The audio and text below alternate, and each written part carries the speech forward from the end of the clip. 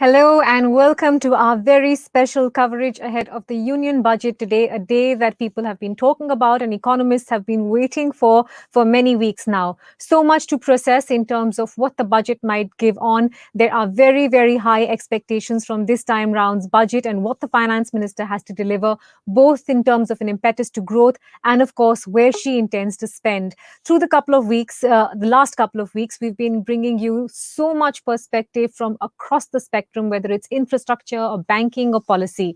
We'll start off with just a little bit of a slice of all that perspective. And when we come back, we will get right down to it in terms of the brass tacks of what this budget may or may not do.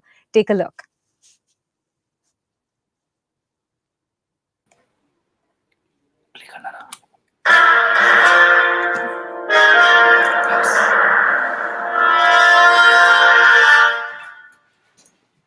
So what will be interesting to see is how do we prioritize economic growth for India over our political tensions with China.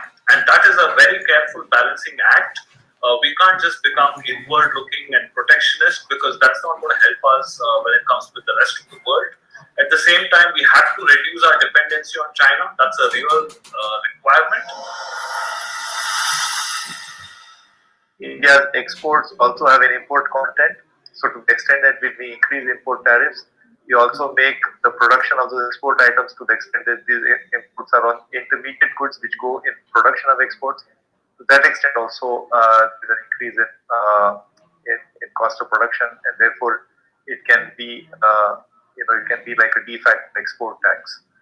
So we have to be careful and selective and strategic about these protectionist actions. Structural improvement in current account combined with huge amount of capital flows that we are getting would mean that the balance of payment surplus is going to be somewhere between 65 to 80 billion dollars every year for the next 5 years. How do you ensure that your currency is not appreciating with that kind of delusion balance of payment surplus? Is, I think, a massive policy challenge that we will be grappling with.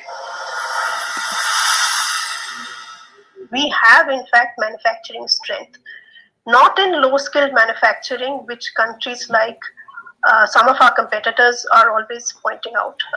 Vietnam and Bangladesh typically. In garments, we don't.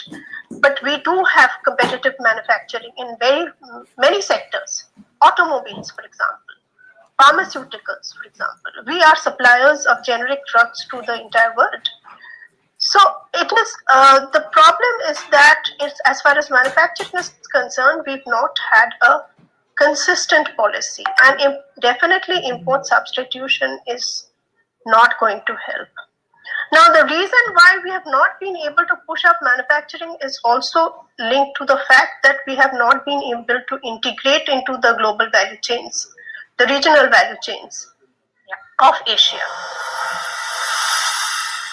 I'm pretty sure that we will have, health has actually come onto the center stage. So I'm pretty sure that for the coming year, health will be a priority as far as the government is concerned, and I'm sure it will really figure in a big way as far as the budget is concerned. When we're looking at health, we're looking at not only COVID, we need to look at the health infrastructure, as far as what COVID has taught us in terms of preventive health, in terms of looking at promotive health, and how we can really build a resilient India so that it's healthy for the future. And I think that is the message that the pandemic has taught us, and we need to really work on that. We've been able to do a lot during the pandemic in terms of improving the health infrastructure, but there's still a lot that needs to be done. Look, our key principles of vaccine distribution from day one have been fair, equitable, and not for profit during the pandemic. Our per dose cost of vaccine as per our supply agreements made globally till date are one of the lowest that can be seen, and recently we saw from EU some of the data, and that also corroborated to this. Closer home in India, as well as for lower middle income countries, we partnered with Serum Institute of India, who's committed to supply 1 billion doses minimum in 2021 for these countries. In addition, we've committed 370 million of those doses to COVAX, with options of additional 900 million doses more if needed in 2021. And this is ensuring that bulk of the supplies around low middle income group as well as India are reached through the Serum Partnership. What I'm really worried about is not India, because India will get some doses from the COVAX facility and has indigenous manufacturing capacity, has a government that has committed to buying vaccines. But I'm worrying about the other 91 countries that are in the COVAX facility that have been promised doses for 20% of their populations. What about the remaining 80%?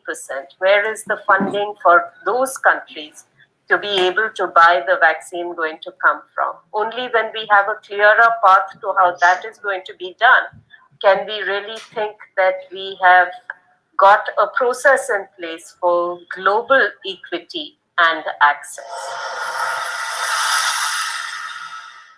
It's not about the proportion of the budget that is there in the entire economy. It's about what direction you give to through using your budget. So it's not about how much money public spending brings. It's also about how that money is being spent and what are you trying to push? What are you trying to enable? And there I would say the kind of things that we are seeing, it's not about unprecedented. It's about that even if it's precedented, what you are facing is actually something very serious. And serious, it's not only, again, because of the size, but it's happening to whom? It's happening to those who are already were living in a most precarious, as Rosa said.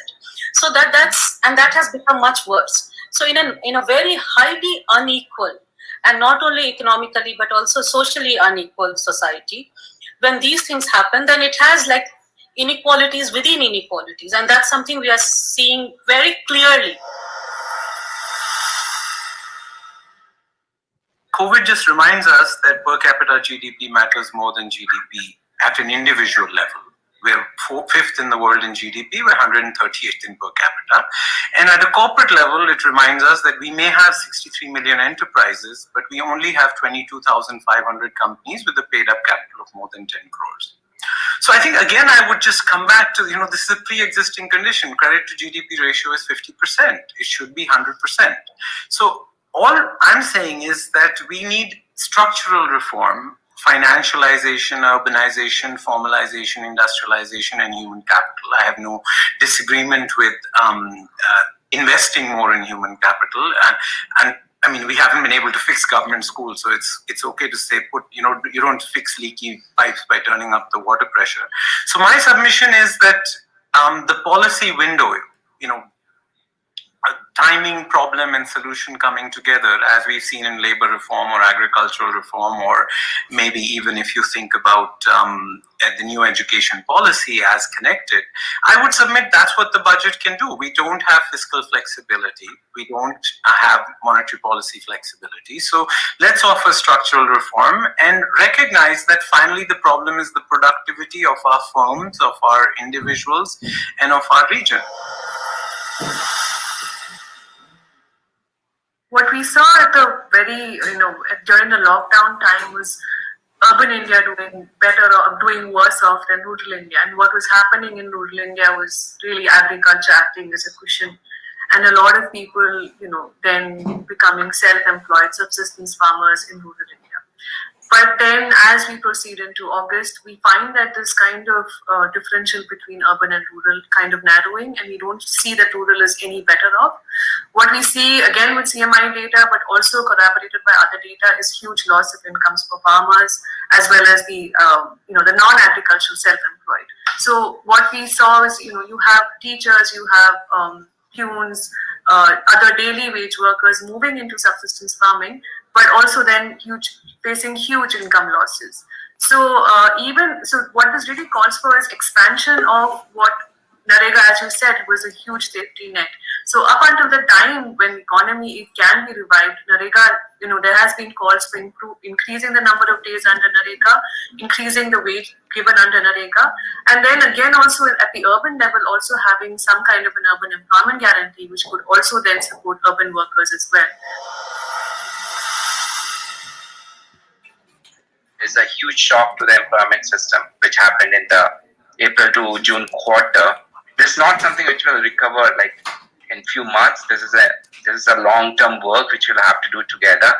But I think digitization, demand for digital skills. This is definitely something which will have to come together as a country and make some progress. And I think infrastructure. I mean, there's so many dimensions for this. But to your question, coming back, online learning and digitization are definitely two things which I saw very, very clearly during the lockdown. I don't think we have the luxury to make a choice between development or defense and so on and so forth, because we have, as again Mr. Mohan Kumar pointed out, we had been dealing with the problem on the western border, and now you have a sort of a serious, significant challenge on on the right as well on the eastern front, and that is something that cannot be. In fact, the kind of activities that we have seen, it is almost kind of, the LAC is becoming more like a LOC. We need to look very seriously at defense indigenization. No, it's a matter of shame that 70 odd years after our independence, we are still the world's largest arms importer, or second largest now, because Saudis have got ahead of us, but we'll soon reclaim the position of the largest arms importer in the world. If you want to maximize your security, you need to have a vibrant defense industry. If you want to be a great power, you need to be self-sufficient, at least partly self-sufficient in your defense capability. I think this is something that needs a great deal of attention. It's not easy because indigenization actually costs money. One of the most important aspects is the Navy, the Indian Ocean region and the Indian Ocean region. And in Navy, we have to go a long way. There are many things which are pending, and there are so many issues, so many things are being debated. But at least, in area of getting modern weapons and then submarines and other things for the Navy, we cannot delay it any longer because we need helicopters and so many other things, sophisticated systems for the Navy. And Navy has to get an enhanced budget, because they are trying to get 18% of the budget, but they have not been successful. And this time, I'm sure there should be better allocation for Navy. Navy is extremely crucial for India's national security strategy. Now, the other thing, of course, I will say is that this technology support, because we have to boost technology. There has to be some condition that we need to have some kind of a leapfrogging in technology that's required. And in order to do that, we need to have at least set up at least 10 missions with DRDO and the private sector working in tandem. I mean, the FRBM has become utterly irrelevant. And that's not just true in India, it's true everywhere.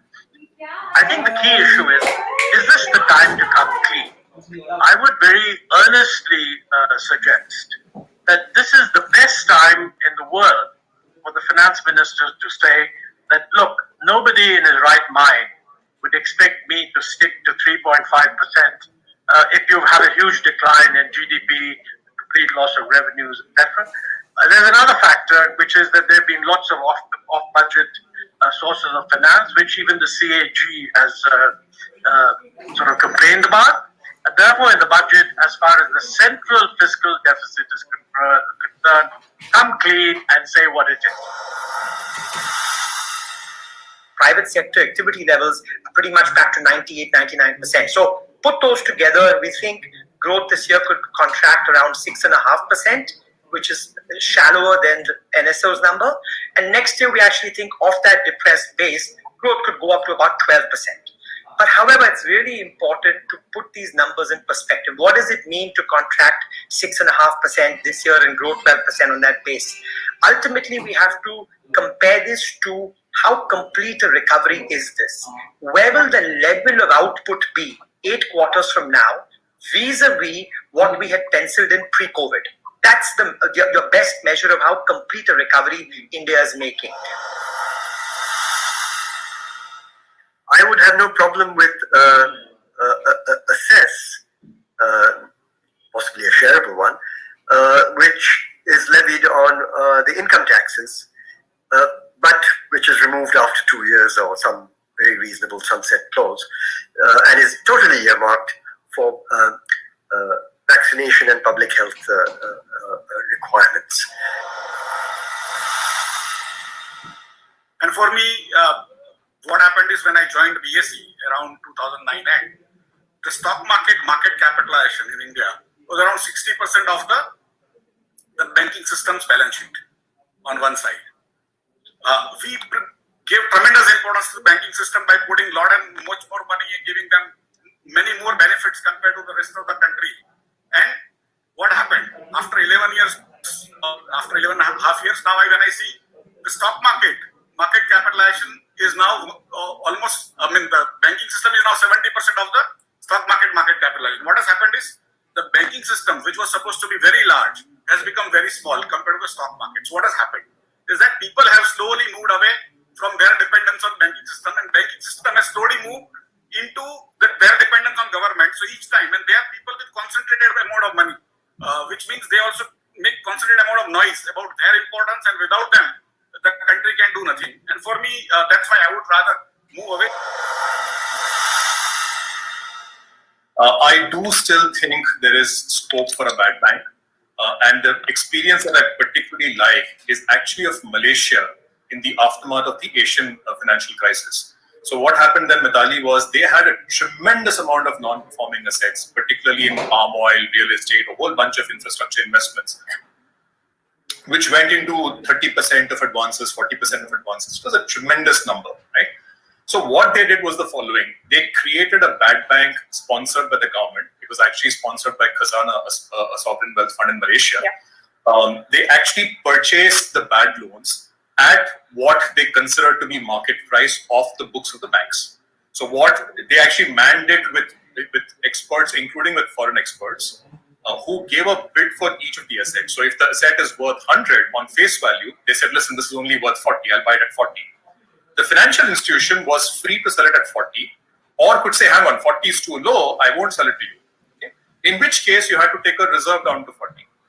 Now, that ensured that there was some way of bringing some reality into the actual recognition part. Now, you could have the flip of problem that, the bad bank starts to quote very, very low for all these assets. To avoid that, what they said is the following. If you quote 40, you sell it at 40, and you actually recover 70, which means 30 more than where you actually purchased it, 80% of the increase goes back to the original institution. I think if there's one thing that can be addressed on the banking side, it is governance. If the bank boards can be freed up to be truly independent, and I'm talking about the public sector banks as well, I think that will be a huge step forward. I think a lot of the issues we talked about, a lot of the issues that Anand talked about, confidence in taking decisions, market-based decisions, etc., have a lot to do with governance. So I think that is one big step. The country is looking for about 300 million ton of steel production by 2030. Not many projects will come, and there is a declaration by the Government of India and Finance Minister that for the new projects, they are going to give the relaxation in terms of taxation from 25% to 15%. So what we are expecting from government that for the brownfield projects also, such kind of SOPs should be available.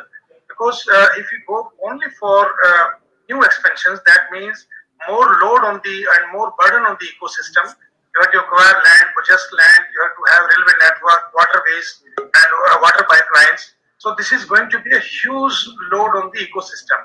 It is easier to go for the brownfield expansions than to go for the new projects. This is one. Number two, we would like to request to Government of India and to propose them that the maximum income tax rate should not be more than 25%.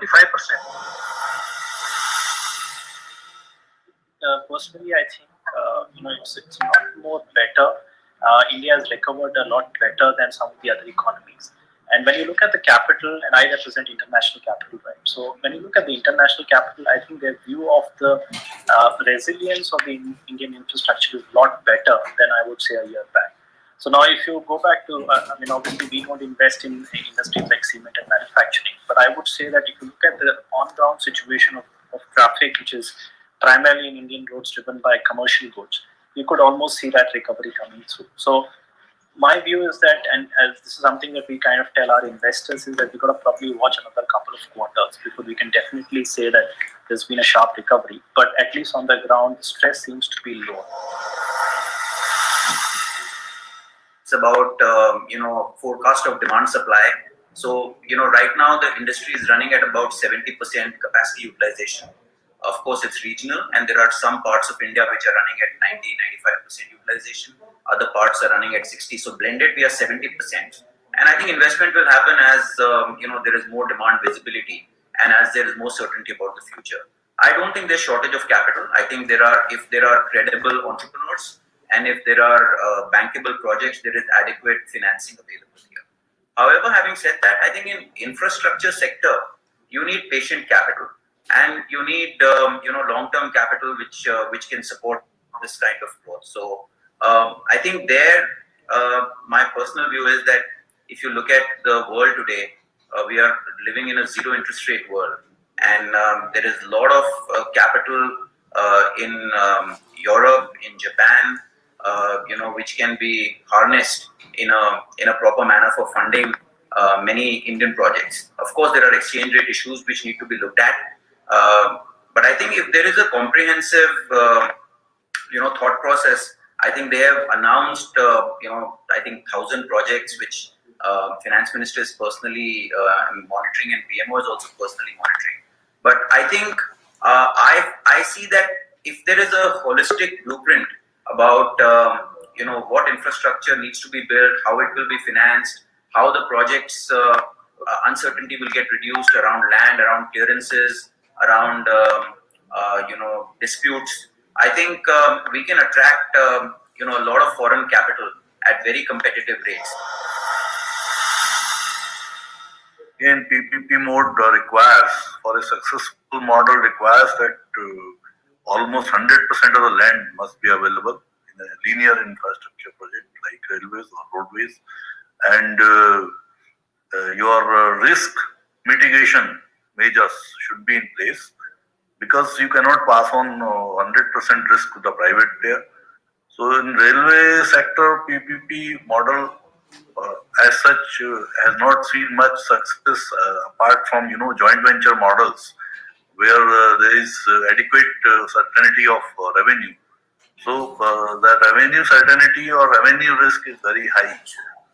Keeping in view that, we have proposed annuity models also. In annuity, revenue risk is taken by the authority, and only financing and construction risk is passed on to the developer.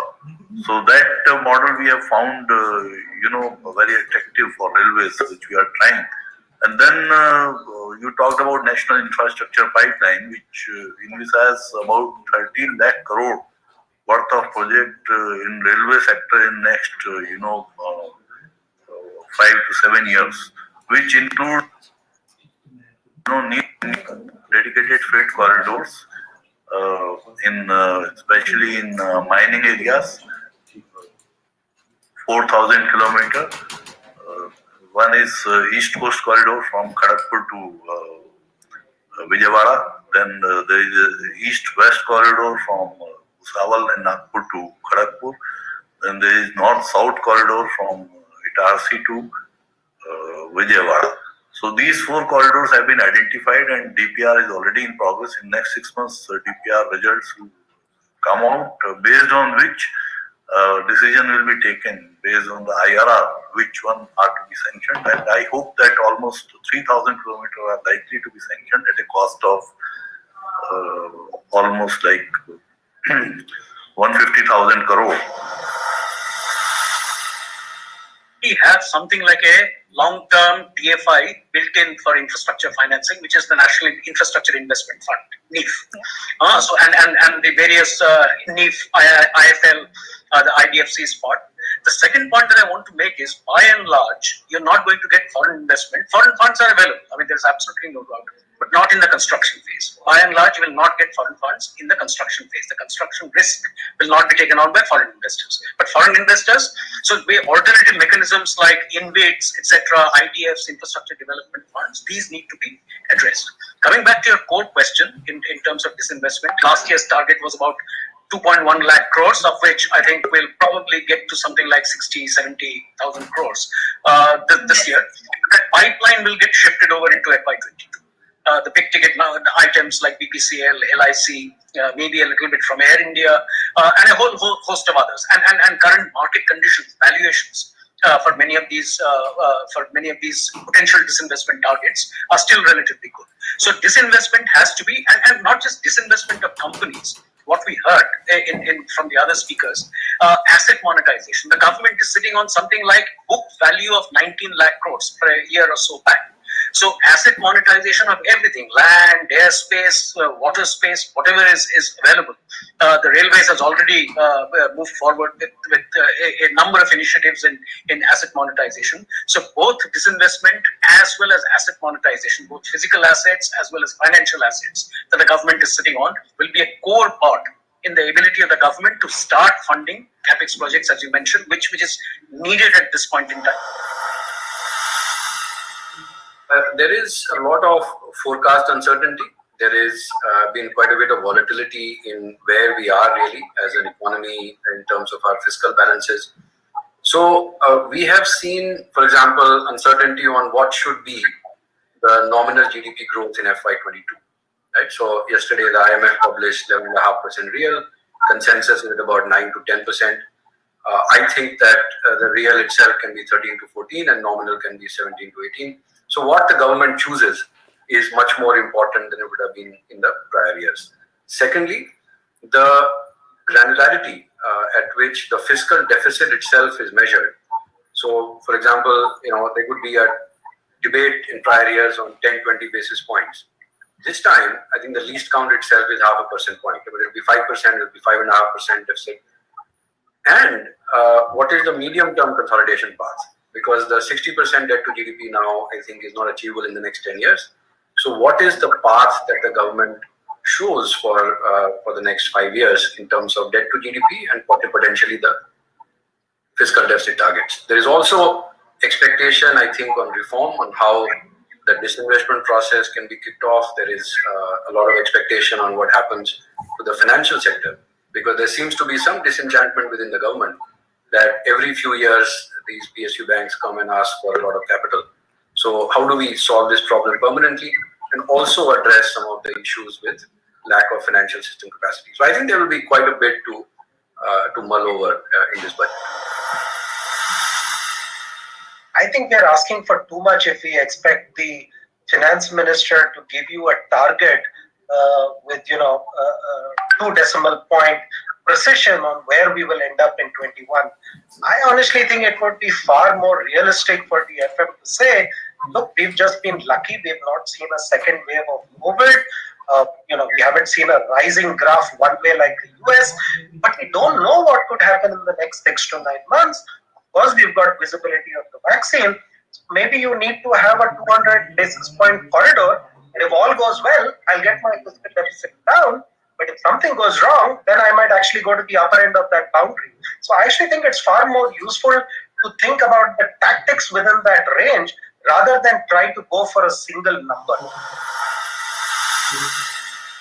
I do believe that this is on the one hand, we do need banking capital to be sure, right? But growth capital is available at plenty. So we just need a way to handle perhaps some of these public sector banks, a way to wind down their balance sheet. In a sense, the Indian banking system is getting privatized, but not by sale of assets, but rather by the share of the private sector essentially growing much faster, and therefore eventually the public sector is becoming a much less relevant percentage of the total banking system. If that continues, then I think this will no longer be a problem. The core comes down to the fact that growing banks get access to as much capital as they want. So fundamentally, I think the banking system's role is to really support growth, and I think that is not going to be a challenge. think that the government is looking at this budget as a blank slate. We've been hit by a pandemic. It's a blank slate. We have to rebuild this economy from here. How do we do it? And whenever you're thinking like that, you want to sort of, set up some new institutions. And that's why, the conversation on bad bank, PFIs and all are, coming back at this point. My sense is even if something is announced in the budget, at this point, it will be mostly exploratory, setting up a committee which thinks about if we do get a DFI, what role could that play?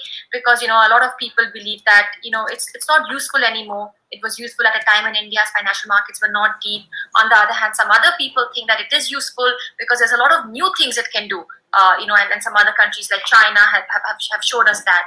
So, I think at this point, it will be just sort of like a committee set up. I don't sort of see something rolling off the ground immediately. So, this budget could be a place where some of these ideas are sort of sprout, but I'm not sure if all of them will then become successful over time. We'll have to see how it all unfolds.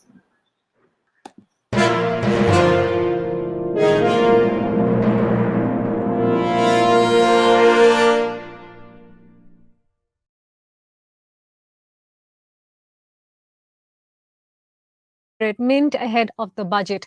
So much swirling around the world around us. There is a military coup that has been declared in Myanmar. US markets had possibly their worst week since a long time as we closed up last week. There has been some foreign fund selling for Indian equity markets. But of course, all of that will be overshadowed by today's big event, which is the union budget. I cannot remember in the last couple of years a time where there was this much expectation leading up to the event.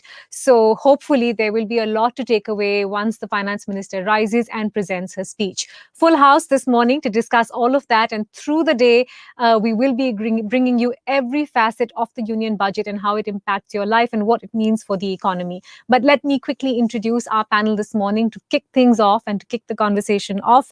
Anant Narayan, Associate Professor at Bhavan's SPJIMR, joins in to talk about where he sees things headed for the macros and indeed for the bond market. Vivek Kaul, author and economic commentator. You've read a lot of his blogs, so good to have you on the show as well, Vivek. Naina Lal Kidwai, former President FICCI and Chairman Advent India Advisory Board. Naina, welcome to this conversation. Radhika Gupta, who's MD and CEO at Edelweiss AMC, joins in as well. Professor K. Srinath Reddy joins in from the Public Health Foundation of India to talk about the very, very important imperative of what happens with health in this time's budget. And Professor Himanshu, Associate Professor for Center for Economic Studies and Planning at JNU. A big and warm welcome to all of you. Naina, first word with you. This is a big one, is it not, compared to the expectations of how we usually step into the budget saying, hey, it's a statement of accounts, let's deal with this and carry on. This time, it seems like expectations are different.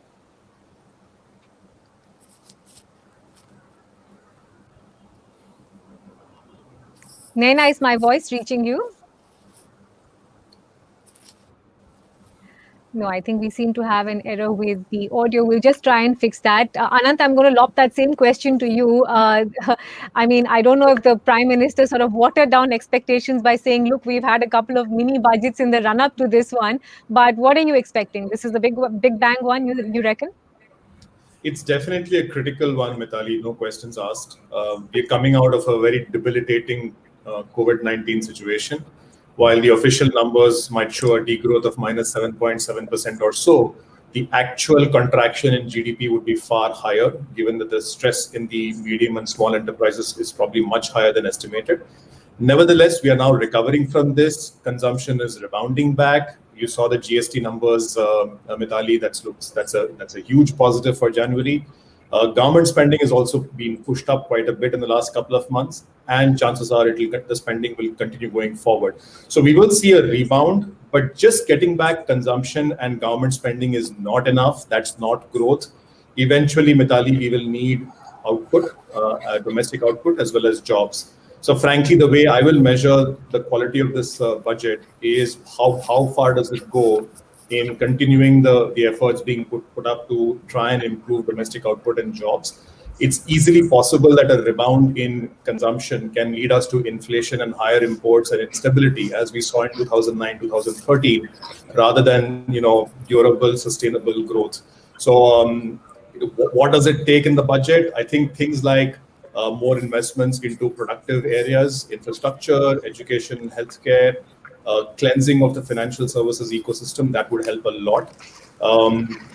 This would go along with what we are seeing on labor reforms, etc., to try and see if we can get domestic output and employment up. So that's what I'm going to look for, along with hopefully some signs of credibility in the math. Our budgets, unfortunately, hide more than they reveal. I'm hoping that this one is a lot more transparent than before. I like the sidebar comment, Anant. I think that sets the tone for the conversation. Transparency would be nice, and more numbers, more details, of course. Naina, I hope you can hear me now. I was asking what your expectations are from this budget. Generally, we all sort of tiptoe into the event, but this time there's quite a drum roll ahead of the finance minister's speech. Yes, and I'm sorry about that connectivity issue. Can you hear me now? Yes, loud and clear. Okay, super. So expectations, I think there's no doubt. She's been cut. Oops, got a snappy connection today. Radhika, hi. Just tracking the equity markets, which seem to be going in positive but quiet this morning to the event. What is it that the equity market expects to see from the budget, both in terms of how life is impacted for them, and of course what the large macro strokes might be? So I think equity markets have had a great run and have been choppy ahead of the budget. I don't think equity markets or capital markets have large expectations in terms of tax relief. And quite frankly, I think the current tax structure doesn't demand much tax relief. Given the stress around the fiscal, I don't think equity markets are expecting tax relief. I think the one thing that equity markets will always expect, and I think we've been choppy, to be frank, in past budgets, is no chaos around taxation. We've had missteps with GAR, we've had missteps with the whole FPI issue. So whatever is laid out in terms of taxation should not be detrimental and should not be confusing, particularly for foreign investors. I think India needs a consistent tax regime.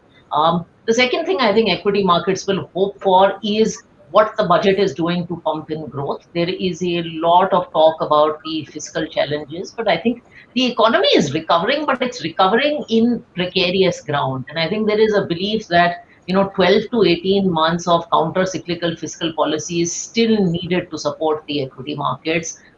Some help on MSME, some help on labor markets. I think these are the 2-3 things. How much do you really go for growth at this point in time?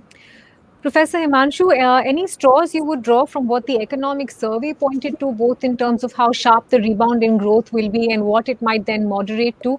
Because even on that basis, we still have a lot of ground to cover. I mean, we're basically pointing to, even with the IMF's prediction, a very, very low 1.5% to 2% growth. Do you think the budget can do something to change that target significantly? I think there are two issues one has to keep in mind. One is the short-term issue, which is coming from the pandemic, and there is a lot of discussion about recovery and IMF projection and the economic survey talking about it. But I think there is also a long-term issue that we have to keep in mind, and because the slowdown that we are talking about is something which is not because of the pandemic, it is something which predates it, and at least by 2 years before the pandemic, we are having this kind of a slowdown. So I think the long-term issues are obviously more important. And if you go by the economic survey, what really did disappoint me a little bit was this whole argument that inequality is something which is not so important for growth. And I think somewhere that's kind of a message I was getting. But I would like to remind again that a large part of the slowdown came from rural areas, and particularly the consumption slowdown came from the rural areas, and the rural demand basically collapsing. And even the numbers after the pandemic, whatever you call about V-shaped recovery or K-shaped recovery, I mean, the last number that we have on the rural wages is up till October. And if you go by the numbers on rural wages up to October, I mean, they are declining. I mean, that's something even in nominal terms which we have never seen earlier. So I think the challenges are huge. And I think I will not go by these optimism as far as numbers which are given in the economic survey. I mean, they're not taking into account the informal sector, they're not taking into account the unorganized sector, and that's entirely based on the organized sector, corporate sector data. So a lot of the stress that we're seeing in the economy is not even being accounted for. I mean, nobody is even talking about that stress. And I think if you don't talk about that stress, if you don't talk about address those issues, then I don't think any kind of a recovery is possible, or at least even if it is possible, it is going to take a long term, and it is not certainly it's not sustainable. But what I need at this point of time is to have a recovery which is not just recovery from the pandemic and a temporary recovery, but a recovery which is sustainable. Remember, we are talking about a potential growth rate now of 6.5% to 7%. It used to be around 7.5% to 8%. We were talking about that. Now it is already back down to that. And even if you go by that, we will be losing something like 10% of the GDP by even in the next 3 to 4 years. So I think we need to think in the long term, and this budget should not be seen only as some kind of some patches here, some patches here, there, and some trying to project some kind of a numbers. And I must, agree with the earlier commentator that the numbers need to be transparent as far as growth is concerned, as far as the budget is concerned, and both numbers. I mean, recently we had the revision in the GDP numbers for last year from 4.2% to 4%. I mean, what kind of numbers? I mean, if we can't have these numbers, then any projections are meaningless. So I would say that the real long-term issues need to be tackled, and this is the best time to tackle these structural issues that have been hampering the economy. The economy is struggling, and I think if there is a boldness that is required, that boldness has to be on these fronts. I haven't seen that coming out at this point of time. Professor Reddy, all eyes will be on health, but there seems to be 2 points of view on how the finance minister should go about it. I mean, a vaccine rollout is underway. Should she go ahead and boost her spend for health infrastructure, something that has been extremely low even compared to our neighbors, or should she put out more specific details in terms of which vertical she wants to spend more on and what kind of money is to be allocated, especially to something like the vaccine drive? How will states be helped in that campaign as well? Well, she has to balance and then mix priorities. Obviously, we do need to continue our response to the pandemic in a very energetic manner, partly because we have managed to get it under control, but we continue to need vigilance so that the mutants that are already there entering the country, and they may actually flare up, and we don't want the numbers to go up. We don't want the success that we have already achieved to be compromised because of laxity and slip-ups. So continued efforts for surveillance and for promoting COVID-appropriate behavior is critical, even alongside the vaccine rollout, which is going to be absolutely important. At the same time, we must continue to invest in health because we do have, even in the post-pandemic state, a lot to build upon in terms of our health infrastructure, workforce, in order to ensure that we are meeting our health goals, whether it is the goals of the National Health Policy or of the Sustainable Development Goals. Our health system needs far greater strengthening. But even in terms of the economy, and I'm not an economist, I confess to that, obviously, given the state of the global economy, I don't think we can depend purely on an export-oriented growth, where other than vaccines, we don't have too much else to expect that the world is going to be immediately asking from us. So we do need to increase domestic employment and domestic consumption. And for that, there is nothing better than primary health care, which has been long neglected. Urban primary health care has really not taken off the blocks. So if we actually strengthen urban and primary health care and double the number of our auxiliary nurse midwives, where the training time is not too long, we create employment, we strengthen the health sector, and we potentially give a boost to the economy through greater spending of the people who are entering the job market. But the critical element is, if you continue to neglect health and deal with it only as an emergency response, then the economy will continue to slip on the banana peels of new public health emergencies. You need a strong and robust health system, and you continue to need to invest in that, even during this period and post the pandemic period as well. Yes. Fair point, sir. And you are well entitled to make a point about the economy and the health. Last year, all of us turned into epidemiologists overnight. So you are certainly entitled to speak about the economy. Vivek, hi, good morning. Hi. I've kind of saved the best for the last, Vivek. We always go into the budget saying, look, do no harm. But this year, we're all actively saying, please do a lot of good. How much good are you expecting? Okay. Going by past experience of this government, honestly, my expectations are not much. So I'm in a position where I'm likely to be surprised. So, but I just like to sort of take a few points that all the panelists made and take the discussion a little forward. So, Mr. Reddy, one point I wanted to make is that during the course of this week, all of us will turn into economists. So, I mean, you can also be one. There's no harm there. Uh, and I'll also like to take points made by Professor Himanshu and Dr. Narayan, Mr. Narayan, both forward.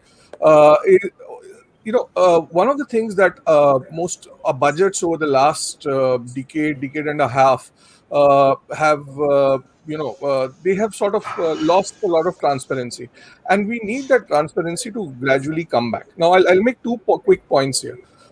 First point is, if you look at the gross tax revenues and the way they have been projected in the last 2 years, they have been way off the mark. Last year they were off the mark by around 12%. The year before last, last year, and the year before last, they were off by almost around 8.5%. So this year, I think, given the fact that things have to improve on the expenditure side, the government needs to really get its act right when it comes to projecting the gross tax revenues. Also, if you look at the disinvestment receipts, I mean, they projected 2.1 lakh crore, they've earned around 15,000 crore. I mean, this is like not even a small miss. This is a huge miss. The third point I wanted to make here is with regards to Food Corporation of India, and I keep making this point over and over again on why the fiscal deficit number, I mean, whatever it might be, is not credible at all, because we do not include a lot of money that Food Corporation of India needs to be paid into the calculation. So last year, the Food Corporation of India had put the total subsidy bill to around 3.18 lakh crore, and what the government paid them was around close to a little over 1 lakh crore. So there is a gap of just 2 lakh crore with what is owed to the Food Corporation of India. So I think this is a good year to sort of start recognizing this amount. I mean, I can understand that you cannot recognize all of 2 lakh crore in 1 year, but even if they spread it around over the next 4 to 5 years, we will end up with a more credible budget, because ultimately, at the sound of sounding very very cliched, the true aim of the budget is to present the government accounts in the most correct way as possible, and that has been missed out on in the last few years. Also, one last point, and I'd like to take Mr. Reddy's point forward. Research from world over has shown that when you build primary health centers, the health of the overall population tends to improve. But the problem is that politicians enjoy inaugurating hospitals. I mean, no politician enjoys inaugurating a primary health center, because it just doesn't add to his or her credibility. Fair point, Vivek. In fact, we've got some, basic graphics just to explain this to you in terms of what's happened with the revenue receipts. We'll try and pull them up as we're speaking, both in terms of what the deficit is, what the gap is right now for the finance minister in terms of the revenues that she estimated versus what she's got. These are figures till December, and was alluding to the GST collections for January, which certainly look quite smart at 1.2 lakh crores. I believe Naina is back with us. Naina, apologies, we keep getting cut short on our conversation, but you were telling me about what you're expecting to see from the budget this time round. So, Adi, I think a lot of ground has been covered in terms of our wish that we can see more spending to make sure that the kick-starting of the economy that started continues, and also to encourage investment. I want to touch on a very critical area, which I'm hoping we will see some of the announcements through the budget, and that is to do with the banking sector. We've seen the RBI report where gross NPAs are expected at 13.5% and could even worsen to 14.8% as per that report. And indeed, the public sector banks, the estimate is at 16.2%. We have a KV Kamath committee, which tells us that corporate debt under stress was at 15.52 lakh crores after COVID, and there was already 22.2 lakh crores under stress before COVID hit us. So 72% of debt to industry is under stress, and that is 37% of non-food credit. Now, these statistics tell me that the issues that are here facing us in terms of the financial sector are absolutely having to be resolved. And I think the ways that this will have to be done is the capitalization of the public sector banks is an issue. It will draw money, taxpayer money into those banks unless we do something about it, which clearly has to be about infusion of capital from public markets, enabling for them to dilute. A second area which would require focus is the sorting out of the stress and the debt in the system, particularly as the moratoriums begin to move. And in order to do that, we need to see very clear enunciation of how the IBC and the NCLT processes, which are all directionally right, but the speed of settlement is just very, very slow. A study that I have seen says that time-bound resolution is required because we are averaging 440 days for resolving the 277 cases approved thus far. That is not a good average. So we need both the settlement process, and the funding going in that will enable the credit to GDP ratios in our country to rise. They're at about 50%. Most developed nations are at 100% credit to GDP ratio. So let's focus on getting our banking sector also pumping money into the system, even while government does the needful in terms of ensuring spending and investment. Anant, come in on that. I mean, even if we're talking about nominal GDP at 12%, we need to have growth in formal credit at somewhere between 14 to 15%. It looks like a DFI is coming for the infrastructure side. That bill will be tabled. But what about the banks? What do you think the finance minister will do this time round to address that potential pain that's possibly coming in a hard way post-March? Well, I think Nana put out the prescription very well, and he put it in terms of the 4 Rs, which Dr. Arvind Subramaniam kind of laid out in 2016, which is recognition, resolution, recapitalization, followed by, of course, reform. Look, I don't know what the finance minister will do. She's got a huge wish list. God knows how many items. But if I was to advise her, and thankfully she doesn't listen to me, I would say exactly to go through the 4 Rs, right? The economic survey talks about doing a fresh asset quality review. Now, I'm sure a lot of bankers and people in NBFCs are upset with that. But I do think at some stage we need to confront the truth, because unless we confront the truth, we will not go with the urgency required around resolutions, etc. The second part is resolutions. Look, IBC is good. I'm hoping first of all that IBC is restarted this March. It comes back from April. But beyond IBC, Mitali, what Nana mentioned is absolutely right. Look, the size of the outstanding or non-performing assets, including those written off 100%, is just enormous. It's more than 20% of your outstanding loans, and no bankruptcy system in the world is geared towards that. Now, there are no nice solutions around this. Whatever you come out with, there'll be 30 people who will come and criticize it. Whether it's a bad bank, whether it's AIFs being allowed to do the resolutions, but take a call. I personally like a bad bank, which, if it is structured well along the lines that Malaysia did after the crisis, I think it can work. But do whatever is required to try and resolve those issues and get back capacity onto the system, right? The third part is recapitalization. Nana spoke about it. I won't go through that, but I do think, yes, absolutely it's required. And the last part, look, 60% of our banking, Mitali, is public sector banking. Now, public sector banks are good, but they are besetted with NPAs. We've had, telephone banking earlier. We have Mudra banking now. We have Shamiana banking now. Essentially, we need Delhi getting out of banking, right? And that autonomy, whether it is getting a BIC to own the shares of the government, and whether it is getting the nationalized banks out of the Nationalized Bank Act into the Companies Act, giving them a level playing field along with other private sector bankers. I think that's an extremely critical part, and that doesn't cost money. That would be a call which the central government can take without necessarily involving other stakeholders. And I'm hoping that progress is made on that particular front. There is other work required around governance, because governance is ownership neutral. You have frauds everywhere, private sector, public sector, everywhere. There is work happening around auditors, boards, RBI, surveillance, etc. But if there was one thing I would look for on banking from the finance minister, it is to unlock the potential of the public sector banking by giving them autonomy, not necessarily privatization, but at least embark on autonomy, along with the other four Rs that we talked about, Mitali. Yeah.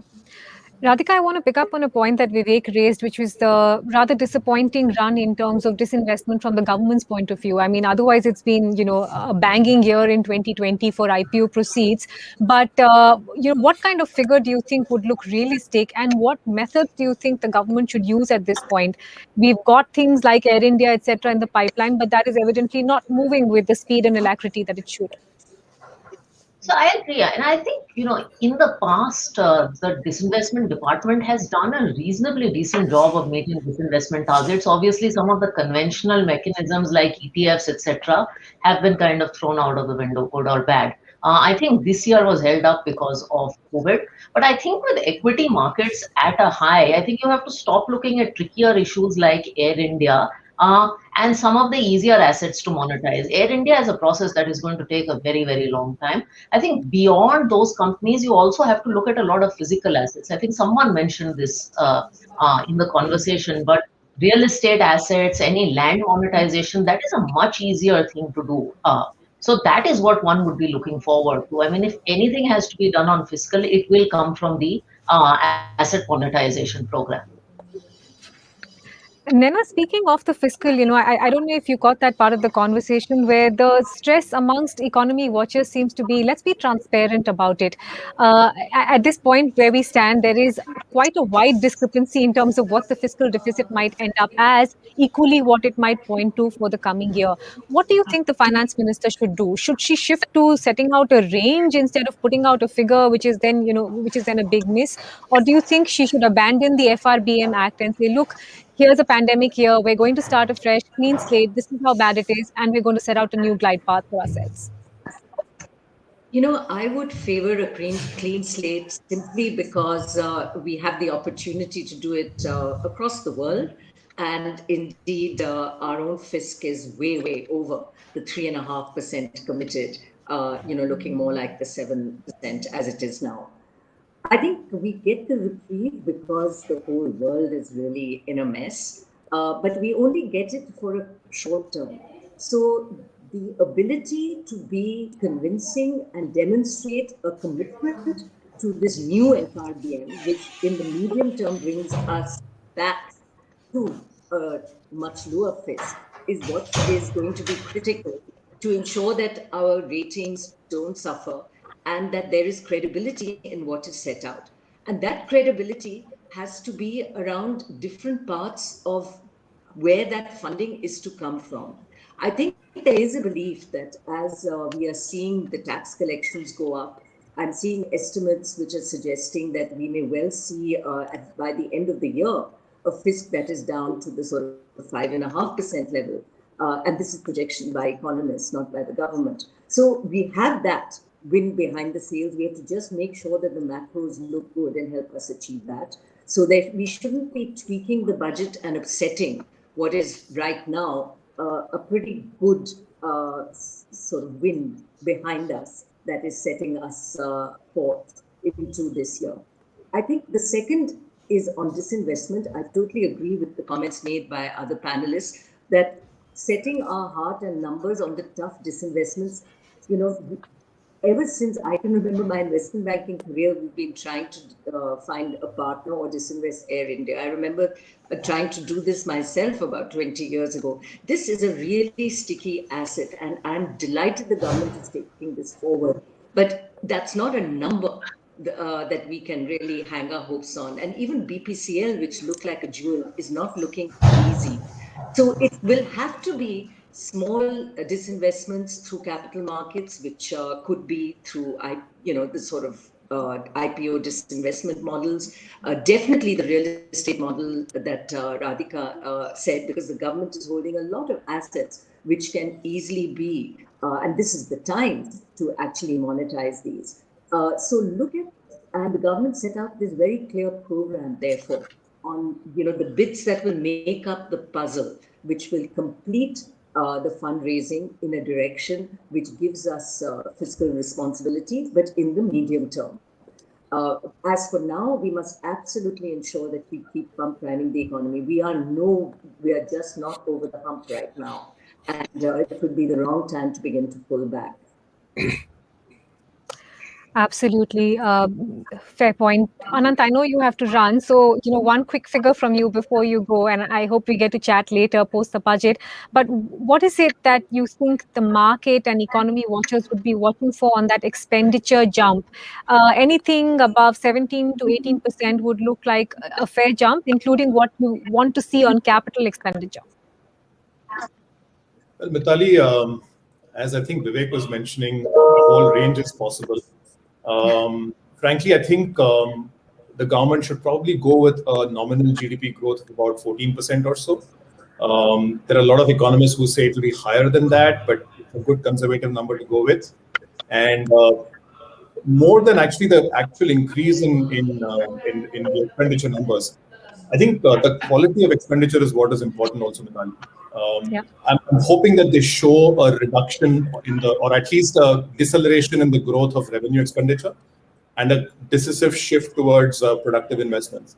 By that, I mean shifts into infrastructure, shifts into education and healthcare that Dr. Reddy mentioned, and a shift towards trying to get the banking system up and running. Look, one of the issues that we will have, Mitali, is shorn of the accounting smoke screens. We will probably end with an incredibly high, close to 7% of GDP of revenue deficit for this pandemic year. Of course, it's pandemic hits. You can't blame the government for that. But if they can show a roadmap towards bringing that down to close to zero over the next 7 years, give yourself time because you can't do it overnight. And if you back that up with credible numbers that people like all of us can look at and say, okay, this is credible, that will give a lot of comfort that the expenditure is shifting towards the right part. The reason I make this point, Mitali, is look, a lot of us are talking about the need to pump prime the economy and to get consumption and demand again. I think consumption and demand will come through. There is money in the system. Look at the growth in money supply. It is a K-shaped recovery. There are parts of the economy, including the rural side and the urban rich, who are doing well, who've got money to spend. And plus, accompanied with government spending, I think demand will come through. The part that's missing, Mitali, is do we have domestic output matching it? 2009, 2013, we did manage to get up domestic demand. Everything, consumption, government spending, and investment, all were firing on all cylinders. But where we kind of missed up was we did not have domestic production catch up with that. So you had inflation and imports coming instead of real growth. And that's what we need to avoid going forward. Get in domestic jobs and domestic output rather than just worrying about the demand side. So I'm hoping for a pivot from revenue expenditure towards capital spending, which will hopefully hold us in good stead with getting the domestic output up. But the budget alone will not suffice. We all know that the real economy, in terms of what's happening on getting supply chains from China, getting domestic manufacturing up, which will take time, that's going to be the key towards getting domestic output and employment up. Absolutely, Anant, and one hopes that come 1:30 or 2 o'clock, whenever the budget ends, there is much to cheer. Professor Himanshu, I just want to pick up on one sort of facet of this recovery that we've been talking about. I read an interesting report today by DK of CRISIL, where he pointed out that it's not so much what's happened in terms of the recovery or how much we will recover as a percentage. It's also important to realize that there is a certain percentage of the GDP that has been permanently damaged. Would you concur with that? What do you think the extent of that damage is? And do you think at this point something can be done to ameliorate that kind of head-on collision with permanent damage for a country's GDP? I think that's a very valid point, and I think very difficult to put a number to that. But roughly, there have been several estimates, roughly around 10% of what we will lose. I mean, we are talking about something like, say, going up to 2023, 24, or 24, 25, up to that period of time. And that's something, some of it is expected. I mean, the kind of a declining output GDP that we have seen in this particular year. So even a recovery that we are talking about, that recovery has to factor in those ones, and including the slowdown that we had happened. So I think those are issues on which I don't think much can be done. And the estimate of 10% doesn't look very much off the mark in that sense. But I think what the government will have to think about is to simply move beyond this temporary phase of this 1 year, the pandemic, looking at it. And I think the only way you can recover the GDP loss is by going to a higher rate of growth in the coming years. And that will require not just thinking about the recovery in this year, but recovering for not just for this year, but for the next year and next to next year. I think, and that will require a long-term strategy. And I think it is in that context, I think this particular year gives you an opportunity. I mean, honestly, nobody is going to talk about your fiscal deficit numbers. Ever since the FRBM has been passed, we have not yet matched those numbers. Every year there is a clause that says that, okay, we are not meeting the FRBM number. So there is no beating the bush around and saying that, look, we are going to reach that. We will never reach that. We are not going to go up to that number. But this is a year when it gives you an opportunity to go beyond those numbers. Nobody's asking you because the entire world is going to breach those numbers. So do that kind of a thing. And I think the point that Anant was talking about, that we have to look at not the quantity numbers, but actually the quality of expenditure. Quality, how are we managing the revenues? Where are we generating the revenues? Where we are spending? What kind of a multiplier impact that kind of a spending have? And again, those numbers are there, and that's something which is there. But it has to be a program which is not restricted to this particular year, but has to be restricted. I mean, has to be slightly longer term, at least for 3 to 4 years, if you are trying to recover the lost GDP. I mean, otherwise, I mean, you are simply playing with numbers. And I think the Prime Minister said the mini budgets. These mini budgets have now become almost like a norm. I mean, we don't stick to the budgets. What we promised to spend, I mean, by the second or third month itself, we start revising those numbers. So I don't think we should be bothered too much about those numbers, but rather in terms of ideas as to where you're going 4 year down the line, 5 year down the line, is what we should be thinking about. And that is something that a budget could do. I mean, a lot of governance issues are not part of the budget. And I think all important issues about banking reform, IBC, and all those issues are very, very pertinent in terms of ramping up domestic credit supply as well as manufacturing. But these are not part of the so much of it. That can be done at later stage, and there are continuous process that is happening. I mean, courts have intervened, and those things are there. But I think a direction is what is missing, and this is something which is very much clear in the last 2 to 3 budgets that have been presented by this government. Sure. Professor Reddy, I want to sort of step away from the budget discussion for a bit, because I know for us economy walas it's a big deal, but I think what's top of mind for people right now is really something else. It's what's happening with the vaccines. Is the vaccine rollout fast enough? How are we dealing with vaccine hesitancy? Do you feel that this is something that should be sort of incorporated into a conversation now? What is the government's plan to take on vaccine hesitancy, which seems quite high across most states? Are we doing enough to ensure that the rollout is happening as speedily as possible? Are we opening up channels for private access to vaccinations for those who have the, monetary ability to get themselves vaccinated? Do you think this should be the platform to discuss it? And I'm keen to know what your own thoughts are on all those issues. Well, I think the vaccine hesitancy element is now declining a bit. And we are seeing, of course, the priority being accorded to people who are essential workers, and starting with the health workforce. Then it will go to the other elements of the essential workers as defined by way of security services, municipal services, as well as the travel sector, the transport people. But also we are going to be following it up with the vulnerability element, where people who have comorbidities or age-related vulnerability are going to be prioritized. And compared to the rollout in many other countries, especially we are seeing chaotic conditions in Europe and United States, I think our rollout is going on fairly well. Yes, vaccine hesitancy is an important factor, but that is partly because the threat perception has decreased. If it was in September that the vaccines had arrived, everybody would have clamored for it and rushed for it. Now it appears that many people feel that the worst is over, and therefore they're hesitating or waiting to see what happens to the others who take it, or waiting for newer vaccines to arrive. But nevertheless, I think as experience builds up, confidence too will build up, and we are going to see more people being immunized.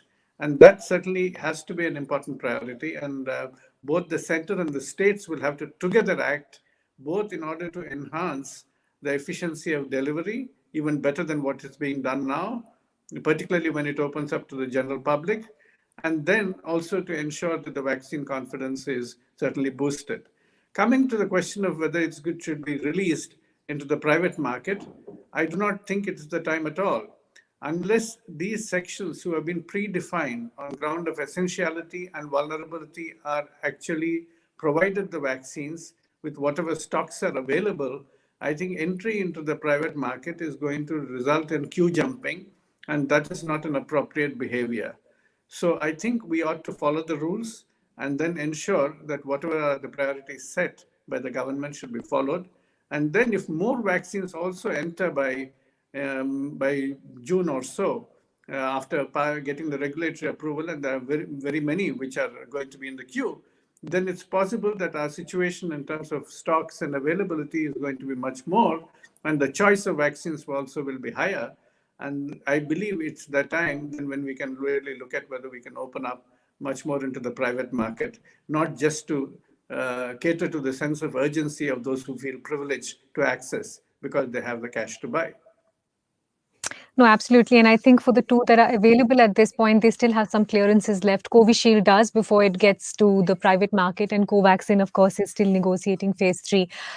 Nina, I wanted to go back to the previous point you were making about the banking space with specific reference to what's happening in the MSME sector. I mean, a lot of that pain is not even known, frankly. Can the budget be the appropriate mechanism to address their pain, or do you think that's a much longer drawn out process and something we need to address on a day-to-day basis, what's happened with the MSME space and what their needs are at this point? There's certainly an expectation that announcements that support and help the MSME sector get made. I think recognizing that and giving the MSMEs comfort that the government is there for them. And to be fair to the government, even the last budget did hold out promise, and there were different schemes that were set out for MSMEs, both in terms of debt, access to debt, and also equity, the Mudra plan, etc. So, and by MSMEs, we cover a very wide sector. It can be everything from that rural entrepreneur to companies which are mid-sized and indeed suffering. And some of that suffering has happened not just because of COVID, it's also happened because their supply chains got disrupted because of China. That we have had issues, therefore, around exports. So we have many fronts which we can tackle to bring the MSMEs back to market. I would say export and export thrust would be a very important one. It is something where right now there's a lot of money owed to companies by government through various credit set-offs, etc., which are stuck. So government has to hold out its promise of funds which it had committed to and have not released. Of course, the medium-term ones are about easing the process. Supply chain disruptions have to be addressed because it's all very well having a foreign policy vis-a-vis China, but we have to look at the pain points and do this all gradually in terms of execution on the ground. So many areas, which some within budget, some without, but I think the budget must make important statements on support and continuing support for the MSMEs who are not out of pain and trouble at all. And you see it in terms of stress already in the banking sector, and this will come back to haunt us in terms of NPAs if we don't fix it now.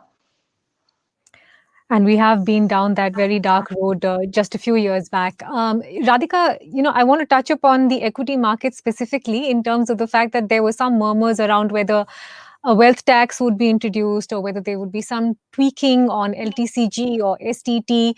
Do you think that could happen? And conversely, if there is some relief given at the bottom of the tax base, do you think that could do something to encourage further investment or looking at equity markets afresh? Capital markets.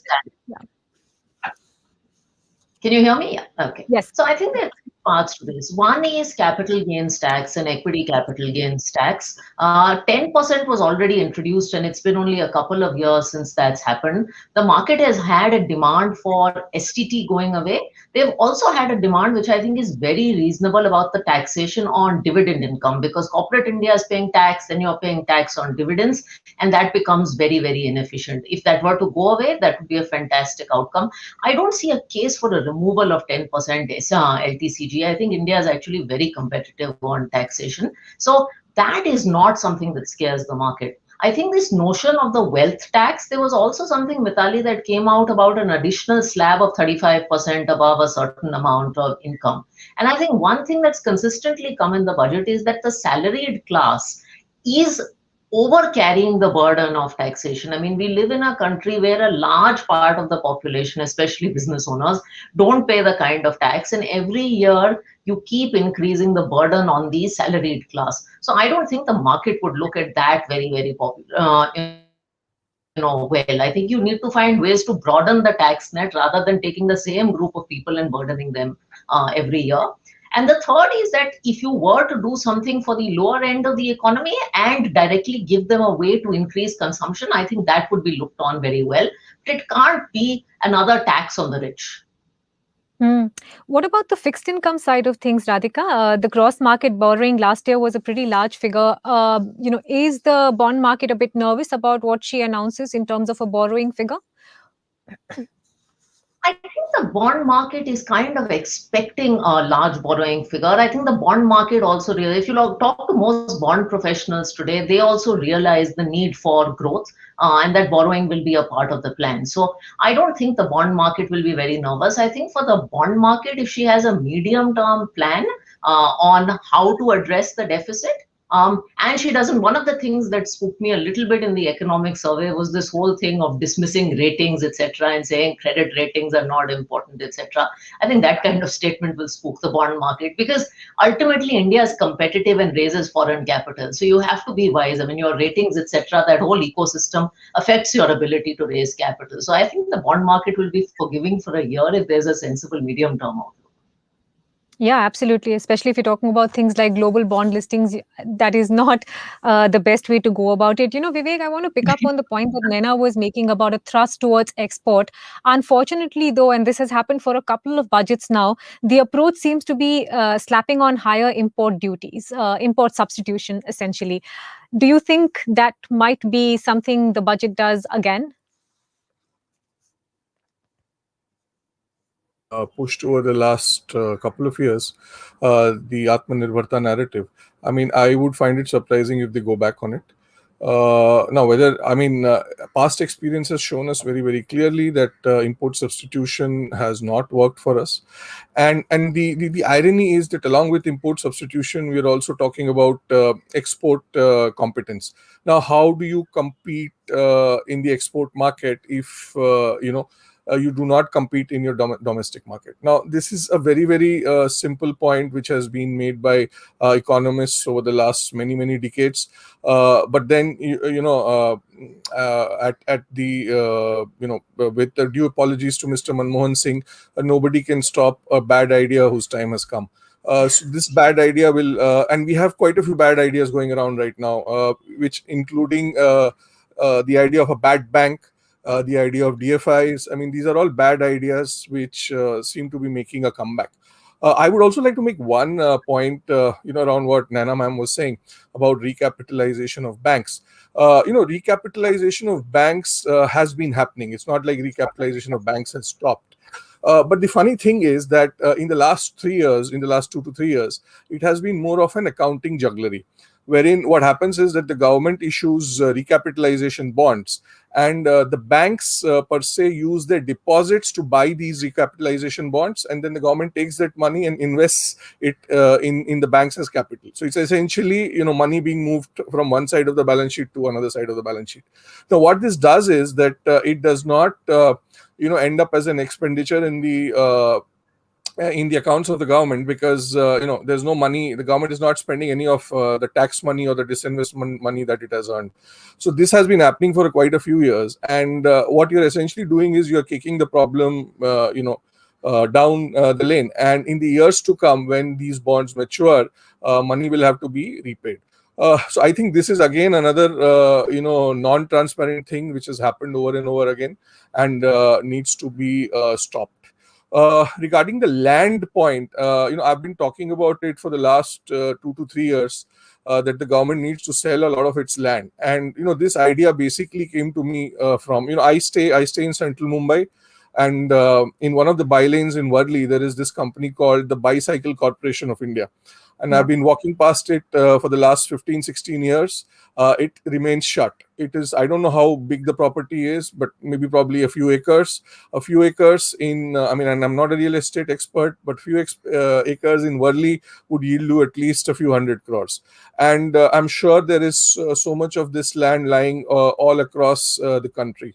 And the other thing this will do, which is even more interesting, is the fact that it will sort of bring down land prices in cities. And if that happens, real estate can get a little more affordable in our cities, which can then create jobs and so on and so forth. Now, obviously, this is all in theory. I don't see it happening. But real estate remains a very, very, one thing that we can learn from China is that real estate remains a very good way to create growth, even though they have overdone it. But we haven't done it at all. So 20 years for Air India, Vivek, 16 years for Bicycle Corporation. No matter what mode of transport, this is taking a long time, is it not? Nena, I want your thoughts on both those things. The DFI bill, which apparently will be different from IDBI and from the private side, INFS and, all the other infrastructure related funds. And then there's the bad bank. What are your thoughts on both those institutions? Required, pertinent at this point? So coming to the bad bank, what it seeks to resolve, and I think it is a solution. Not easy if it is a bad bank in the public sector. So it needs to be maybe set up much more the way we had the National Infrastructure Fund set up, where there's a mix of bank and other institutions that come in. But what it seeks to resolve is very critical, and that is trying to do resolution with leaving it to lead banks, which are typically the public sector banks. Even an efficient bank like the State Bank of India is not a solution. Bankers find it very hard to be part of a resolution process and agree to write off debt, which impacts the organizations that they work with, and the fear of various enforcement institutions coming at them 10 years after they're retired will, no matter what promise we hold out, it is not in their DNA to do this. So we have to create a way in which these assets can be resolved in a timely way, and nor can we wait, as I indicated, for 440 days to resolve each issue. So every patient that is on the operating table dies when it should actually be resuscitated. What we need is mechanisms that enable quicker resolution. And they exist around the world, whether you call them ARCs or AIFs or enable INVITs. I mean, whichever alphabet you want to use, it exists in terms of mechanisms that are available, tried and tested globally, which we need to be able to address and ensure goes forward. Look how long it's taken us to get an INVIT into this market. These mechanisms have existed for years globally. And we're just seeing the first of our INVITs actually coming in. Let's move faster on some of this financial institutionalization, which enables settlement of debt. The bad bank is an idea. I would rather call it an asset management institution into which these assets which need resolution can go, and then have experts there that are resolving it. And every one of the points that our panelists have made, Mr. Kaul is right in saying assets. The reason they're stuck is the people who are trying to release those assets have very little incentive to put their signature to any document which enables it. So let's put it somewhere where those that get into this asset management structure, which then helps with these resolutions, has both the expertise, the ability, and the authority to resolve and put those assets out to sale. Very true. About 7 minutes to go before we hopefully hear from the finance minister, expected to rise at 11 a.m. Markets are pretty buoyant at this point, 1% rally on the frontline indices. The banks are actually looking very, very buoyant, up almost 2% on the Nifty Bank X. So maybe there's something coming from the banking universe. Professor Himanshu, I wanted two specific figures from you. If you've had a chance to look at that, what kind of increase do you think the finance minister may and should allocate for the Narega scheme, where there was overspending, of course, last year, and there likely will be this year as well? And secondly, what kind of outlay do you think she's going to put out for the DBT program, the direct benefit transfer? Do you expect to see significant increases over there? After the pandemic, but I think that has not been sufficient. I mean, most of the state governments ran out of the money by end of October, or some of them ran out by end of November. So I think there is a huge pent-up demand which is to be met, and I think Narega would require some, at least for this particular year. So we will need that kind of money going into Narega. It has to go beyond the 1 lakh crore which was already there, or at least be kept at that level. And I think secondly, the DBT programs need to be stepped up. And I'm not just talking about some kind of transfer which is coming from the PM Kisan, which is already there, but at least a lot of the social security pensions, for example, have not been revised since 2006. They are still 200 rupees per month, which is what was being given in 2006. Even if you take into account inflation, that comes to roughly around thousand, close to 1,000 rupees. But I think they need to be ramped up, and there is certainly a requirement to increase those allocations in all sorts of social security provisions, at least for this particular year. And I hope that there is some increase in allocations to most of the DBT programs as well as to NREGA. Okay, Naina and Professor Reddy, I'm going to thank you on that note. Thank you so much for your time. Hopefully, we will get to speak later and discuss the budget in more detail. As I said, quite buoyant this morning for the equity markets as well, waiting by for the finance minister. But before we do that, may I introduce Mr. Shogato Gupta, who's MD and CEO at Marico, who's joined in to talk with us. Thank you, Mr. Gupta, for taking time out and speaking with us. Big one, you think, for boosting the consumption theme. What are you expecting to hear from the finance minister today? So I think it's a difficult budget, no wonder. But I think they will try to do whatever possible. And I think in the last 1 year, there has been a series of incremental steps that have been taken. Both driving consumption and creating a far better climate for getting investment, which creates employment, are very, very critical.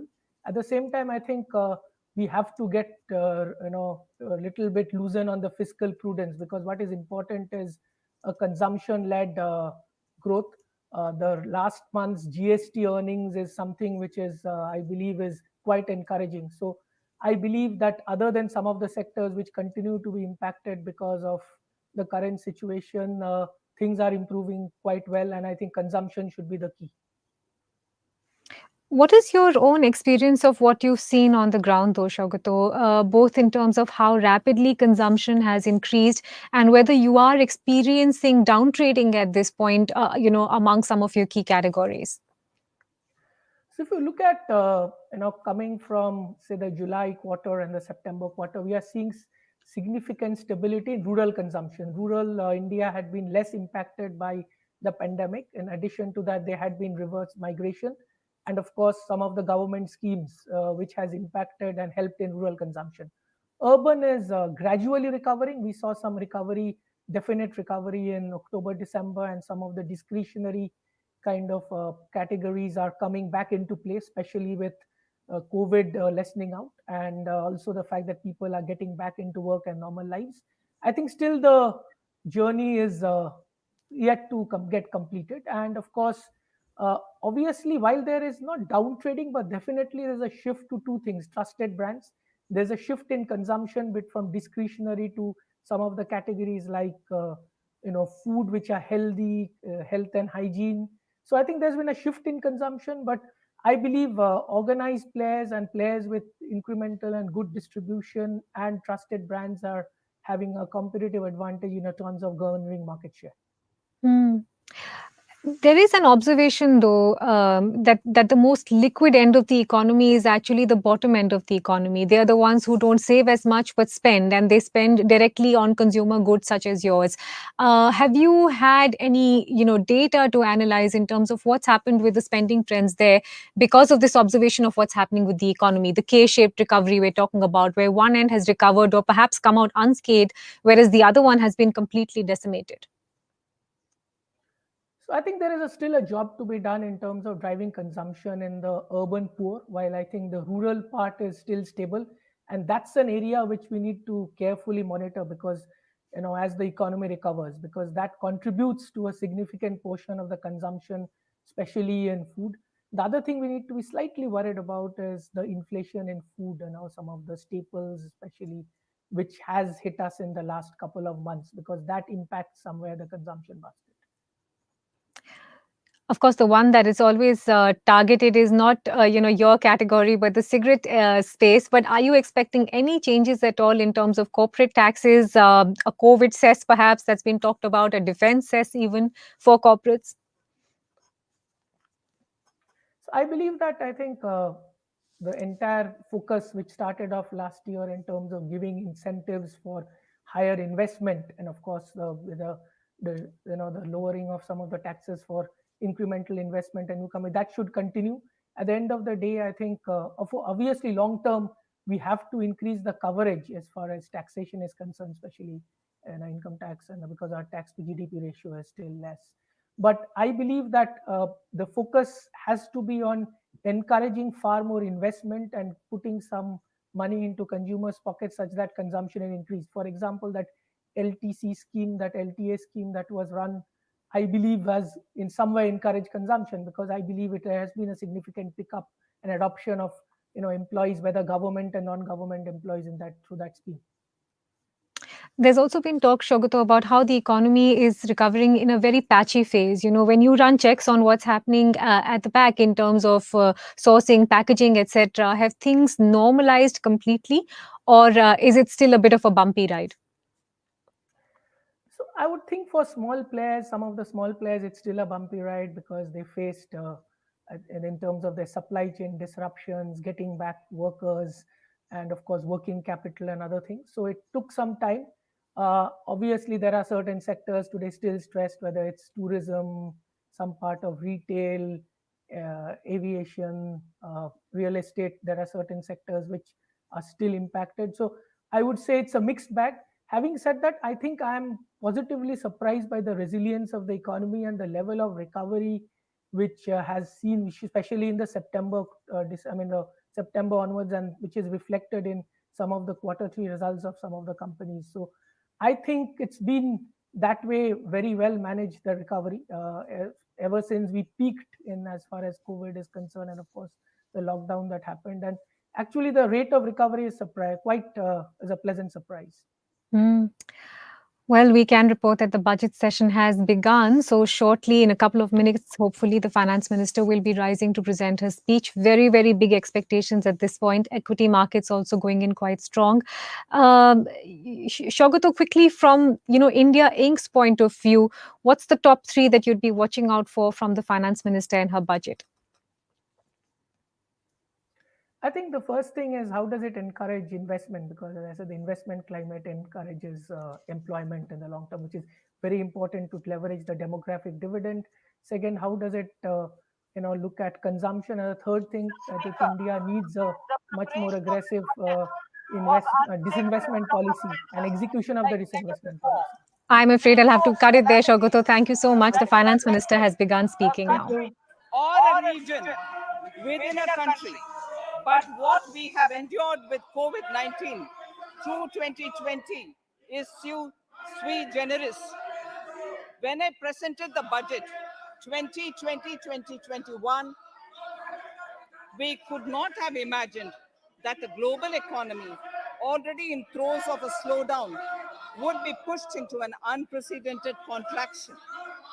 We could not have also imagined then that our people, as those in other countries, would have to endure the loss of near and dear ones and suffer hardships brought about due to a health crisis. The risk of not having a lockdown was far too high.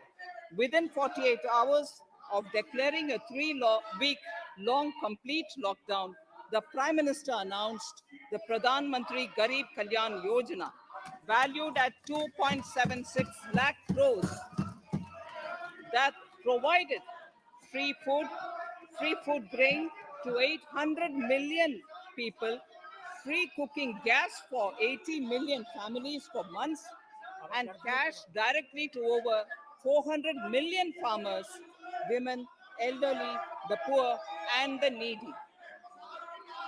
Even as a large section of citizens stayed home, milk, vegetables, fruit suppliers, health and sanitary workers, truck drivers, railways and public transport workers, bank employees, electricity workers, our annadatas, police, firemen, and the armed forces all had to go about their work as normal, but with the additional anxiety of the virus hanging over them. We recognize this, and I think I speak on behalf of everybody in this august house when I express my heartfelt gratitude to these men and women for how they were able to carry out their work and duty to provide for the nation's basics over those crucial months. Speaker, sir, for public good, honorable members of parliament and members of legislative assemblies too offered their salaries. In May 2020, the government announced the Atmanirbhar Bharat package. To sustain the recovery further into the year, we also rolled out two more Atmanirbhar packages, 2 and 3. Total financial impact of all the Atmanirbhar Bharat packages, including measures taken by the RBI, was estimated to be about 27.1 lakh crores, which amounts to more than 13% of our GDP. As a government, we kept a watch on the situation and were proactive in our responses. The government, led by the Prime Minister, stretched its resources to deliver for most vulnerable sections of our society, the poorest of the poor, the Dalits, the tribals, the elderly, the migrant workers, and our children. The Pradhan Mantri Garib Kalyan Yojana, the 3 Atmanirbhar packages, and announcements made later were like 5 mini budgets in themselves. The Atmanirbhar packages accelerated our pace of structural reforms, redefinition of MSMEs, commercialization of the mining sector, agriculture and labor reforms, privatization of public sector undertakings, one nation, one ration card, production-linked incentive schemes are some of the notable reforms carried out during this period. Faceless income tax assessment, DBT, and financial inclusion are the others. Today, India has 2 vaccines available and has begun medically safeguarding not only her own citizens against COVID-19, but also those of 100 or more countries. It is added comfort to know that 2 or more vaccines are also expected soon. Honorable Prime Minister launched the vaccination drive by crediting and thanking our scientists. We are ever grateful for the strength and rigor of their efforts. Having said that, we are all reminded time and again that our fight against COVID-19 continues into 2021. Now, just as it happened after the 2 world wars, there are signs that the political, economic, and strategic relations in the post-COVID world are changing. This moment in history is the dawn of a new era, one in which India is well poised to truly be the land of promise and hope.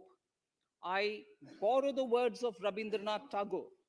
Faith is the bird that feels the light and sings when the dawn is still dark. Faith is the bird that feels the light and sings when the dawn is still dark. In this spirit, I can't help but recall the joy that we as cricket-loving nation felt after the Team India's recent spectacular success in Australia. It has reminded us of all the qualities that we as a people, particularly our youth, epitomize of having abundant promise and the unsuppressed thirst to perform and to succeed. Today, data shows that India now has one of the lowest death rate of 112 per million population and one of the lowest active cases of about 130 per million. This has laid the foundation to the revival we are seeing now in the economy. This budget will be the first of this new decade.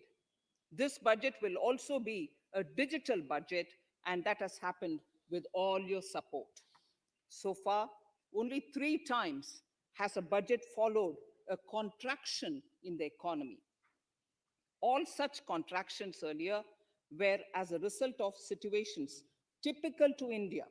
This time, the contraction in our economy is due to a global pandemic, just like in several other countries. Having said that, I want to confidently state that our government is fully prepared to support and facilitate the economy's reset.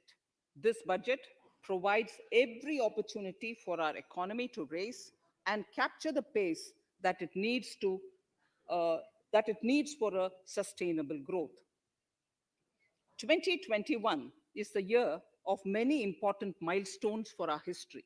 I mention a few of these. It is the 75th year of independence, 60 years of Goa's accession to India, 50 years of the 1971 India-Pakistan War. It will be the year of the 8th census of independent India. It will also be India's turn at the BRICS presidency, the year for our Chandrayaan 3 mission, and the Haridwar Mahakumbh.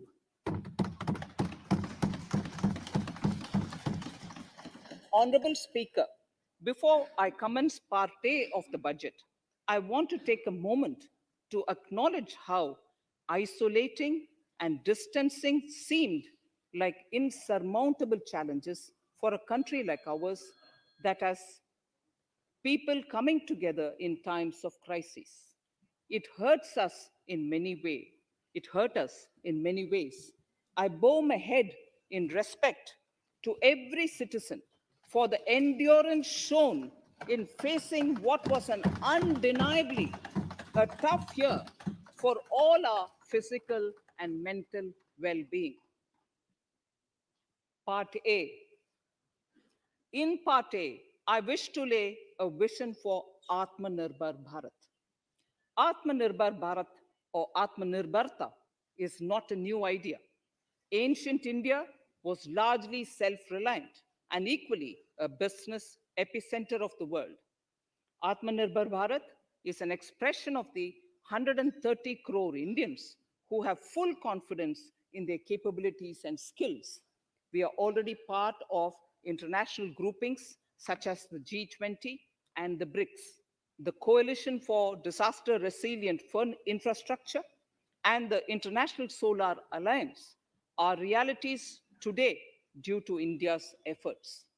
The proposals in Part A will further strengthen the sankalp of nation first, doubling farmers' income, strong infrastructure, healthy India, good governance, opportunities for youth, education for all, women empowerment, and inclusive development, among others. Additionally, also on the path to fast implementation are the 13 promises we had made in the budget of 2015-16, which were to materialize during the Amrit Mahotsav of 2022 on the 75th year of our independence. They too resonate with the vision of Atmanirbharta.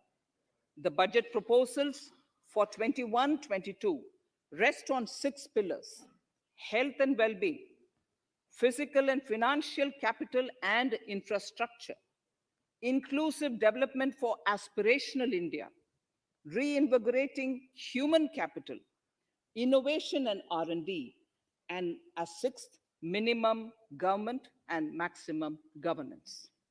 I now move to talking about the first pillar, health and well-being. Even at the outset, I would like to say that the investment on health infrastructure in this budget has increased substantially. Progressively, as institutions absorb more, we shall commit more. Taking a holistic approach to health, we focus on strengthening 3 areas: preventive, curative, and well-being. Health systems. A new centrally sponsored scheme, PM Atmanirbhar Swasth Bharat Yojana, will be launched with an outlay of about 64,180 crores over 6 years. This will develop capacities of primary, secondary, and tertiary care health systems, strengthen existing national institutions, and create new institutions to cater to detection and cure of new and emerging diseases. This will be in addition to the National Health Mission. The main interventions under the scheme are support for over 17,000 rural and 11,000 urban health and wellness centers, setting up integrated public health labs in all districts and 3,382 block public health units in 11 states, establishing critical care hospital blocks in 602 districts and 12 central institutions, strengthening of National Center for Disease Control, its 5 regional branches and 20 metropolitan health surveillance units, expansion of the integrated health information portal to all states and UTs to connect all public health labs, operationalization of 17 new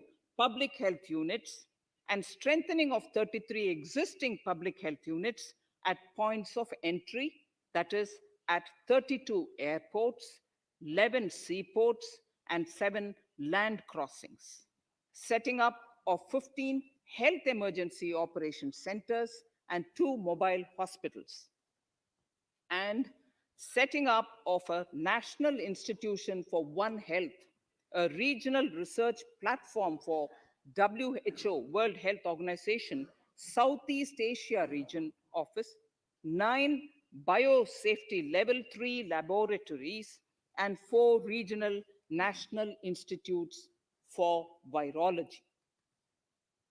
Nutrition. To strengthen nutritional content, delivery, outreach, and outcome, we will merge the supplementary nutrition program and the Poshan Abhiyan and launch the Mission Poshan 2.0. We shall adopt an intensified strategy to improve nutritional outcomes across 112 aspirational districts. Universal coverage of water supply. The World Health Organization has repeatedly stressed the importance of clean water, sanitation, and clean environment as a prerequisite to achieving universal health. The Jal Jeevan Mission Urban will be launched. It aims at universal water supply in all 4,378 urban local bodies with 2.86 crores household tap connections, as well as liquid waste management in 500 Amrit cities. It will be implemented over 5 years with an outlay of 2,87,000 crores. Swachh Bharat and Swasth Bharat. For further Swachhata of urban India, we intend to focus on complete fecal sludge management and wastewater treatment, source segregation of garbage, reduction in single-use plastic, reduction in air pollution by effectively managing waste from construction and demolition activities, and bioremediation of all legacy dump sites. The Urban Swachh Bharat Mission 2.0 will be implemented with a total financial allocation of 1,41,678 crores over a period of 5 years from 2021. Clean air. To tackle the burgeoning problem of air pollution, I propose to provide an amount of 2,217 crores of rupees for 42 urban centers with 1 million plus population in this budget. Scrapping policy. We are separately announcing, Honorable Speaker, a voluntary vehicle scrapping policy to phase out old and unfit vehicles. This will help in encouraging fuel-efficient, environment-friendly vehicles, thereby reducing vehicular pollution and oil import bills. Vehicles would undergo fitness tests in automated fitness centers after 20 years in case of personal vehicles and after 15 years in case of commercial vehicles. Details of the scheme will be separately shared by the ministry. Vaccines. The pneumococcal vaccine, a made-in-India product, is presently limited to only 5 states. It will be rolled out across the country. This will avert more than 50,000 child deaths annually. Honorable Speaker, I have provided 35,000 crores of rupees for COVID-19 vaccine in this year 21-22. I am committed to provide further funds if required. So the budget outlay for health and well-being is 2,23,846 crores in this BE 21-22, as against the BE of only 94,452 crores, and it marks an increase of 137%. The details of the same are at Annexure 1 of the speech. Honorable Speaker, I now move to the second pillar, physical and financial capital and infrastructure. Atmanirbhar Bharat, production-linked incentive schemes are things which I would like to place an emphasis. For a $5 trillion economy, our manufacturing sector has to grow in double digits on a sustained basis. Our manufacturing companies need to become an integral part of global supply chains, possess core competence and cutting-edge technology. To achieve all of the above, PLI schemes to create manufacturing global champions for an Atmanirbhar Bharat have been announced for 13 sectors. For this, the government has committed nearly 1.97 lakh crores over 5 years starting this financial year. This initiative will help bring scale and size in key sectors, create and nurture global champions, and provide jobs to our youth. Textiles. To enable the textile industry to become globally competitive, attract large investments, and boost employment generation, a scheme of Mega Investment Textiles Park will be launched in addition to the PLI schemes. This will create world-class infrastructure with plug-and-play facilities to create global champions in exports. 7 textile parks will be established over 3 years. Infrastructure. The National Infrastructure Pipeline, which I announced in December 2019, is the first of its kind. Whole of government exercise ever undertaken by Government of India. The NIP was launched with 6,835 projects. The project pipeline has now expanded to 7,400 projects. Around 217 projects worth rupees 1.10 lakh crores under some key infrastructure ministries have been completed. The NIP is a specific target which this government is committed to achieving over the coming years. It will require a major increase in funding from both the government and the financial sector.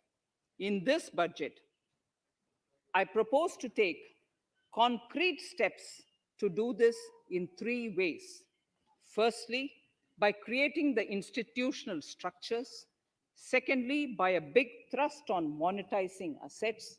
And thirdly, by enhancing the share of capital expenditure in central and state budgets. Infrastructure needs long-term debt financing. A professionally managed development financial institution is necessary to act as a provider, enabler, and catalyst for infrastructure financing. Accordingly, I shall introduce a bill to set up a development financial institution. I have provided a sum of 20,000 crore rupees to capitalize this institution. The ambition is to have a lending portfolio of at least 5 lakh crores for this DFI within 3 years' time. Debt financing of InvITs and REITs by foreign portfolio investors will be enabled by making suitable amendments in the relevant legislations. This will further ease access of finance to InvITs and REITs, thus augmenting funds for infrastructure and real estate sectors. Asset monetization. Monetizing operating public infrastructure. Monetizing operating public infrastructure assets is a very important financing option for new infrastructure construction. A national monetization pipeline of potential brownfield infrastructure assets will be launched. An asset monetization dashboard will also be created for tracking the progress and to provide visibility to investors. Some important measures in the direction of monetization are National Highways Authority of India and the PGCIL each have sponsored one InvIT that will attract international and institutional investors. 5 operational roads with an estimated enterprise value of 5,000 crores of rupees are being transferred to the NHAI InvIT. Similarly, transmission assets of value 7,000 crores will be transferred to the PGCIL InvIT. Railways will monetize dedicated freight corridor assets for operations and maintenance after commissioning. A next lot of airports will be monetized for operations and management concessions.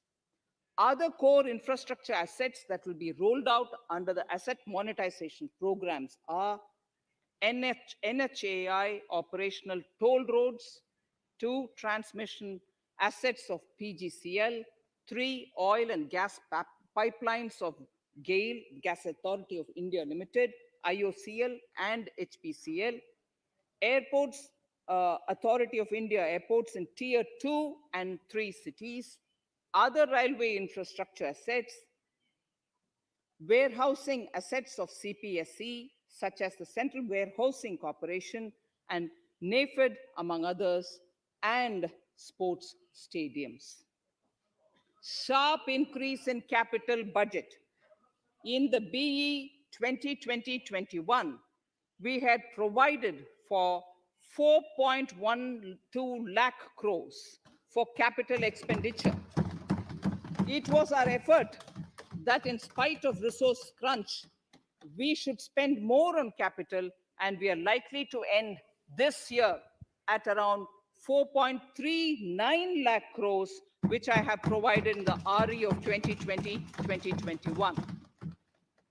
For 21-22, I propose a sharp increase in capital expenditure and thus have provided 5.54 lakh crores, which is 34.5% more than the BE of 2020-2021.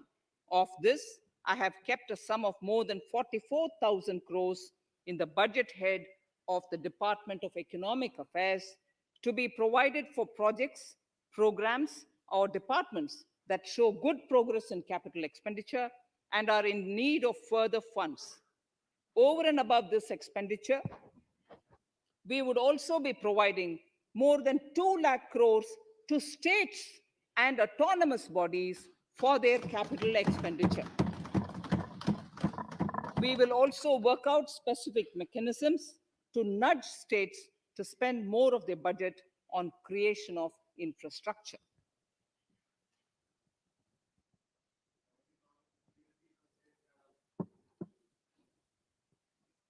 Roads and highways infrastructure. More than 13,000 kilometer length of roads at a cost of 3.3 lakh crores has already been awarded under the 5.35 lakh crores Bharatmala Pariyojana project, of which 3,800 kilometers have been constructed. By March 2022, we would be awarding another 8,500 kilometers and complete an additional 11,000 kilometers of national highway corridors. To further augment road infrastructure, more economic corridors are also being planned. Some are 3,500 kilometers of national highway works in the state of Tamil Nadu at an investment of 1.03 lakh crores. These include Madurai-Kollam corridor, Chittur-Tachur corridor, and construction will start next year. Second, 1,100 kilometers of national highway works in the state of Kerala at an investment of 65,000 crores, including 600 kilometer section of Mumbai-Kanyakumari corridor in Kerala. Third, 675 kilometers of highway works in the state of West Bengal at a cost of 25,000 crores, including upgradation of existing road Kolkata-Siliguri.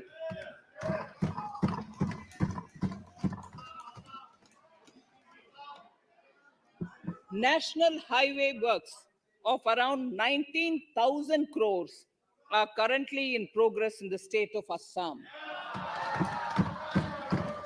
Further works of more than 34,000 crores covering more than 1,300 kilometers of national highways will be undertaken in the state in the coming 3 years.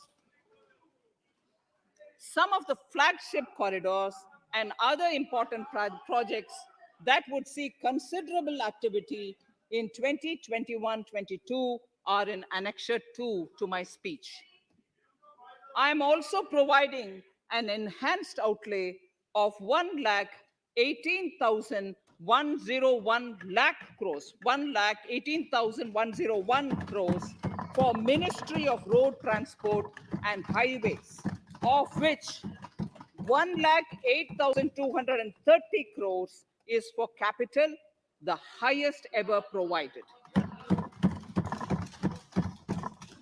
Railway infrastructure. Honorable Speaker, sir, Indian Railways have prepared a National Rail Plan for India 2030.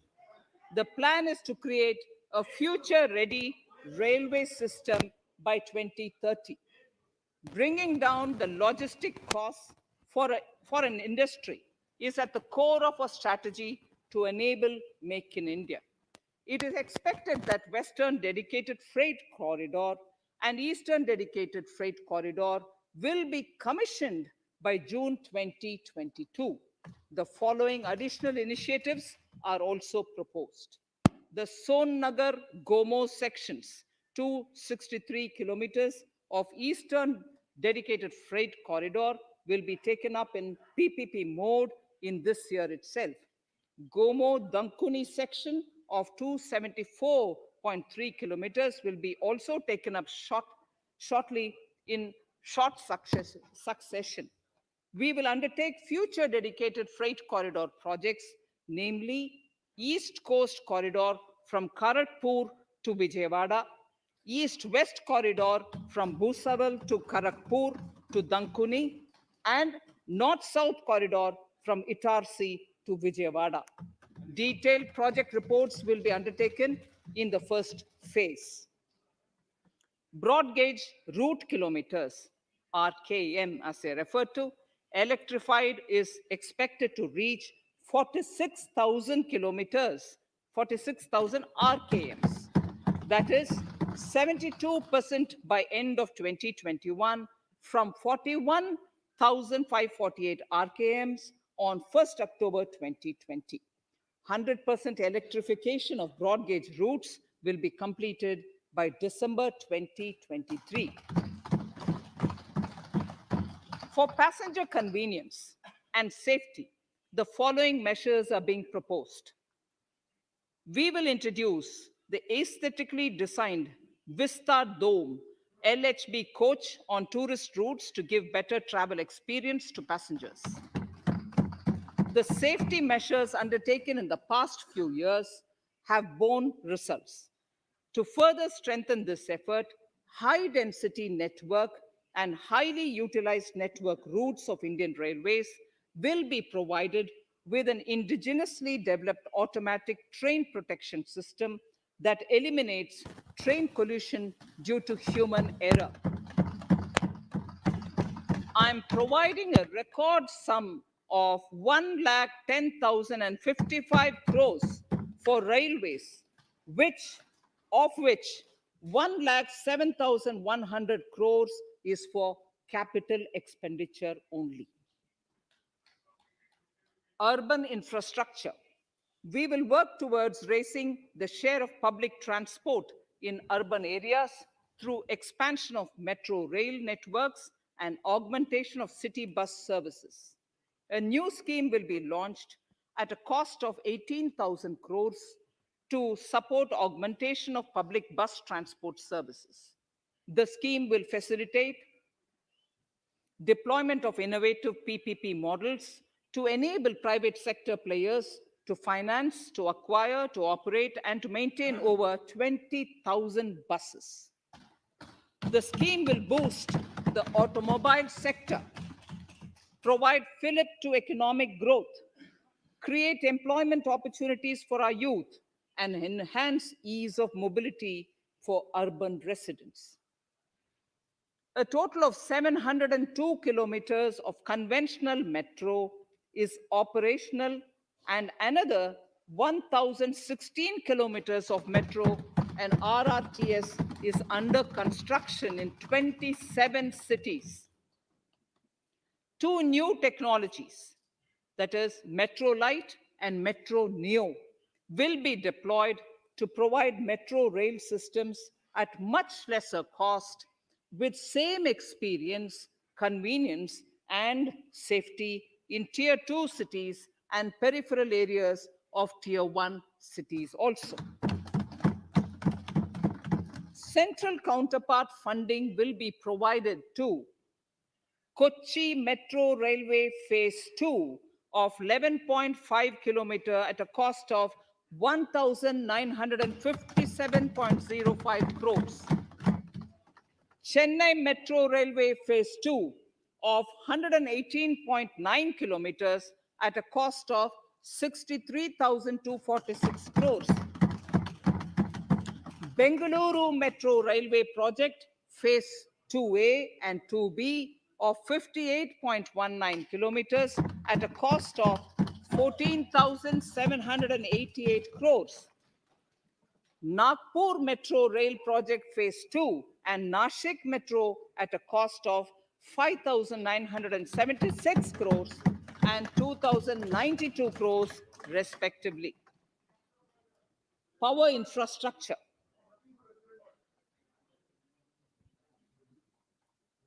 The past 6 years have seen a number of reforms and achievements in power sector. We have added 139 gigawatts of installed capacity, connected an additional 2.8 crore households, and added 1.41 lakh circuit kilometers of transmission lines. The distribution tree are monopolies, either government or private. There is a need to provide choice to the consumers by promoting competition. A framework will be put in place to give consumers alternatives to choose from among more than one distribution companies. I read that sentence again. A framework will be put in place to give consumers alternatives to choose from among more than one distribution company. The viability of distribution companies is a serious concern. A revamped, reforms-based, result-linked power distribution sector scheme will be launched with an outlay of 3,05,984 crores over 5 years. The scheme will provide assistance to DISCOMs for infrastructure creation including prepaid smart metering, feeder separation, upgradation of systems, etc., tied to financial improvements. Prime Minister, while speaking at the third reinvestment conference in November 2020, had announced plans to launch a comprehensive national hydrogen energy mission. It is now proposed to launch a hydrogen energy mission in 2021-22 for generating hydrogen from green power sources. Ports, shipping, and waterways. Major ports will be moving from managing their operational services on their own to a model where a private partner will manage it for them. For the purpose, 7 projects worth more than 2,000 crores will be offered by the major ports on private-public partnership mode in FY 21-22. A scheme for promoting flagging of merchant ships in India will be launched by providing subsidy support to Indian shipping companies in global tenders floated by ministries and CPSCs. An amount of 1,624 crores will be provided over 5 years. This initiative will enable greater training and employment opportunities for Indian seafarers, besides enhancing Indian companies' share in global shipping. India has enacted Recycling of Ships Act in 2019 and acceded to the Hong Kong International Convention. Around 90 ship recycling yards at Alang in Gujarat have already achieved HKC compliant certificates. Efforts will be made to bring more ships to India from Europe and Japan. Recycling capacities of around 4.5 million light displacement ton LDT will be doubled by 2024. This is expected to generate an additional 1.5 lakh jobs for our youth. Petroleum and natural gas. Our government has kept fuel supplies running across the country without interruption during the COVID-19 lockdown period. Taking note of the crucial nature of the sector in people's lives, the following key initiatives are being announced. 1. Ujjwala scheme, which has benefited 8 crore households, will be extended to cover 1 crore more beneficiaries. We will add 100 more districts in next 3 years to the city gas distribution network. A gas pipeline project will be taken up in the Union Territory of Jammu and Kashmir. An independent gas transport system operator will be set up for facilitation and coordination of booking of common carrier capacity in all natural gas pipelines on a non-discriminatory open access basis. Financial capital. I propose to consolidate the provisions of the SEBI Act 1992, Depositories Act 1996, Securities Contracts Regulation Act 1956, and Government Securities Act 2007 into a rationalized single securities markets code. The government would support the development of a world-class fintech hub at the GIFT IFSC. To instill confidence amongst the participants in corporate bond market during times of stress and to generally enhance secondary market liquidity, it is proposed to create a permanent institutional framework. The proposed body would purchase investment grade debt securities, both in the stressed and normal times, and help in the development of the bond market. In the budget 2018-19, government had announced its intent to establish a system of regulated gold exchanges in the country. For the purpose, SEBI will be notified as the regulator, and Warehousing Development and Regulatory Authority will be strengthened to set up a commodity market ecosystem arrangement, including vaulting, assaying, logistics, etc., in addition to warehousing. Towards investor protection, I propose to introduce an investor charter as a right of all financial investors across all financial products. To give a further boost to the non-conventional energy sector, I propose to provide additional capital infusion of 1,000 crores to Solar Energy Corporation of India and 1,500 crores to Indian Renewable Energy Development Agency. I propose to amend the Insurance Act 1938 to increase the permissible FDI limit from 49% to 74% in insurance companies and allow foreign ownership and control with safeguards. Under the new structure, the majority of directors on the board and key management persons would be resident Indians, with at least 50% of directors being independent directors and specified percentage of profits being retained as general reserve. Stressed asset resolution by setting up a new structure. The high level of provisioning by public sector banks of their stressed assets calls for a measure to clean up the bank books.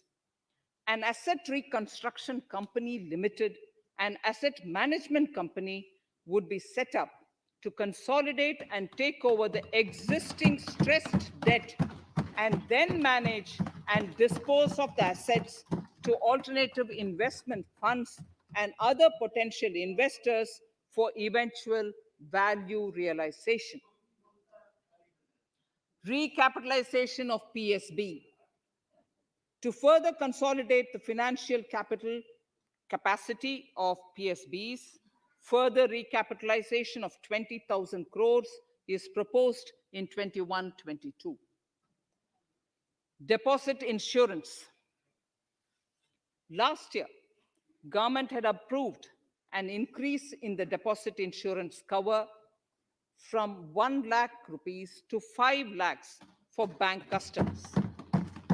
I shall be moving amendments to DICGC Act 1961 in this session itself to streamline the provision so that if a bank is temporarily unable to fulfill its obligations, the depositors of such bank can get easy and time-bound access to their deposits to the extent of the deposit insurance cover. This would help depositors of banks that are currently under stress. To improve credit discipline, while continuing to protect the interest of small borrowers, for NBFCs with minimum asset size of 100 crores, the minimum loan size eligible for debt recovery under the Securitization and Reconstruction of Financial Assets and Enforcement of Security Interests SARFAESI Act 2002, it is proposed to be reduced from the existing level of 50 lakhs to 20 lakhs. Company matters. The decriminalization of the procedural and technical compoundable offenses under Companies Act 2013 is now complete. I now propose to take up decriminalization of the Limited Liability Partnerships Act 2008. Honorable Speaker, I propose to revise the definition under the Companies Act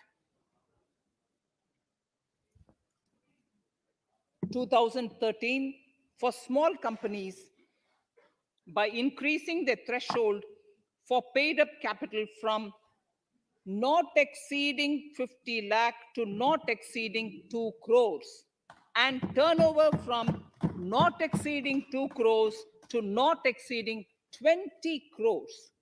This will benefit more than 2 lakh companies in easing their compliance requirements. As a further measure which directly benefits startups and innovators, I propose to incentivize the incorporation of one-person companies by allowing one-person companies to grow without any restriction on paid-up capital and turnover, allowing their conversion into any other type of company at any time, reducing the residency limit for an Indian citizen to set up an one-person company from 182 days to 120 days, and allow also non-resident Indians to incorporate OPCs in India. This will be a big boost for startups. To ensure faster resolution of cases, the NCLT framework will be strengthened, e-court system shall be implemented, and alternate methods of debt resolution and special framework for MSMEs shall be introduced. During the coming fiscal, we will be launching data analytics, artificial intelligence, machine learning driven MCA 2.1 version to MCA 21 version 3.0. MCA 21 version 3.0. This version 3.0 will have additional modules for e-scrutiny, e-adjudication, e-consultation, and compliance management. Disinvestment and strategic sale. In spite of COVID-19, we have kept working towards strategic disinvestment.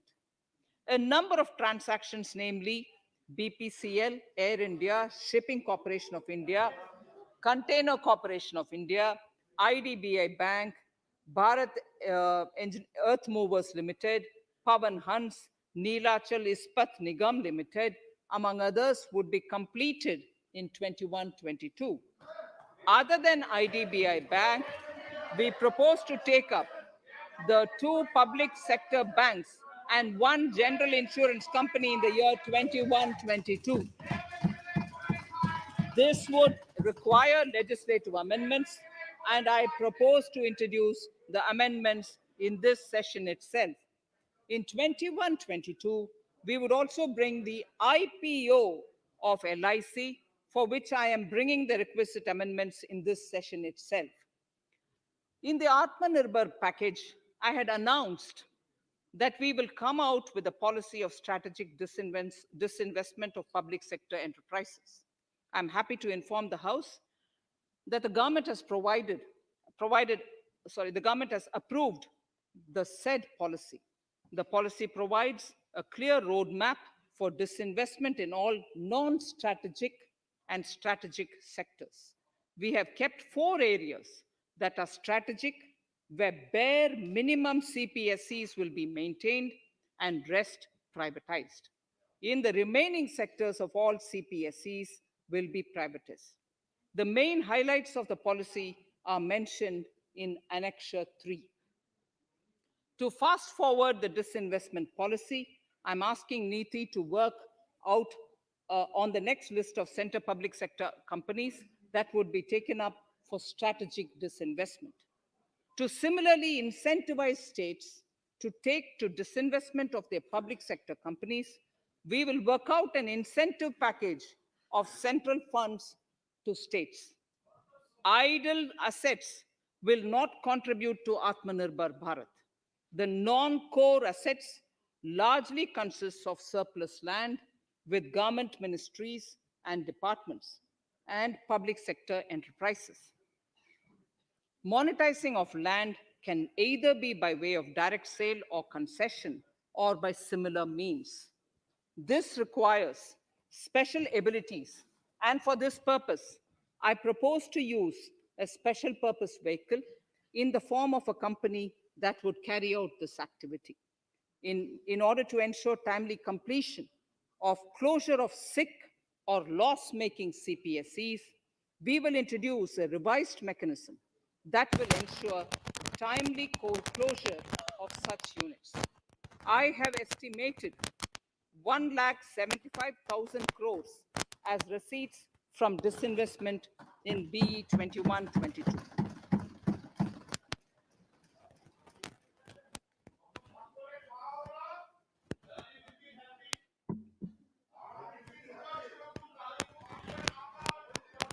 Government financial reforms. Under the Treasury Single Account, the TSA system, autonomous bodies directly draw funds from the government's account at the time of actual expenditure, saving interest costs. We will extend the TSA system for universal application from 21-22. On the recommendation of the 15th Finance Commission, we have undertaken a detailed exercise to rationalize and bring down the number of centrally sponsored schemes. This will enable consolidation of outlays for better impact.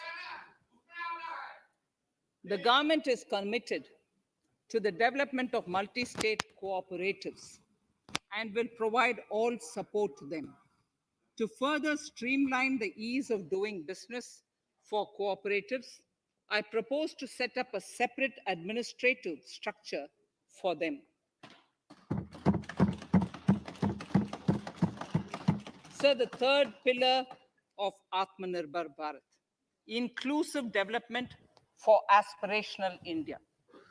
Honorable Speaker, sir, under this pillar, I will cover agriculture and allied sectors, farmers' welfare and rural India, migrant workers and labor, and financial inclusion. Agriculture. Our government is committed to the welfare of farmers.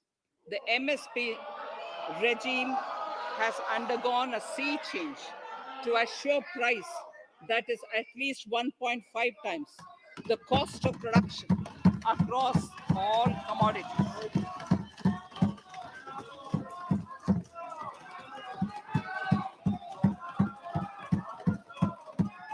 The procurement has also continued to increase at a steady pace.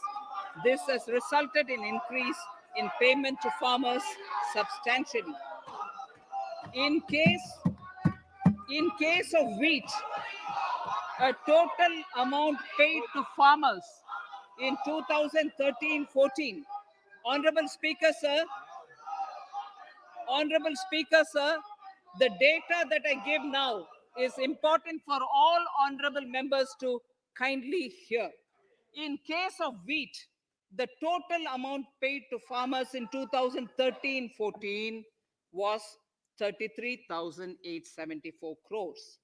In 2019-20, it was 62,802 crores.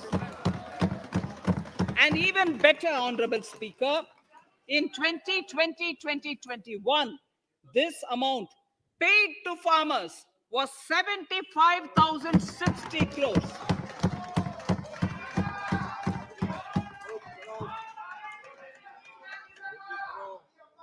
Honorable Speaker, again an important fact, the number of wheat growing farmers that were benefited increased in 2020-21 to 43.36 lakhs compared to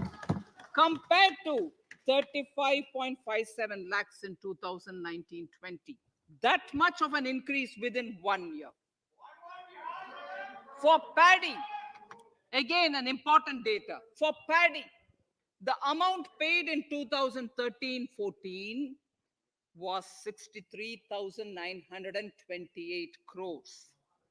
In 2019-20, this increased to 1,41,930 crores. Even better, Even better, in 2020-2021, this is further, this in 2020-21, in 2020-21, this is further estimated, and I'm saying this is further estimated because the procurement is ongoing, and therefore I can't give you the final figure. This is further estimated to increase to 1,72,752 crores. The number of farmers benefited increased from 1.24 crores in 2019-20 to 1.54 crores in 2020-21. In the same way, Honorable Speaker, sir, in the case of pulses, the amount paid in 2013-14 was 236 crores. In 2019-20, this was increased to 8,285 crores. Now in 2021, it is at 10,530 crores. More than 40 times increase from 2013-14. The receipts to cotton farmers have seen a stupendous increase from 90 crores in 2013-14 to 25,974 crores in, I'm giving you data as of 27th January 2021. This is bound to increase from 90 crores for cotton farmers in 2013-14 to 25,974 crores in 2021. All the details in complete narration is available in Annexure 4 to my speech. Early this year, Honorable Prime Minister had launched the Swamitwa scheme. Under this, a record of rights is being given to property owners in villages. Up till now, about 1.80 lakh property owners in 1,241 villages have been provided cards. I propose during 21-22 to extend this to cover all states and union territories. To provide adequate credit to our farmers, I have enhanced the agricultural credit target to 16.5 lakh crores in this year. We will focus on ensuring increased credit flow to animal husbandry, Pashupalan, dairy, and to Matsyakar, to the fisheries. We are enhancing the allocation to the Rural Infrastructure Development Fund from 30,000 crores to 40,000 crores. The Micro Irrigation Fund with a corpus of 5,000 crores has been created under NABARD. I propose to double it by augmenting it by another 5,000 crores. To boost value addition in agriculture and allied products and their exports, the scope of Operation Green Scheme that is presently applicable to only tomatoes, onions, and potatoes will be enlarged to include 22 perishable crops.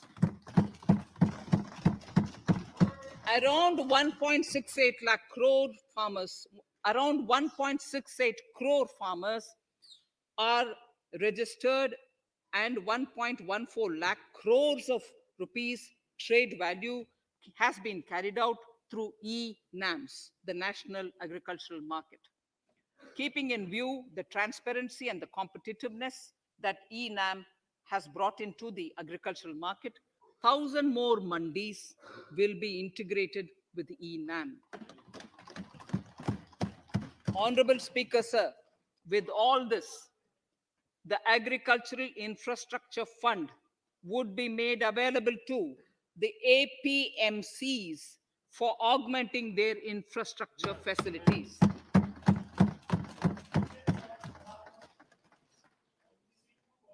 Fisheries. I'm proposing substantial investments in the development of modern fishing harbors and fish landing centers. To start with, 5 major fishing harbors. Kochi, Chennai, Visakhapatnam, Paradeep, and Petua Ghat will be developed as hubs for economic activity. We will also develop inland fishing harbors and fish landing centers along the banks of rivers and waterways. Seaweed farming is an emerging sector with potential to transform the lives of coastal communities. It will provide large-scale employment and additional incomes. To promote seaweed farming and cultivation, I propose a multi-purpose seaweed park to be established in Tamil Nadu. Migrant workers and laborers. We have launched the One Nation, One Ration Card scheme through which beneficiaries can claim their rations anywhere in the country. Migrant workers in particular benefit from the scheme. Those staying away from their families can partially claim their ration where they are stationed, while their family in their native places can claim the rest. I'm happy to inform you that One Nation, One Ration Card plan is under implementation by 32 states and union territories, reaching about 69 crore beneficiaries. That's a total of 86% beneficiaries covered. The remaining 4 states and UTs will be integrated in the next few months. To further extend our efforts towards the unorganized labor force, migrant workers in particular, I propose to launch a portal that will collect relevant information on gig workers, building and construction workers, among others. This will help formulate health, housing, skill, insurance credit, and food schemes for all migrant workers. We will conclude a process that began 20 years ago with the implementation of the 4 labor codes. For the first time globally, social security benefits will be extended to gig and platform workers.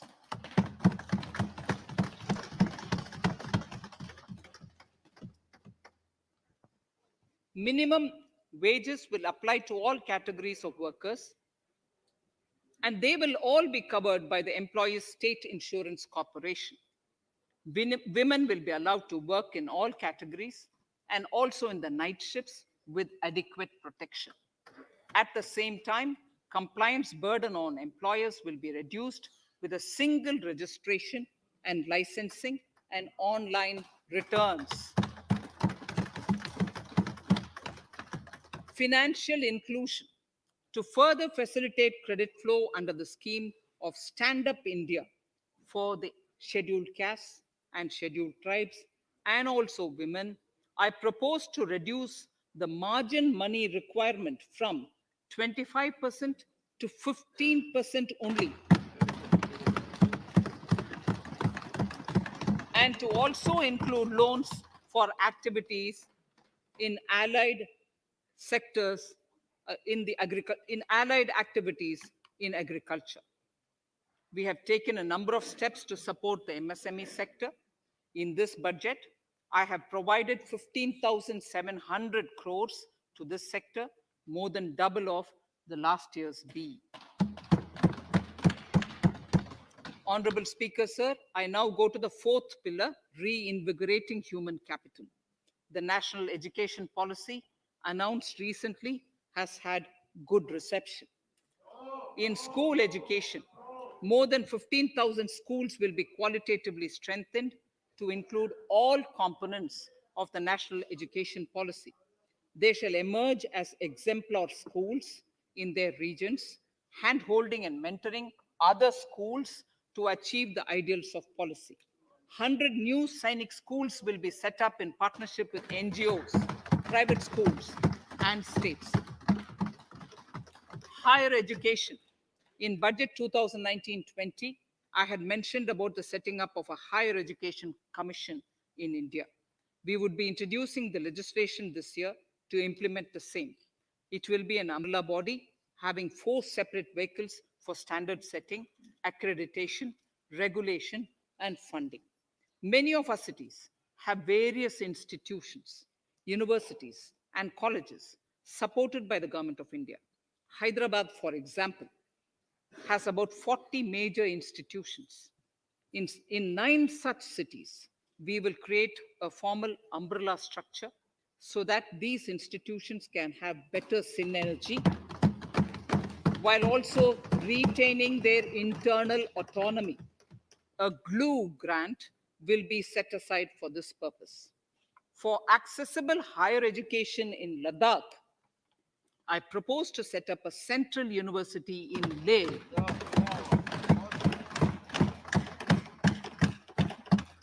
The other important projects to be taken up as a part of the NEP are listed in Annexure 5. Scheduled caste and scheduled tribes welfare. We have set ourselves a target of establishing 750 Eklavya model residential schools in our tribal areas. I propose to increase the unit cost of each such school from 20 crores, which is what it is now, to 38 crores, and for hilly and difficult areas to 48 crores. This would help creating robust infrastructure facilities for our tribal students. We have revamped the post-metric scholarship scheme for the welfare of scheduled caste students. I have also enhanced the central assistance in this regard. We are allotting 35,219 crores for 6 years till 25-26 to benefit 4 crores scheduled caste students. Skilling. In 2016, we had launched the National Apprenticeship Promotion Scheme. The government proposes to amend the Apprenticeship Act with a view to further enhancing apprenticeship opportunities for our youth. We will realign the existing scheme of National Apprenticeship Training Scheme for providing post-education apprenticeship training of graduates and diploma holders in engineering. Over 3,000 crores will be provided for this purpose. An initiative is underway, Honorable Speaker, in partnership with the United Arab Emirates to benchmark skill qualifications, assessment, and certification, accompanied by the deployment of certified workforce. We also have a collaborative intertraining program between India and Japan to facilitate transfer of Japanese industrial and vocational skills, techniques, and knowledge. We will take forward this initiative with many more countries also.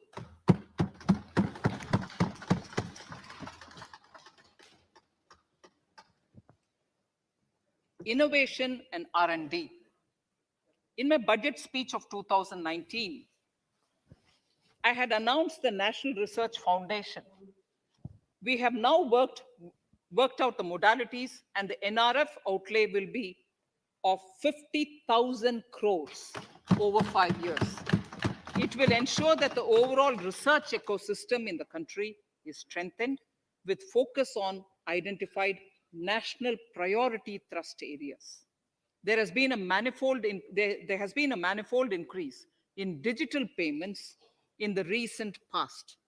To give a further boost to digital transactions, I earmarked 1,500 crores for a proposed scheme that will provide financial incentive to promote digital mode of payment.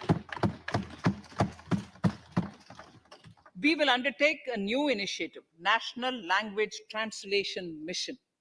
This will enable the wealth of governance and policy-related knowledge on the internet being made available in major Indian languages.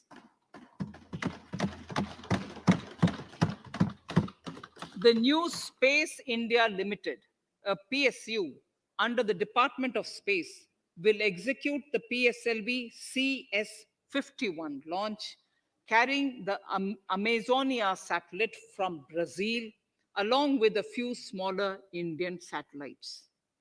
As part of the Gaganyaan mission activities, 4 Indian astronauts are being trained on generic spaceflight aspects in Russia. The first unmanned launch is slated for December 2021.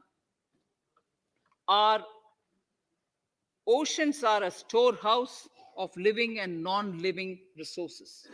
To better understand this realm, we will launch a deep ocean mission with a budget outlay of more than 4,000 crores over 5 years. This mission will cover deep ocean survey exploration and projects for the conservation of deep sea biodiversity. I come to the sixth pillar, Honorable Speaker, minimum government, maximum governance. Honorable Speaker, sir, this is the last of the 6 pillars. This will outline plans for reforms in one of our core principles of minimum government, maximum governance. We have taken a number of steps to bring reforms in tribunals in the last few years for speedy delivery of justice. Continuing with the reforms process, I now propose to take further measures to rationalize the functioning of tribunals. We have introduced the National Commission for Allied Healthcare Professionals Bill in Parliament. National Commission for Allied Healthcare Professionals Bill in the Parliament, with a view to ensure transparent and efficient regulation of 56 allied healthcare professionals. Additionally, to bring about transparency, efficiency, and governance reforms in the nursing profession, the National Nursing and Midwifery Commission Bill will be introduced by the government for passing.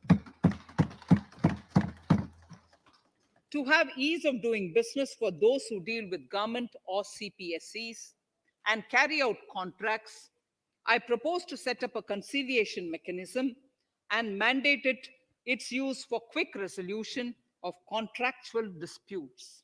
This will instill confidence in private investors and contractors.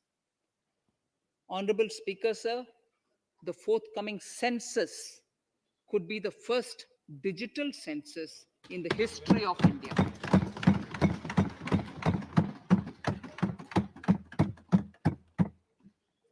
For this monumental milestone marking task, I have allocated 3,768 crores in this year, 21-22.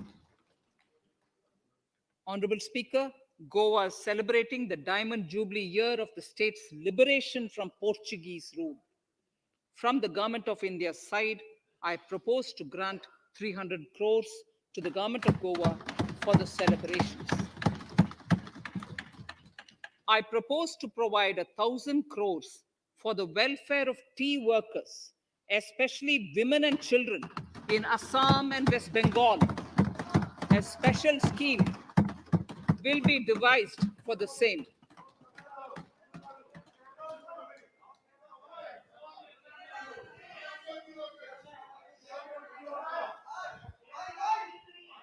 Fiscal position. Fiscal position. In these last few paragraphs of part A of my speech, I draw the attention of this august House to the fact that at the beginning of the current financial year, the pandemic's impact on the economy resulted in a weak revenue inflow. This was combined with high expenditure to provide essential relief to vulnerable sections of the society, especially the poor, the women, scheduled castes, and scheduled tribes. Unlike many other countries, we opted for a series of medium-sized packages during the pandemic so that we could calibrate and target our response according to the evolving situation.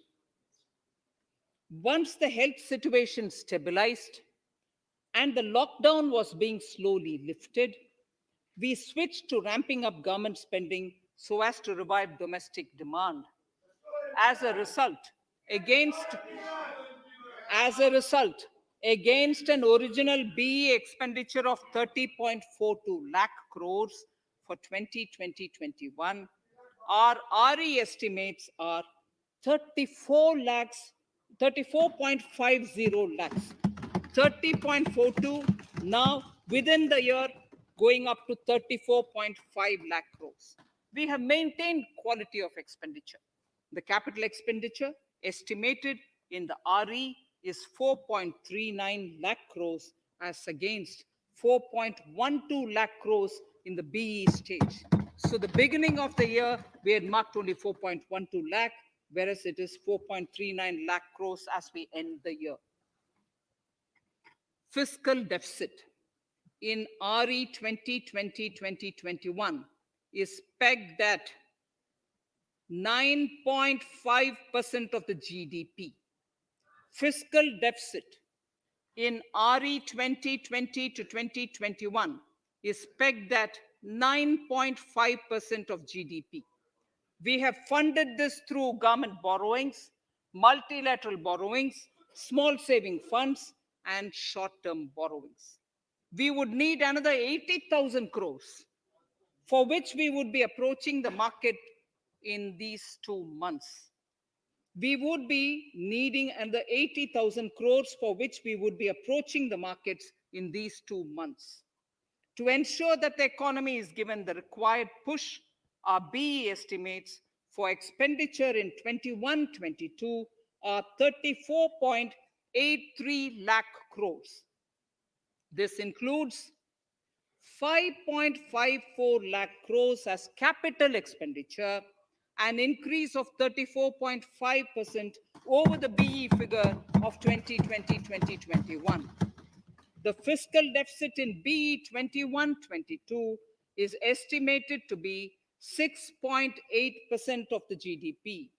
The gross borrowing from the market for the next year would be around 12 lakh crores. We plan to continue with our path of fiscal consolidation and intend to reach the fiscal deficit level below 4.5% of the GDP by 2025-2026, with a fairly steady decline over the period. We hope to achieve the consolidation by first increasing the buoyancy of tax revenue through improved compliance, and secondly, by increased receipts from monetization of assets, including public sector enterprises and land. The Contingency Fund of India is being proposed to be augmented. The Contingency Fund of India is being proposed to be augmented from 500 crores to 30,000 crores through Finance Bill. In accordance with the views of the 15th Finance Commission, we are allowing a normal ceiling of net borrowing for the states at 4% of GSDP for the year 21-22. A portion of the ceiling will be earmarked to be spent on incremental capital expenditure.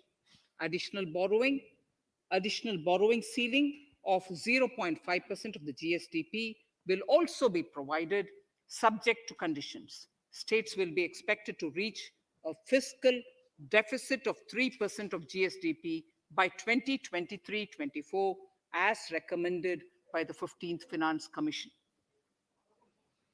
In the July 2019-20 budget, I introduced the Statement 27 on extra budgetary resources.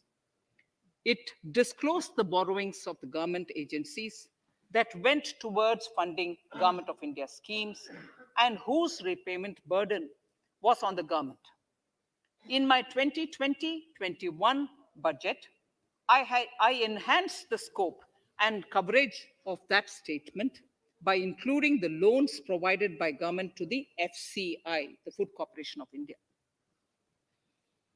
Taking a step further in this direction, I propose to discontinue the NSSF loan to FCI for food subsidy, and accordingly, budget provisions have been made in RE 2020-21 and in the BE 2021-22. The extra budgetary resource details are at Annexure 6. We know that the FRBM Act mandates fiscal deficit of 3% of GDP to be achieved by 31st March 2020-2021. The effect of this year's unforeseen and unprecedented circumstances has necessitated the submission of a deviation statement under sections 4 of subclause 5 and section 7 subclause 3 and 3b of the FRBM Act, which I'm laying on the table of the House as part of the FRBM documents. Towards achieving central government fiscal deficit along the broad path that I have already indicated, I will be introducing an amendment to the FRBM Act. Honorable Speaker, on the 9th of December 2020, the 15th Finance Commission submitted its final report covering the period 2021 to 2026 to the Rashtrapati Ji. The government has laid the Commission's report along with the explanatory memorandum in the Parliament, retaining the vertical shares of the states at 41%. We recognize our commitment to fiscal federalism and propose, therefore, to adhere to this recommendation. Jammu and Kashmir in the 14th Finance Commission was entitled to get devolution being a state. Now the funds of the UTs of Jammu Kashmir and Ladakh would be provided by the center. I have also provided on the Commission's recommendation 1,18,452 crores as revenue deficit grant to 17 states in 21-22, as against 74,340 crores to 14 states in 2020-21. Honorable Speaker, I would now move to Part B of my speech.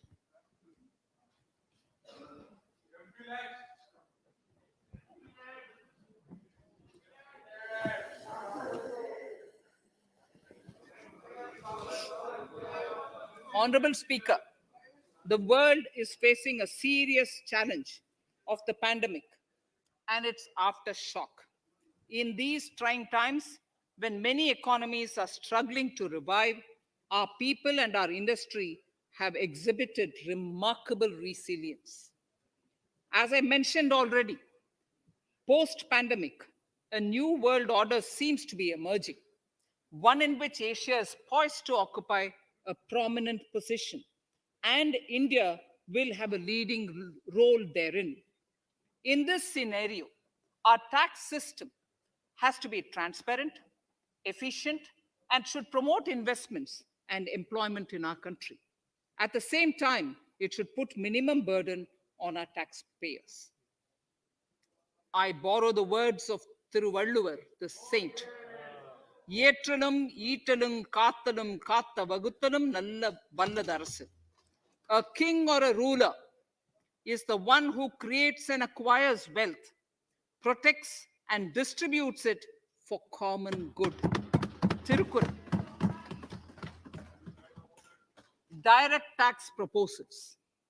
Keeping this in mind, the words of Tirukkural, our government introduced a series of reforms in the direct tax system for the benefit of our taxpayers and economy. Few months prior to the pandemic, in order to attract investments, we slashed our corporate tax rate to make it among the lowest in the world. The dividend distribution tax too was abolished. The burden of taxation on small taxpayers was eased by increasing rebates. In 2020, the return filers saw a dramatic increase to 6.48 crores from 3.31 crores in 2014. In the direct tax administration, we had recently introduced the faceless assessment and faceless appeal. I now seek to take further steps to simplify the tax administration, ease compliance, and reduce litigation. Relief to senior citizens. I begin my direct tax proposals by offering my pranam to our senior citizens.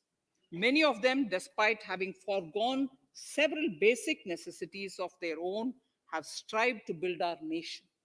Now, in the 75th year of independence of our country, when we continue our endeavor with renewed vigor, we shall reduce compliance burden on our senior citizens who are 75 years of age and above.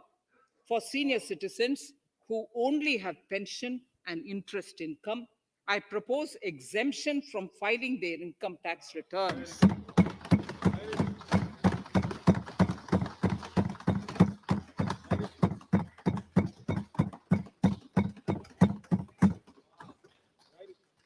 The paying bank will deduct the necessary tax on their income. Reduction in time for income tax proceedings. This is a very key announcement, if you ask me. Honorable Speaker, presently an assessment can be reopened up to 6 years and in serious tax fraud cases for up to 10 years. As a result, taxpayers have to remain under uncertainty for a very long time. I therefore propose to reduce this time limit for reopening of assessments to 3 years from the present 6 years.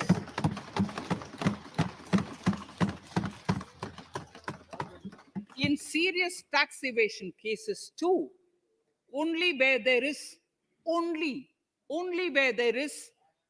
evidence of concealment of income of 50 lakh or more in a year. In serious tax evasion cases too, only where there is evidence of concealment of income of 50 lakh or more in a year can the assessment be reopened up to 10 years. Even this reopening can be done only after the approval of the principal chief commissioner, the highest level of income tax department. Setting up the dispute resolution committee. Honorable Speaker, it has been the resolve of this government to reduce litigation, which mars the present taxation system. The government came out with the direct taxation Vivad Se Vishwas scheme to give taxpayers an opportunity to settle long pending disputes and be relieved to further strain on their time and resources. The response from taxpayers has been the best ever, as over 110,000 taxpayers have already opted to settle tax disputes of over 85,000 crores under the scheme. To further reduce litigation for small taxpayers, I propose to constitute a dispute resolution committee for them, which will be faceless to ensure efficiency, transparency, and accountability. Anyone with a taxable income up to 50 lakh and disputed income up to 10 lakh shall be eligible to approach the committee. Faceless IT-AT. For ease of compliance and to reduce discretion, we are committed to make the taxation processes faceless. The government has already introduced faceless assessment and appeal this year. The next level of income tax appeal is the Income Tax Appellate Tribunal. I now propose to make this tribunal faceless. We shall establish a national faceless Income Tax Appellate Tribunal Center. All communication between the tribunal and the appellant shall be electronic. Where personal hearing is needed, it shall be done through video conferencing. Relaxations to NRI. When non-resident Indians return to India, they have issues with respect to their accrued incomes in their foreign retirement accounts. This is usually due to mismatch in taxation period. They also face difficulties in getting credit for Indian taxes in foreign jurisdictions. I propose to notify rules for removing their hardship of double taxation. Exemption from audit. Currently, if your turnover exceeds 1 crore, you have to get your accounts audited. In February 2020 budget, I had increased the limit for tax audit to 5 crores for those who carry out 95% of their transactions digitally. To further incentivize digital transactions and to reduce compliance burden, I propose to increase this limit for tax audit for such persons from 5 crores to 10 crores. Relief for dividend.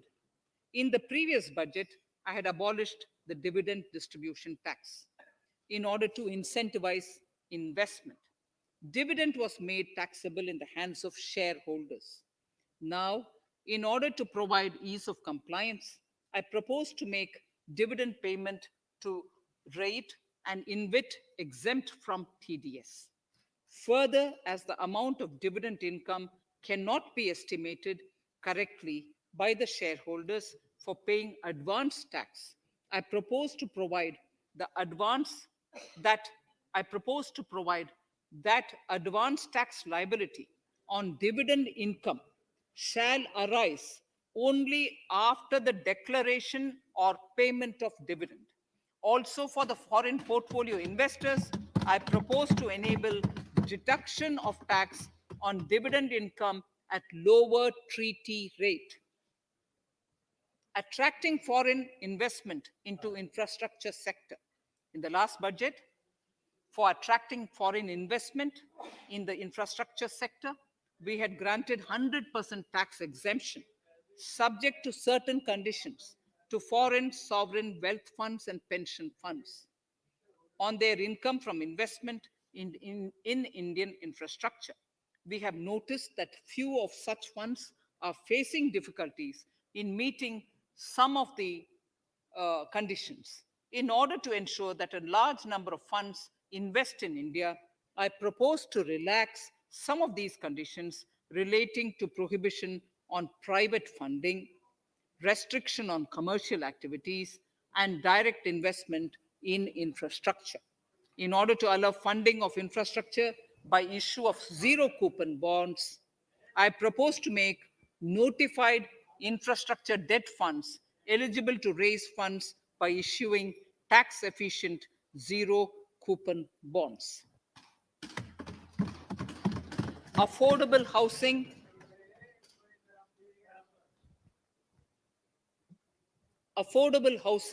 and rental housing. This government sees housing for all and affordable housing as priority areas. In July 2019 budget, I provided an additional deduction of interest amounting to 1.5 lakh for loan taken to purchase an affordable house. I propose to extend the eligibility of this condition by one more year to 31st March 2022. The additional deduction of 1.5 lakh shall therefore be available for loans taken up to 31st March 2022 for the purchase of affordable houses. Further, to keep up the supply of affordable houses, I propose that the affordable housing projects can avail a tax holiday for one more year till 31st March 2022. These are available now for projects also. We are committed to promote supply of affordable rental housing for migrant workers. For this, I propose to allow tax exemption for notified affordable rental housing projects. Tax incentives to IFSC. As I mentioned in part A of this speech, the government is committed to making the International Financial Services Center in GIFT City a global financial hub.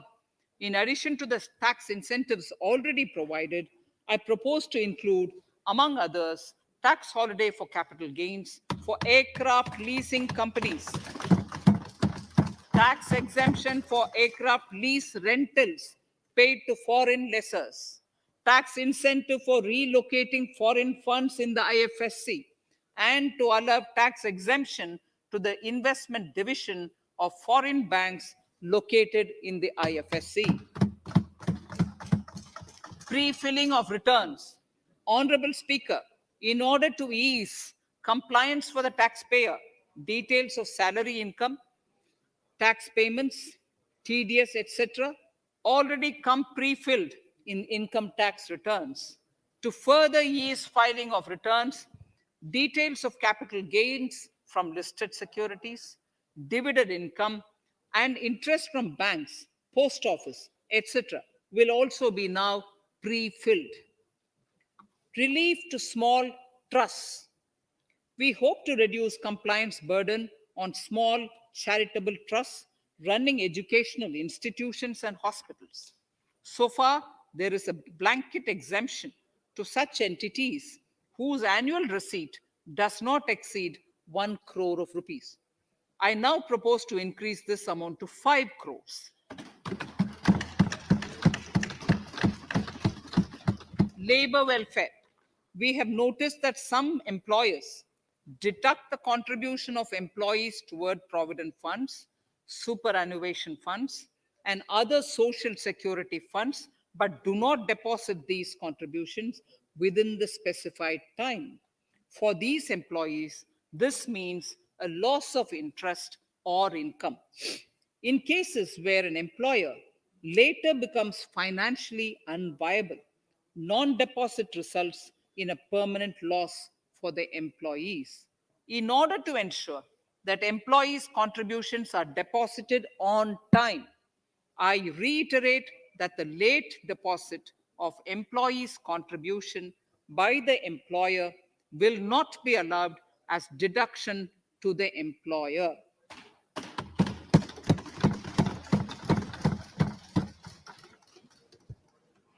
Incentives for startups. In order to incentivize startups in the country, I propose to extend the eligibility for claiming tax holiday for startups by 1 more year, till 31st March 2022. Further, in order to incentivize funding for the startups, I propose to extend the capital gains exemption for investment in startups by 1 more year till 31st March 2022. Sir, I now come to indirect tax proposals. GST. Before I come to my indirect tax proposals, I would like to appraise the House on GST. The GST is now 4 years old, and we have taken several measures to further simplify it. Some of the measures include nil return through SMS, quarterly return and monthly payment for small taxpayers, electronic invoice system, validated input tax statements, pre-filled editable GST return, and staggering of returns filing. The capacity of GST and system has also been enhanced. We have also deployed deep analytics and artificial intelligence to identify tax evaders and fake billers and launched special drives against them. The results speak for themselves. We have made record collections in the last few months. The GST Council has painstakingly thrashed out thorny issues. As chairperson to the Council, I want to assure this House that we shall take every possible measure to smoothen the GST further and to remove anomalies such as inverted duty structure. Custom duty rationalization. Our custom duty policy should have the twin objective of promoting domestic manufacturing and helping India get on to global value chain and export better. The thrust now has to be on easy access to raw materials and exports of value-added products. Towards this, last year, we started overhauling the customs duty structure, eliminating 80 outdated exemptions. I also thank everyone who responded overwhelmingly to a crowdsourcing call for suggestions on this revamp. I now propose to review more than 400 old exemptions this year. I repeat, I now propose to review more than 400 old exemptions this year.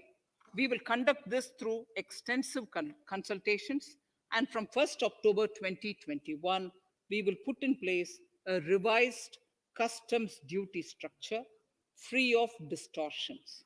I also propose that any new customs duty exemptions, therefore, henceforth will have validity up to 31st March following 2 years from the date of the issue.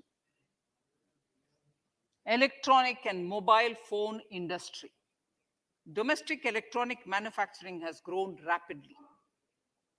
We are now exporting items like mobiles and chargers, For greater domestic value addition, we are withdrawing a few exemptions on part of chargers and sub-parts of mobiles. Further, some parts of mobiles will move from nil rate to a moderate 2.5%. Iron and steel. MSMEs and other user industries have been severely hit by a recent sharp rise in iron and steel prices. Therefore, we are reducing customs duty uniformly to 7.5% on semis, flats, and long products of non-alloy, alloy, and stainless steels. To provide relief to metal recyclers, mostly MSMEs, I am exempting duty on steel scrap for a period up to 31st March 2022. Further, I'm also revoking ADD and CVD on certain steel products. Also, to provide relief to copper recyclers, I'm reducing duty on copper scrap from 5% to 2.5%. Textiles. The textile sector generates employment and contributes significantly to the economy. There is a need to rationalize duties on raw material inputs to man-made textiles. We are now bringing nylon chain on par with polyester and other man-made fibers. We are uniformly reducing the BCD rates on caprolactam, nylon chips, nylon fiber, and yarn to 5%. This will help the textile industry, MSMEs, and also overall exports. Chemicals. We have calibrated customs duty rates on chemicals to encourage domestic value addition and to remove inversions. Apart from other items, we are reducing customs duty on naphtha to 2.5% to correct inversion. Gold and silver presently attract a basic customs duty of 12.5%. Since the duty was raised from 10% in July 19, prices of precious metals have risen sharply. To bring it closer to previous levels, we are rationalizing customs duty on gold and silver. Renewable energy. In Part A, we have already acknowledged that solar energy has huge promise for India. To build up domestic capacity, we will notify a phased manufacturing plan for solar cells and solar panels. At present, to encourage domestic production, we are raising duty on solar inverters from 5% to 20% and on solar lanterns from 5% to 15%. Capital equipment and auto parts. There is immense potential in manufacturing heavy capital equipment domestically. We will comprehensively review the rate structure in due course. However, we are revising duty rates on certain items immediately. We propose to withdraw exemptions on tunnel boring machine. It will attract a customs duty of 7.5% and its parts a duty of 2.5%. We are raising customs duty on certain auto parts to 15% to bring them on par with general rate on auto parts. MSME products. We are proposing certain changes to benefit MSMEs. We are increasing duty from 10 to 15% on steel screws and plastic builder wares. On prawn feed, we increase it from 5 to 15%. We are rationalizing exemption on import of duty-free items as an incentive to exporters of garments, leather, and handicraft items. Almost all of these items are made domestically by our MSMEs. We are withdrawing exemption on imports of certain kinds of leathers as they are domestically produced in good quantity and quality, mostly by MSMEs. We are also raising customs duty on finished synthetic gemstones to encourage domestic processing. Agriculture products to benefit farmers. We are raising customs duty on cotton from nil to 10%, on raw silk and silk yarn from 10 to 15%. We are also withdrawing end-use based concession on denatured ethyl alcohol. Currently, rates are being uniformly calibrated to 15% on items like maize, bran, rice bran, oil cake, and animal feed additives. There is an immediate need to improve agricultural infrastructure so that we produce more while also conserving and processing agricultural output efficiently. This will ensure enhanced remuneration for our farmers. To earmark resources for this purpose, I propose an agricultural infrastructure and development cess on a small number of items. However, while applying this cess, we have taken care not to put additional burden on consumers on most items. Rationalization of procedures and easing of compliance. For their judicious application, we propose certain changes in the provisioning related to ADD, anti-dumping duty, and CVD, countervailing duty levies. To complete customs investigation, we are prescribing definite timelines. In 2020, we rolled out the Turant Customs Initiative, which brought in faceless, paperless, and contactless customs measures. With effect from September 2020, we have implemented a new procedure for administration of rules of origin. This has helped in putting a check on misuse of FTAs. The specific details of direct and indirect tax changes proposed are listed in the annexure to my speech. Honorable Speaker, sir, with these words, I commend the budget to this august House. Thank you.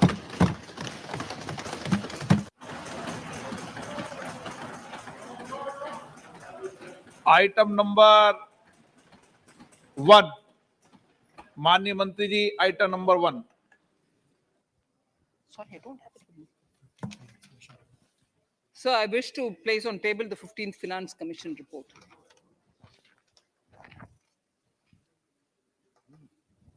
Item number 3, माननीय मंत्री जी.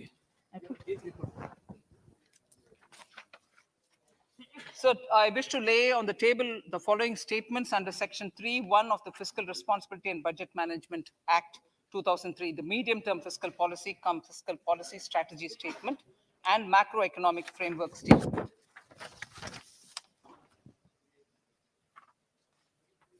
Item number 4. So I wish to seek your permission to move for leave to introduce the Finance Bill 2021.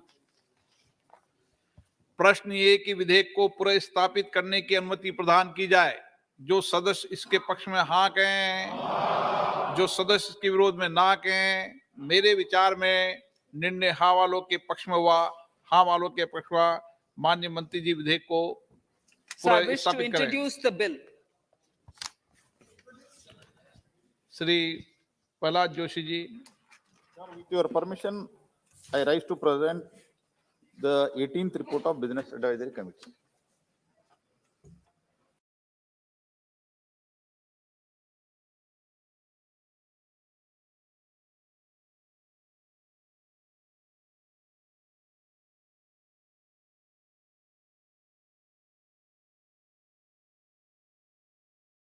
को समाचार 2 के माध्यम से पहले सूचित किया जा चुका है कि बजट की प्रतियां आपको मेंबर्स पोर्टल के माध्यम से उपलब्ध कराई जा रही है.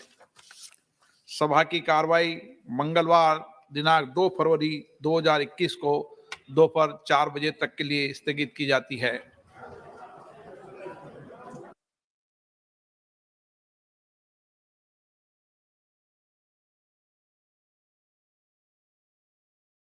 Lots of big announcements have come in. Let me take you through some of the main things. I think the big thing that stands out in the budget this year is a lot of clarity and a lot of coming clean in terms of the big numbers. I know the fiscal deficit numbers have come as a surprise to most, but it looks like at this point, it looks like the government has chosen to bite the bullet and take all the off-budget balance sheet items onto the balance sheet. So the 2 key figures that you're looking at right now on the fiscal deficit are rather large. For FY21, the year gone by, the finance minister says the fiscal deficit stands at 9.5%. For FY22, that figure is again much higher than estimates. Most economists were working between a 5 to 5.5% range. 6.8% is the fiscal deficit figure. Remember, in previous interviews, the finance minister did indicate she's not going to let the fiscal deficit worry her too much. So that's one big bang number to look at. But if it's taken within the context of the fact that the government has now chosen to start on a fresh slate, then I think that goes down as a big positive. There have been indications as well about the FRBM Act that she alluded to. So I think this one goes down as a big step one. I'll just walk you through some of the other key things that were set out. Health, as we've been discussing, was a major focal point for people going into the budget. It looks like there has been a tremendous upping in that spend. 2,23,846 crores has been allocated to health. This is a huge jump from the previous year. But I would add that I think we need more details in terms of what health and wellness comes under and what categories and verticals this spend will be spread over. But health, I think, has come out as a big beneficiary this year in terms of what the finance minister had to spend. There has been some amount that has been allocated to infrastructure as well. The DFI bill, of course, which is setting up a new institution basically that will help with funding for infrastructure projects, has come through as was expected. There has been an increase in capital expenditure. The amount of money the government will now pump into infrastructure projects, roads, highways, ports, all of that stuff that the Indian economy needs, has been set out at 5.54 lakh crores. And her overall spending has been allocated at 34.83 lakh crores. Now, mind you, over the budgeted estimate of last year, this looks like a huge jump of 18%. But I will caveat that by saying that the number she actually ended up spending by the end of FY21 was 34.5 lakh crores. So we just need to look at it in that context in terms of how large a jump this will be. Obviously, the finance minister is alluding to the fact that she is not very hopeful of a tremendous, earning on the revenue side, which is why perhaps also she put out that fiscal deficit figure. That's some of the big numbers. The borrowing number, actually, which is what the government intends to borrow in order to, spend in all these directions, is a pretty large figure at 12 lakh crores. In fact, just in the next 2 months, she's pointed to 80,000 crores. So I think the bond market has already had quite a reaction, and we will get you more on that. That's really some of the large nitty-gritties of what has been set out. I must add, of course, we heard so much talk about disinvestment. That's a big one because that really will be a big source of funding or income for the government. This time round, she set it at a slightly more modest target than last year. She set out her disinvestment revenues at 1.75 lakh crores. Remember, though, by the time last year ended up, she's barely earned about 20,000 crores. So you really need to understand what's happening with the disinvestment figure because it was the same names mentioned. The LIC IPO will hit the market, Air India, BPCL, waiting for more details on what exactly this looks like. What looked like a positive was the fact that she also said they would be looking at monetizing some of the land assets, etc., which many of our experts have pointed out is the way to go. Some good news for the distribution companies as well, where there has been some support that's come in for them. But from the individual side, not that much. I know there were some rumblings about relief at the bottom end of the base for taxpayers. That hasn't come in. There is no new tax slab that has been introduced. Neither does it look like there's any kind of wealth tax, nor does it look like there is a separate cess that is being slapped on. There was a COVID cess and a defense cess being talked about. In fact, interestingly, didn't hear that much detail about defense spending, which was likely to be a crucial pillar for the government, but did not hear too much by way of details. So in terms of tax relief for individuals, senior citizens have gotten exemption in filing IT returns when there's only interest income. So that amount will be directly deducted from your bank. Some relief for senior citizens over there. There were some other details, smaller details, which look like this has become a slightly easier process in terms of dispute resolution. There's some tax exemption, I beg your pardon, for rural affordable housing as well, another important one. And there was some relief for charitable organizations. Startups get an extension in terms of their tax holiday. Again, what was a bit disappointing for me was going down the customs duty route. So there seems to be a slew of customs duty increases that have been announced. Remember, the large umbrella of this budget, as the finance minister rose to speak, was to talk about Atmanirbhar Bharat. And it looks like that is something that she alluded to and then sort of connected with the customs duty increases. So that has come into play at this point. Market has actually taken all this news very well. The Sensex at this point is up nearly 2.7%. The Nifty is having a 400-point rally. I must add, the banking space was the one to focus on. It's not clear right now when she talked about setting up an asset reconstruction company, whether this is the so-called bad bank we've all been talking about, but she did talk about setting up an asset reconstruction company. So I think the banking space will also watch for these details carefully. I must say, though, at the end, in terms of a headline moment, it would have to be what she set out for the fiscal deficit. And I think there should be some congratulations accorded to the government. After many years, we are seeing some transparency on those figures. And it's great that she has come up and stepped up and said, look, this is what it looks like, 9.5% for this year on the fiscal deficit, and it's going to get as high as 6.8%. However, I would want to see more details on what's happening with disinvestment. I'd want to see more details on where it is that she expects to see revenue coming in from. And of course, I'd like to see more details in terms of what happens with direct fiscal spending. What are we doing on the direct benefit transfers? What are we doing on the PM Kisan scheme? How are we ensuring that there is more money going into the pockets of the very poor who have come out of this pandemic hit the worst and the hardest?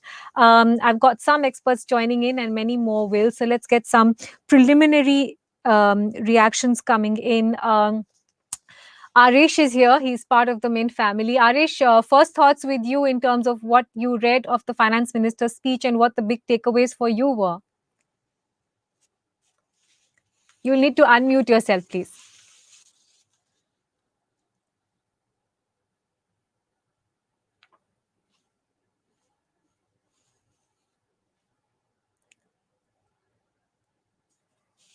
Nope, can't hear you yet. Let's loop back in a second when we've got that resolved. Can't hear Arish quite yet.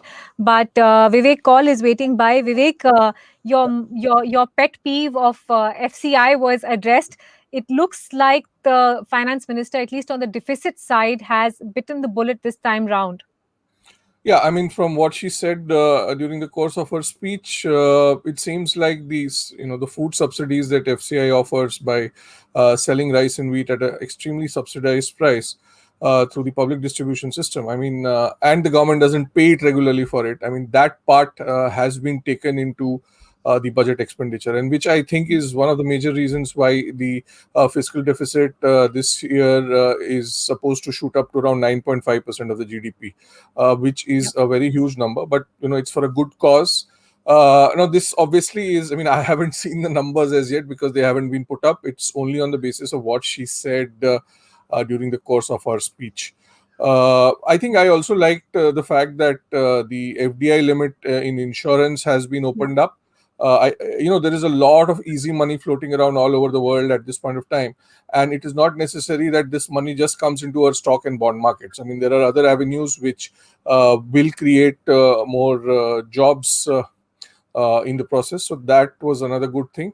On the on the bad and the ugly side, as we said, as we discussed at before the budget speech started, too many more import duties have been introduced.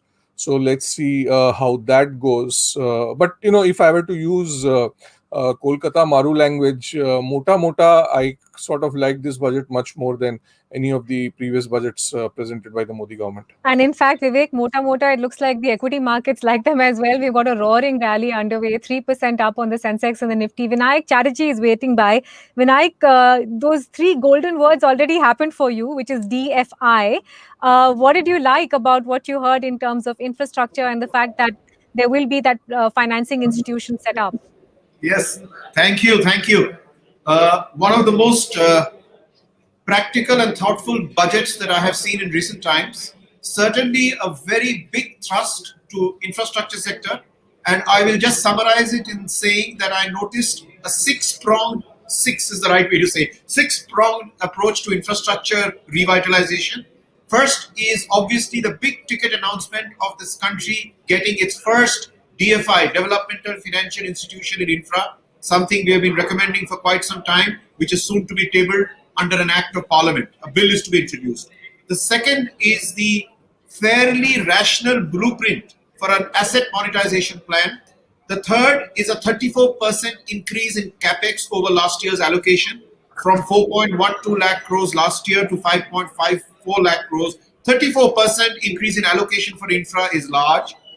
Fourth is the setting up of what one would broadly call a shadow bank or a surrogate bad bank, which is composed of stressed asset management companies. to pick up the stressed assets from the commercial banking system. Very laudable move. Fifth is the blueprint again for the strategic disinvestment of many more central public sector undertakings. And finally, a far more friendlier tax regime for foreign investors in infrastructure. I'm only commenting on the infrastructure sector, but just to conclude that I've noticed these 6 broad thrusts, all of them are to be lauded. And let me conclude by saying that, as I started by saying, full marks, one of the most practical and thoughtful budgets that I've seen in recent times. Just to clarify, Vinayak, are you clear about this ARC and what the role is? I mean, is the asset reconstruction company the bad bank we've all been talking about?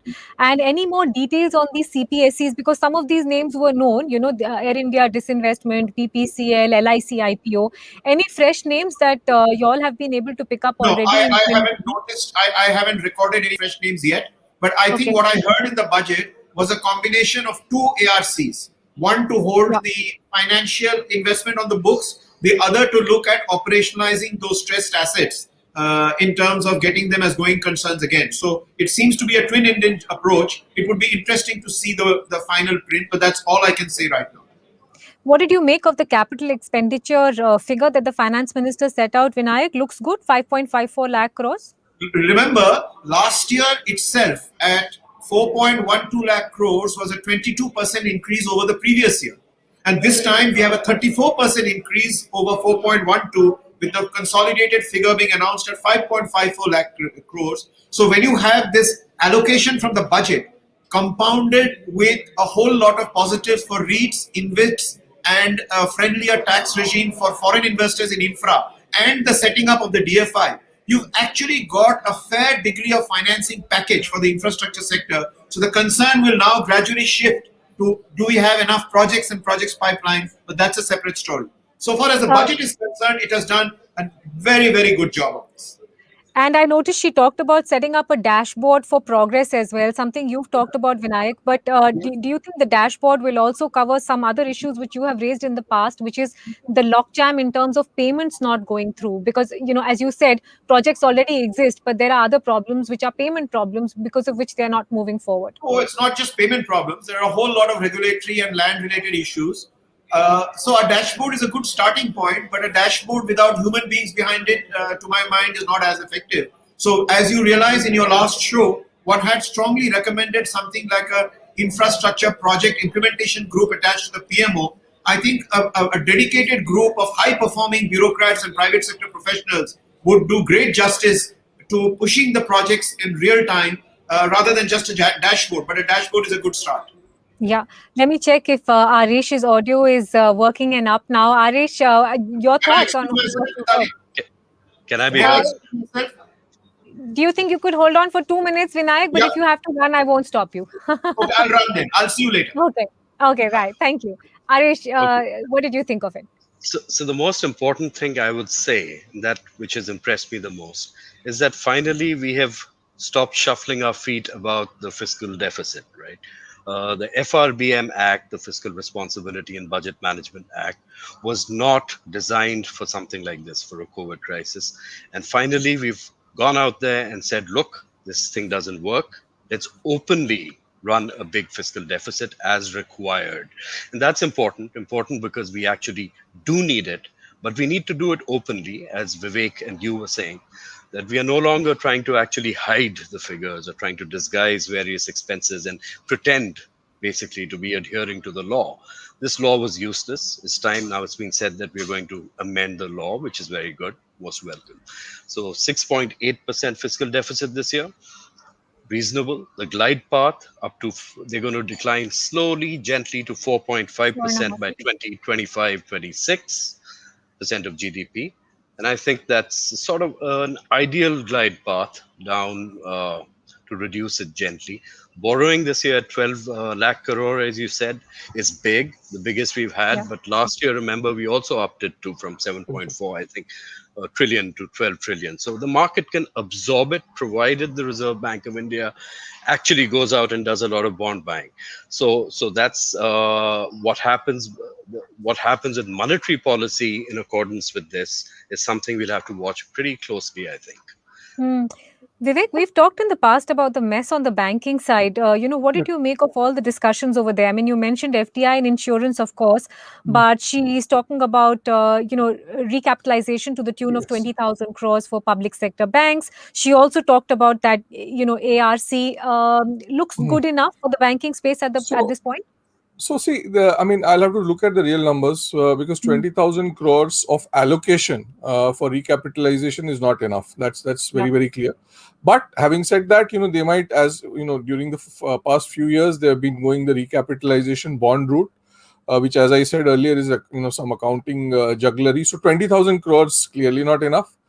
And I mean, honestly, I am not a great fan of the bad bank idea because what you're only doing is you're essentially, there are 2-3 problems with it. The first problem is that, let's say the institution is public sector driven, then the incentives for people who work for that institution are exactly the same as the incentives for public sector bankers.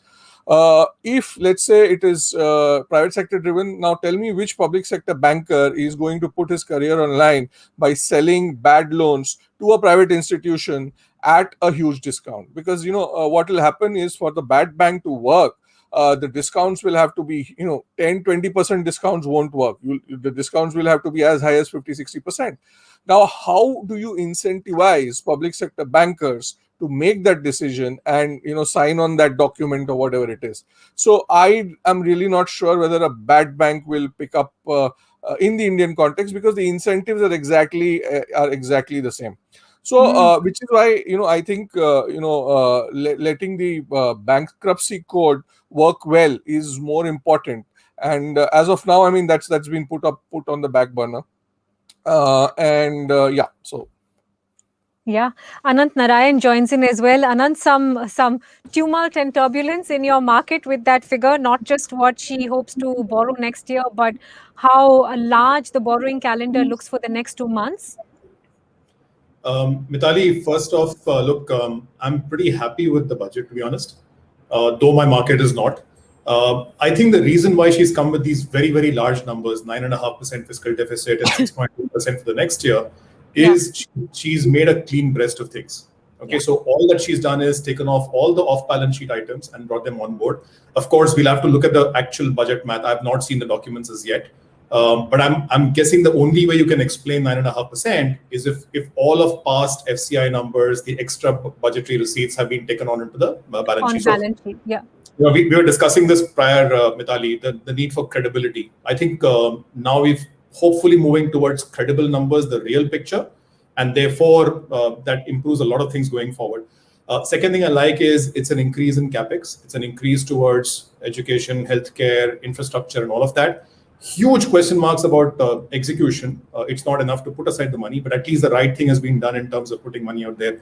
No new taxes as far as I could see. Of course, again, one has to see the fine print, but that's again good news. And Vivek made a good point about bad bank, and I tend to agree with him.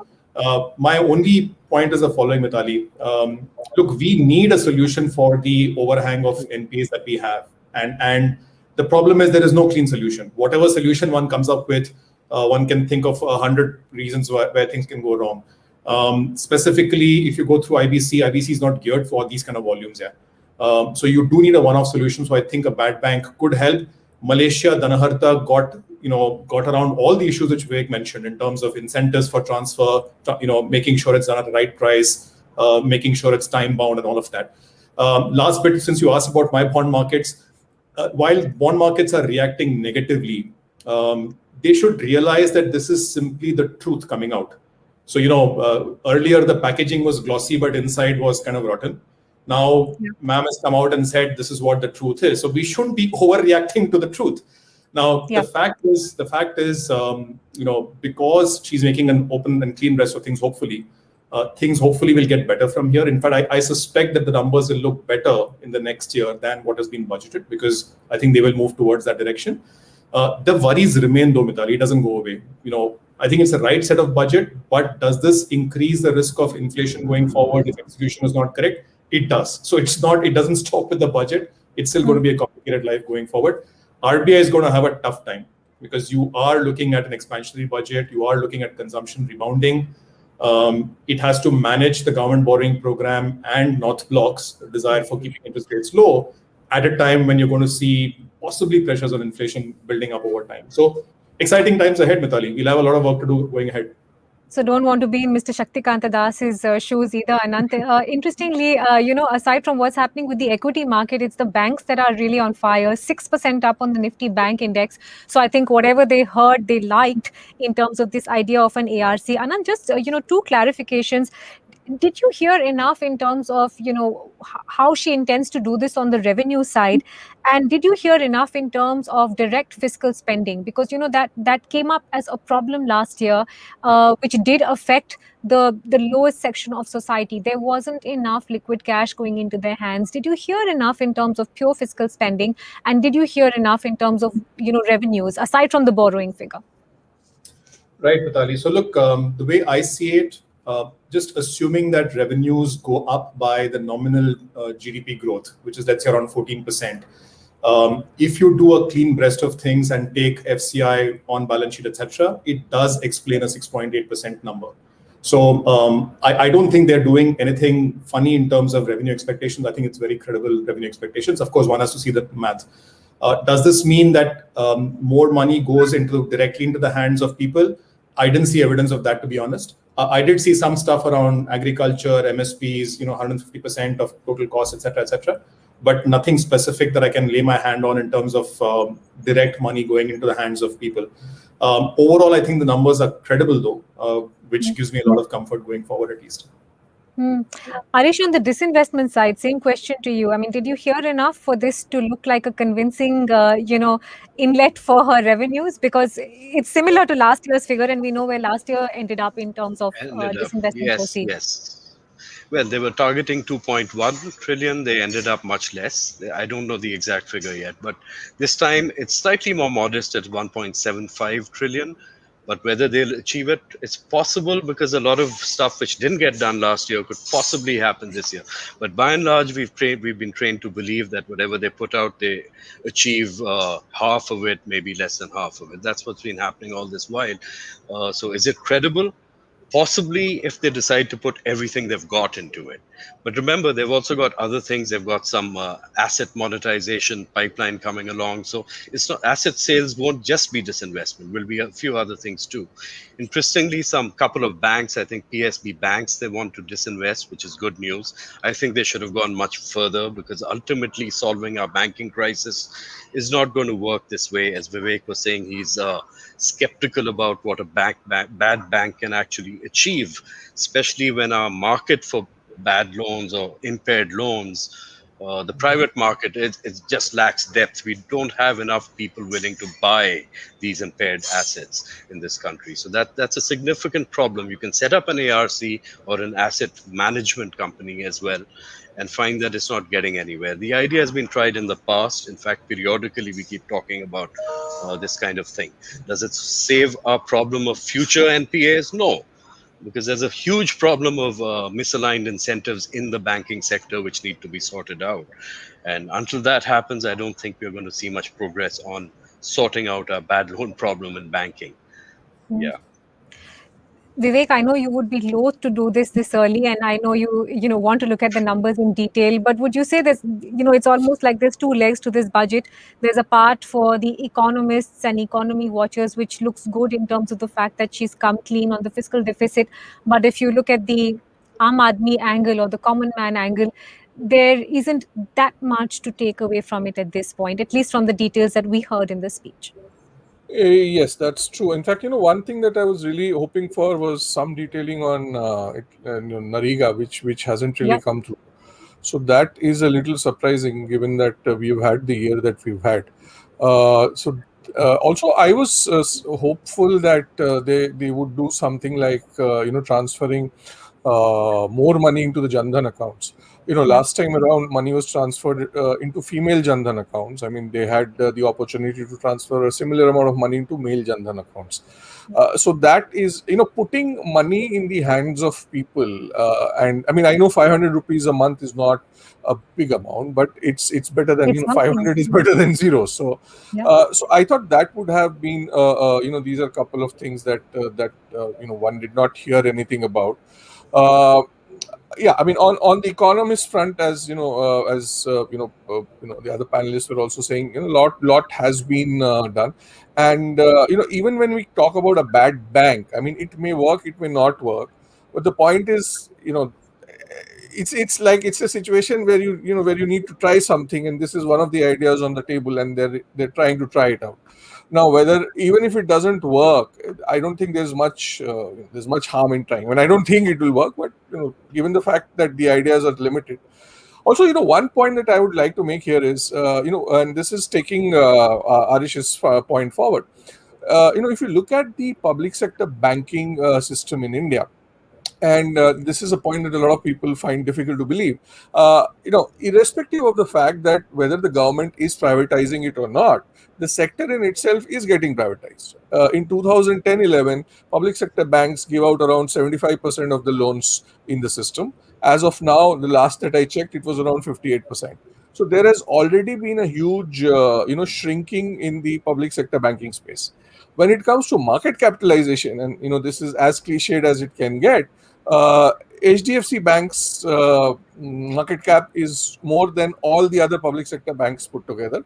Kotak Mahindra's market cap, Kotak Mahindra Bank is a puny bank in front of State Bank of India, is more than State Bank of India. I mean, I find this surprising. I find this disturbing because, how can SBI, which is the bank, have a market cap which is significantly lower than that of Kotak Mahindra Bank, which is, I mean, it's a large public sector bank, but when you compare it put it in the overall banking system, it's probably at best a mid-sized bank. So if you take these factors into account, I mean, either you need to let public sector banks do the job properly. The Department of Financial Services needs to be scrapped. But then, if you scrap the Department of Financial Services, and if you take the banks away from the babus at the Ministry of Finance, what else is left? It's like Coal India. If you take Coal India away from the Coal Ministry, what will the babus sitting there do? So it's the same thing, and it leads to so much loss to the nation, because look at we are in a COVID year and the government is short of money. Now, if let's say State Bank was properly valued, all the government needed to do was to sell shares worth, let's say, 50,000-60,000 crores. And they would have had some amount of money to do the things that they wanted to do without really having to resort to borrowing. So, and this is a simple point that a lot of people don't seem to get, that if the public sector enterprises are rightly valued, the government can do a lot of things on the social front in a much better way. So.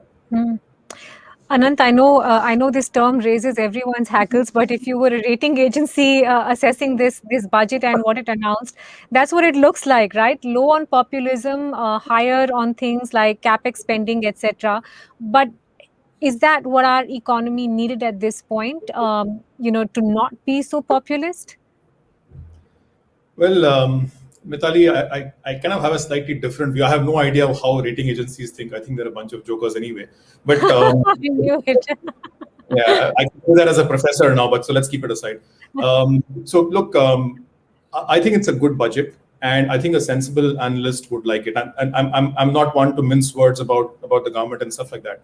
On two counts, it does good as far as I'm concerned. One is, all these accounting smoke screens that we've lived on for so long, that completely reduced the credibility of the budget earlier. I think they've done a clean breast of things right now. It helps in a couple of things, Mitali.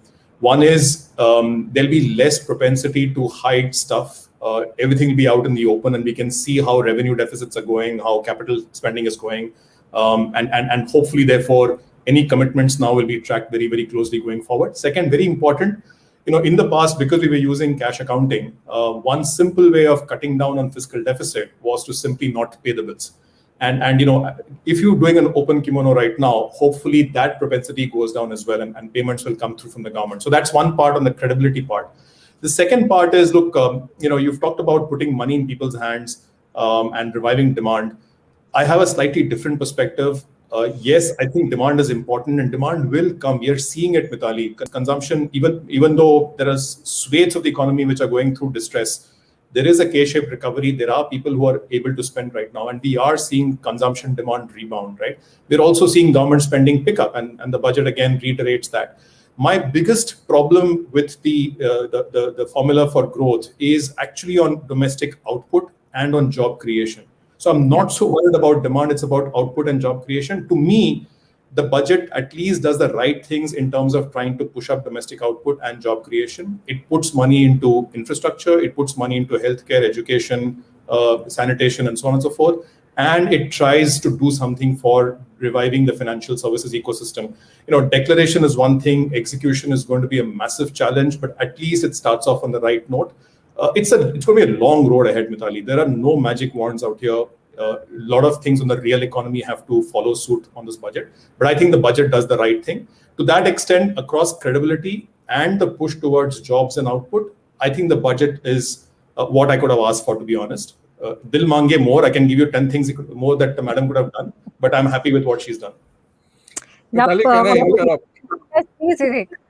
Okay, so I have just opened the budget document, and so the deficit this year is going to be around more than 18 lakh crore. So basically, if you take into account the fact that 34 lakh crore, 34.5 lakh crore is what the government is spending, more than half of the expenditure is basically the deficit. But having said that, if you look at the food subsidy number, and which is where the entire FCI thing comes in, that has been increased for this year to around 4.22 lakh crore. So which basically means that there was a gap of around 2 lakh crore, more than 2 lakh crore, which the FCI sort of would need to be paid. So that has been taken into account. Now, obviously, there would still be outstanding, from previous years. But that we'll have to see. So, but yeah, prima facie, the FCI subsidies have been taken into account, and the food subsidies have shot up dramatically. So Vivek, how much out of 10 would you give this budget on? I mean, you should ask this to Mr. Vinay, Mr. Deepak Parekh. Why are you asking? Don't make life. Twitter will have a field time if they know I rated the budget.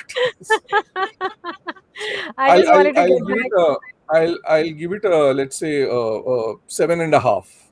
If you That's not too bad at all. That's not too bad at all. Maybe I will spare that agony of my other guests. Let me quickly recap for anyone who's just tuning in before I get to our next guest. The good thing about the budget is that there's been a lot of transparency on the headline numbers that we tend to watch. So the fiscal deficit for the year gone by, FY21, has been set at 9.5%. For the year incoming, FY22, it's been set at 6.8%. There is some jump in terms of the expenditure that the finance minister has indicated, more money going into infrastructure projects, etc., at 34.83 lakh crores. However, this is not a significant jump from what she ended up spending. It is a jump from what she had estimated, but not what she ended up spending. Important news for insurance companies. FDI and insurance has been hiked to 74%. This is big, including the fact that they can have direct ownership. So that's a big one. There is quite a bit that's come in for health. As I mentioned earlier, there is a big upping in spending. Again, details required on where exactly that money is going in, because it is a significant increase that has come in for health. Infrastructure as well got quite a bit of mention in terms of setting up a DFI, in terms of monetizing assets, and of course disinvestment was mentioned again. However, I personally did not hear any new names added to that disinvestment list. So let's just see how it goes on things like BPCL, etc. I think we've got another face joining in. Sonu Iyer from EY joins in. Sonu, hi, thanks for joining in. We were just discussing how we didn't see that much in terms of tax relief for the individual. What were your big takeaways in terms of taxes? So I think, Mitali, the good news is that there is no COVID cess, seemingly at least. I think we saw that agriculture infrastructure cess that is coming in on excisable goods. Maybe that will have an impact on people in general in terms of, I could think of petrol as one thing that would be impacted. But I think the big relief would be there's no wealth tax, there's no COVID cess. So good news. And I thought the budget generally seems like a sensible budget, if I may use the word.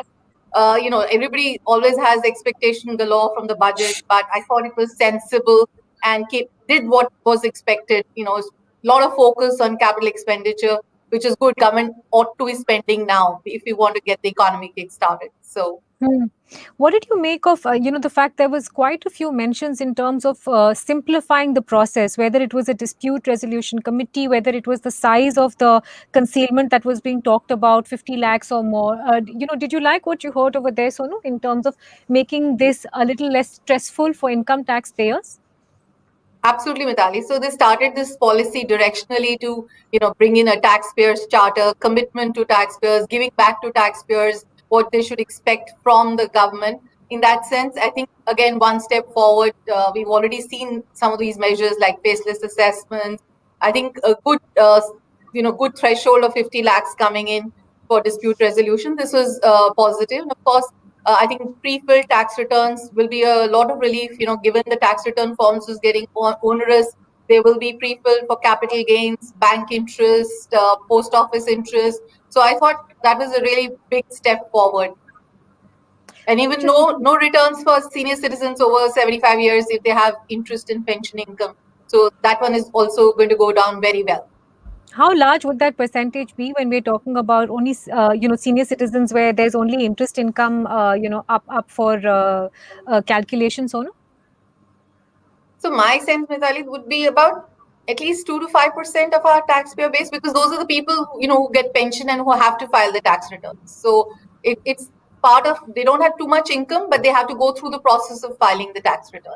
I mean, I would need to verify the numbers, but off the cuff, that's what I would think. Arish, if you were to be sitting down now to plan your op-ed to talk about, what you take away from this one, how we went into it saying it's a do or die moment, this is it. Did you come back reasonably happy or very happy from what you heard in the budget speech? Well, I can't say very happy, but certainly it's an appropriate budget, shall we say, for the times we are in. All said, she's increased expenditures in areas where they needed to be: healthcare, infrastructure, great multiplier effects in infrastructure, particularly, and other areas. But by and large, if there's any worry, and that's a longish term kind of worry, are we moving this country back towards inflating the economy, if you know what I mean? That's going to be the thing we need to watch very carefully as we go along, because that completely changes the dynamics of almost everything in an economy. If we slowly begin to basically tolerate a higher degree of inflation, and all the numbers start looking much better and bigger and more exciting the minute that happens, and it also, the money illusion, shall we say, begins to kick in, and it can spur growth. It often does work, but by and large, I think it will begin to hurt our macroeconomic stability in the years ahead if it goes out of hand. So that's one of the big concerns I have going forward. Okay, By and Arish. large, good budget. Okay, Arish, thanks for stopping by and speaking with me about it. I'm going to let you go now. Vivek, one last question to you before I let you leave as well. GST revenues have been pegged at 6.3 lakh crores. You and I were talking in the morning about how taxation is another figure she needs to, really get her numbers right with. How would that figure sit with you? The fact that she's guiding to 6.3 lakh crores on GST revs? I mean, that looks like a reasonably doable number. I mean, I think in 2019-20, they had a similar big number and they were nowhere near it. So to that extent, it looks a good number. Also, I mean, see, what is happening right now is that, everyone's talking about this January number for GST, which is jumped up. And now, my thing there is that if one needs to sort of wait a little before opening the champagne bottles there, because of the simple reason that a lot of it might be recovery of past GST dues, which the government has been doing over the last few months. Also, some of it might be because of increased formalization of the Indian economy. So, that means the government is earning more taxes, but that doesn't mean that there is, an increase in economic activity on the ground. The economic activity has just shifted from, the informal sector to the formal sector. So that is something that will become clear only in the time to come. Also, I want to take one, Arish's point forward, and I think he made a very important point. And one of the learnings that has come out from the from the banking crisis of the last decade is that the Indian system, as such, at any point of time, can only take a certain amount of money. if you were to sort of pump in more money into it, it creates its own set of problems. There is inflation, there are bad loans, there are enterprises, zombie enterprises, which then have to be, which the government needs to step in and ensure that these enterprises continue to survive. So we need to be a little careful on that front, because at the end of the day, there's no formula to it. I mean, it's not like anyone knows that this is the amount of money that the system can take, and if we go a rupee beyond that, we will face problems. So that is something that we need to keep our eyes open for. Absolutely. Thanks. Thanks for stopping by, Vivek, and sharing your time with us. Some of the subsidy figures coming in as well. Fertilizer subsidy at 79,530 crores. Petroleum subsidy of 13,000 crores. This is all coming through in the budget document. Anshuman Magazine of CBRE joins in to talk about what he made of this one. Anshuman, hi. She did mention some rebate for affordable housing as was expected, largely from the real estate space. How did you come away from this budget feeling? Well, overall a good budget, but of course always expectations are more, especially if it is defined as the best budget in 100 years. So overall the budget was good, but maybe not the best in 100 years. As far as real estate is concerned, some very good announcements. For example, monetization of surplus land with the government. Now this could be PSUs, defense, railways. All of them are sitting on huge amount of land which can be monetized. And the budget mentioned that all the investment in infrastructure, be it metro, airports, highways, this is going to make a huge difference. Even real estate is part of that infrastructure. And the key, of course, is, like everybody would say, implementation. So the budget has done a great job in all these announcements. Now, implementation on the infrastructure is big. On the housing side, there was the exemption of 1.5 lakh rupees for income tax for affordable housing has been extended to a year. Frankly, our request earlier was to increase this amount from 1.5 lakhs to 4 lakh rupees because I feel there is not enough one can do on encouraging demand in housing, and housing is a material. Housing development or demand can make a material difference in economic growth of economic activity. So there could be more done to incentivize people to buy and invest into housing. However, at least the extension of 1.5 lakh rupees for another 1 year will, which is good, but could be more.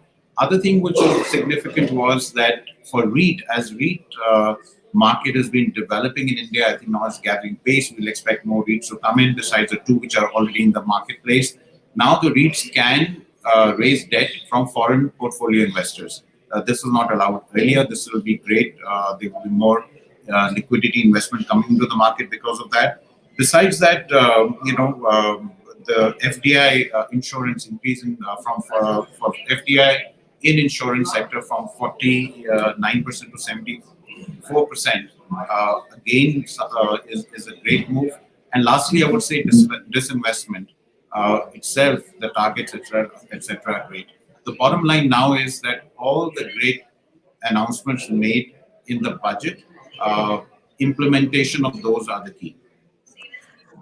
By the way, brace yourselves for some impact in terms of end user. There's a lot of details coming in terms of that agri cess that was talked about. So agri cess of 2.5 rupees per litre on petrol, 4 rupees on diesel, agri infra cess of 2.5% on gold, silver bars, agri infra cess of 100% on alcoholic beverages, again cess on crude palm oil, on various fruits and vegetables. Sonu, if you're still waiting by, if I could just get a quick reaction from you on all these cesses. I think you touched upon it earlier, but what is the net impact as you would see on the end user?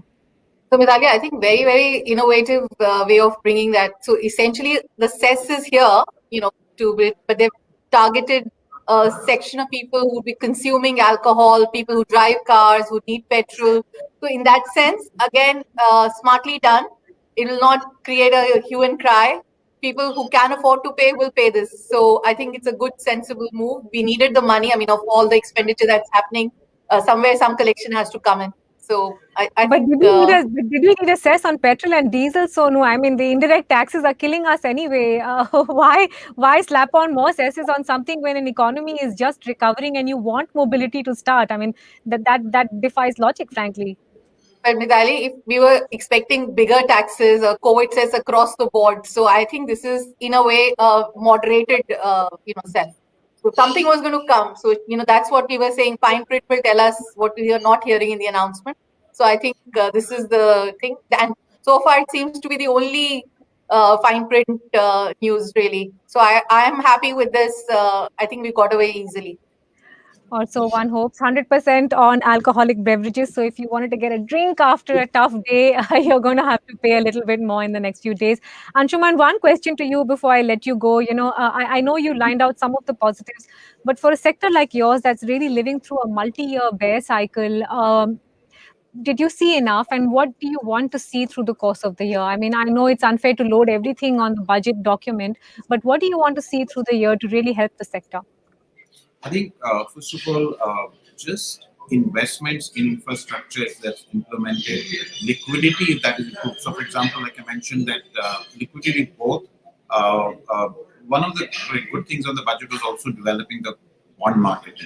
So, if on the development side, if in the next 6 months, 12 months, if more money comes in, that will help. And the consumption side, I just hope that government still rethinks that how to encourage more people to buy housing, and the whole tax benefits make a difference. The good thing which will help the government without doing anything right now is low interest rates.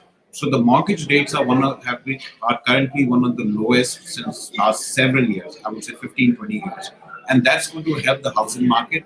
If on top of that the government increases the tax benefits, it will really drive demand. And besides that, of course, just the investments, how to really encourage implementation of the infrastructure side will help the real estate industry. One other thing is GST. Sorry, it's really important. And we were expecting the input credit coming back in housing in GST, which hasn't. So when the government actually reduced the GST on housing under construction and removed the input deduction which was getting earlier, overall it has not made any difference. So although the GST rate has come down, which actually appears that the cost, the taxes have come down, they have not come down because they removed the input taxes. So one ask was for this, that okay, if you have reduced the GST rates, great, but please bring the input credit back, and that would give some relief. So that hasn't happened. So on the GST front, the government can do more, and if these are done, I'm sure that will speed up demand in housing, which, like I said, will make a material difference in overall economic growth. Something one hopes that might get taken up by the GST panel for discussion. Thank you, Anshuman. Thank you, Sonu, for that. Mr. Satish Reddy of Dr. Reddy's Laboratories has been waiting by. Thank you, sir, for waiting patiently. Extremely important budget for the health space, as expected. Extremely big jump in terms of the spend. But do we have clarity on the granularity of where this spend is going to go, sir? Not yet. We still have to see the fine print. But again, if you see the overall direction in which this spend is increasing, I think it's very I think it's very, very encouraging, because a 134% increase to almost 2.24 lakh crores is significant amount. Directionally, what they've talked about is especially building new hospital blocks, new public safety, the public health labs, biosafety labs, health emergency centers, all in the right direction. So again, we have to see the fine print of how much for each, but this itself is a significant moment, number one. The second part is also to do with the vaccination part of it. It's like it's a good thing that they've allocated 35,000 crores for this, which I think is tremendous. Because that's something all of us have been looking forward to. We just thought it'll be around 23,000 crores. 35,000 crores, I think, is quite significant. So, I mean, I have no complaints on the direction part of it and the amount.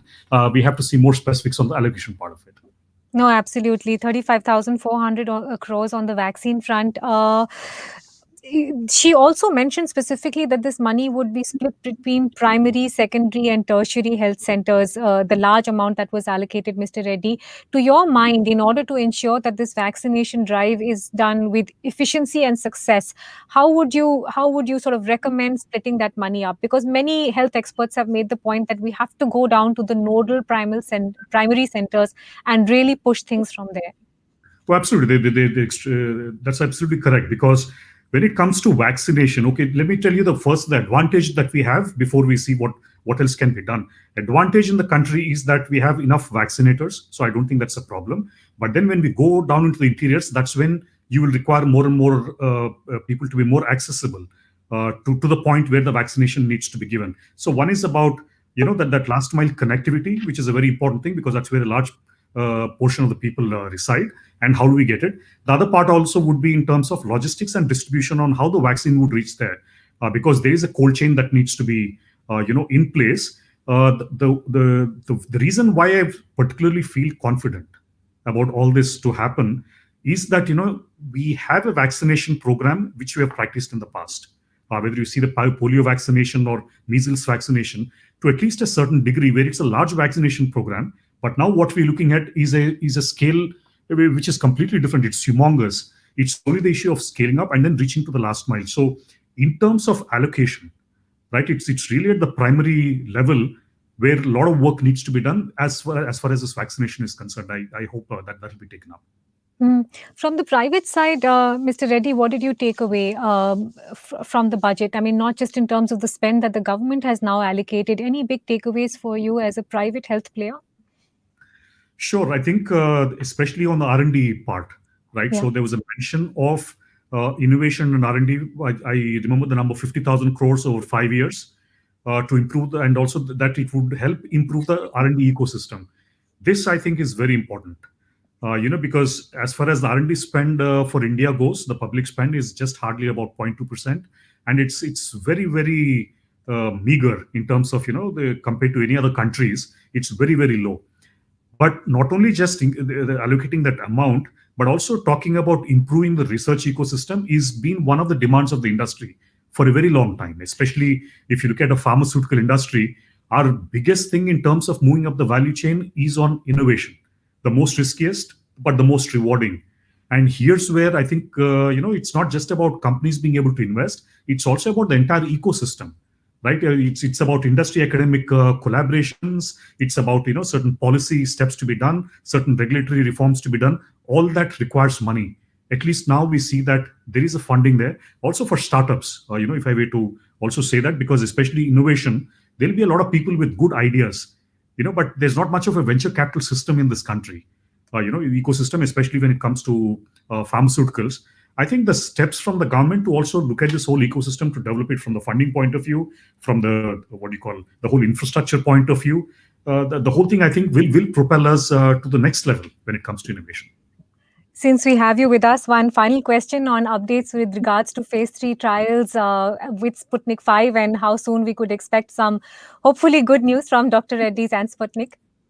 I was certainly expecting that question from you. So, no, in the sense, there's much of additional information besides what we've already said so far, because as we are into phase 3 now, right, in terms of recruitment of patients, and it's almost done. The 1,500 patients who need to be given the dose, that's pretty much done. And the step is again, the second dose, which will happen after 28 days, and then the readouts which come out on the day 42. So we still stick to what we have said, in terms of March, to be able to submit the data to the regulators sometime in March. Wonderful. We wish you luck. Thank you very much, sir, for joining in and speaking with us today. Just a quick update on the market, still strong. 4% rally on the Sensex. The Bank X is the one which has also been the most subdued, frankly, that's tearing away at 7%. Some more details emerging from the budget. There is a surcharge rate that has been raised in this budget on income tax. So let me quickly run you through that. Income of 50 lakh to 1 crore faces a surcharge of 10%. Income of 1 to 2 crores, 15%, 2 to 5 crores, 25%, 5 crore and more, 37% surcharge rate. We'll try and get someone in from the tax taxation side as well to talk about that. But I think there were some fears around wealth tax, but I think this surcharge rate increase is possibly approaching that from another direction. Naushad Forbes or Forbes Marshall is waiting by to speak with us. Mr. Forbes, good afternoon. Thank you so much for joining in. Your quick take on everything you heard from the budget today. Let me start with a very quick comment. The finance minister started by saying that she was presenting this budget in really unprecedented times. But I think the budget that we got was very much of a business as usual budget. And that is both good and bad. It was good in that apparently there were not significant changes in taxation. But for what you were just mentioning just now, maybe the annexure has some devil in the detail. Which was not apparent in the speech itself. So we'll have to look at what the detail actually says to then really see what the implications are. What I liked was that there was a degree of consistency. I liked the wording. I liked the use of the word privatization and not just disinvestment. I liked the reference back to minimum government, maximum governance, an old slogan of the government, which has sort of vanished in recent years. And it was good to hear it mentioned again. And I hope it starts flowing into policy soon. What I didn't like was that there was no clarity on implementation. So, for example, take the privatization program. We have a target of 1.76 lakh crore for next year. This year, we had a target of 2 lakh crore. We haven't come anywhere near it. What are we going to actually change such that we deliver on the target that we are now setting for next year, when we didn't this year, and when we didn't last year, and when we didn't the year before? So I'm not clear what's changing such that we will actually achieve what is projected. Second, there was a fair mention of tariffs, and many of the tariffs, a few tariffs are coming down, a few tariffs are going up, and that to me is this. We need a degree of certainty, and we need a logic to the entire tariff structure. We were promised one by the 1st of October. I hope that comes through, and it comes through with a very simple structure. Because what we heard today was some solar items are going from 5% to 15%, some from 5 to 20%. Other items are going from 0 to 2.5%. Cotton is going from 0 to 10%. Where's the logic in all of that in our broader international engagement strategy? Yeah. No, you hit the nail on the head with regards to that, Mr. Forbes. Does it look like, as it has been over the last few budgets, we continue to work with our import substitution, approach when we talk about Atmanirbhar Bharat? Very, very much so. I mean, that came across very much. And, the government keeps emphasizing that the Atmanirbhar strategy is not a strategy that is meant to be isolationist. It's meant to be a strategy of engaging with the world, of building a strong export-oriented sector. That was repeated again in the budget speech today. But the reality is that the most visible element in the Atmanirbhar strategy has been import tariffs. And that is, if you ask me, against engagement with the world and against a much more competitive industry in the long run. I hope we will see that start to change with the new customs duty environment that we've been promised later this year. I was speaking with Vinayak earlier, Mr. Forbes, who was happy to hear about the DFI being set up for one, and of course the capex guidance that the government gave out at 5.54 lakh crores. Did you like what you heard on infrastructure, or do you feel over there as well what was missing was details on implementation? Well, I mean, I suppose a budget is limited by how much detail can be put in on implementation. It's good to hear about the new infrastructure institution being set up. That sounds like a good move. I think the pipeline actually is now quite significant for infrastructure.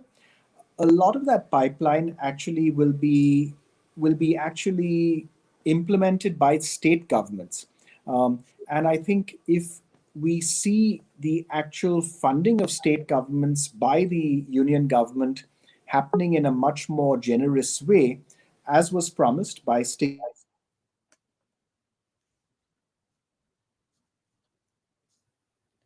that will be very healthy, because I think that's what will actually provide a real fillip to actual infrastructure spending. Wonderful to have you stop by and speak with me. Thank you so much for your time today, Mr. Forbes. Thank you. Markets holding steady today. The banks are indeed on fire. Rashesh Shah of Edelweiss joins in. Rashesh, the market looks happy. Are you? I think after today's budget, it came in very difficult times. If you look around, most people are happy. There are obviously some niggling details and all that people will query and may feel unhappy about. But overall, I think there are a lot of things in the budget that are there to feel happy about. I mean, I'm sure you've spoken about a lot of this on privatization, disinvestment, on FDI increase, on the 35,000 crores for the vaccine, which also I think is a very good start. The vehicle scrappage policy, a lot of this are going to improve structural demand in the economy and also help us put COVID behind us and get to. We do believe that India is on a 5-6 year growth path now, and that the medium long term growth is only going to be restored with this particular budget. Up two of those topics, Rashesh, FDI and insurance. That's a big one, is it not? Does that really open up potential for that sector, you think? Yes, as you know, we need capital. We need a lot of capital from abroad. We need a lot of investments from abroad. So I think this FDI and insurance is good because this allows the insurance sector to grow faster. Insurance sector is very capital intensive, and this kind of long-term equity capital in India is only so much. And if we have already allowed 74 in banking, so I think insurance was waiting to be asked that.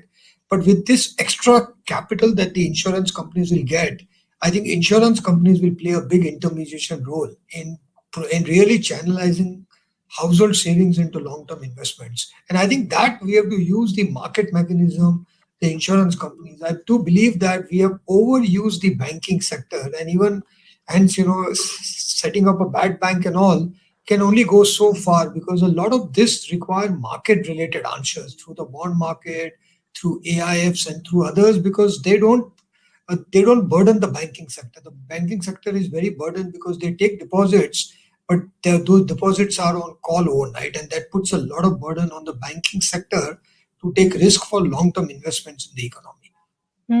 What ramifications does this have for the LIC IPO, though, Rashesh? And generally, in terms of how LIC is run, it is sort of the last man standing when the government needs it. Will that have to change? I don't think so. I don't think this impacts the LIC IPO much. I think, as I said, this will increase investment in the insurance sector, because most insurance companies are currently strategic partnership. They are JVs, and most of the foreign partners already own 49%. So there is no real foreign capital that can come in. But when you increase foreign holding to 74, a lot of the portfolio investors, a lot of the FIIs can also come into insurance companies. And I think even for LIC, though LIC, I think even 10% of LIC is a very big number. So whether LIC was at 49 or at 74 will be an academic conversation. But I think it does reignite a lot of interest and investment opportunity in the insurance sector, and B, allows the insurance sector to play as big a role as the banking sector has done in capital formation and channelizing capital for long-term growth in India. You have a deep understanding of the primary market, of course, Rashesh. On that disinvestment figure, though, I didn't hear any fresh names in terms of disinvestment or privatization. Did you hear anything that you think the market will be excited by? As someone was pointing out earlier, Air India has been a 22-year story now in terms of selling that one. Yeah, you are absolutely right. I think the ones which have already been announced, the Air India, the BPCL, LIC, all of them, they itself, I think, will allow the government to meet the disinvestment or the privatization target that is there. Again, I think there are two parts. There is disinvestment and there is privatization.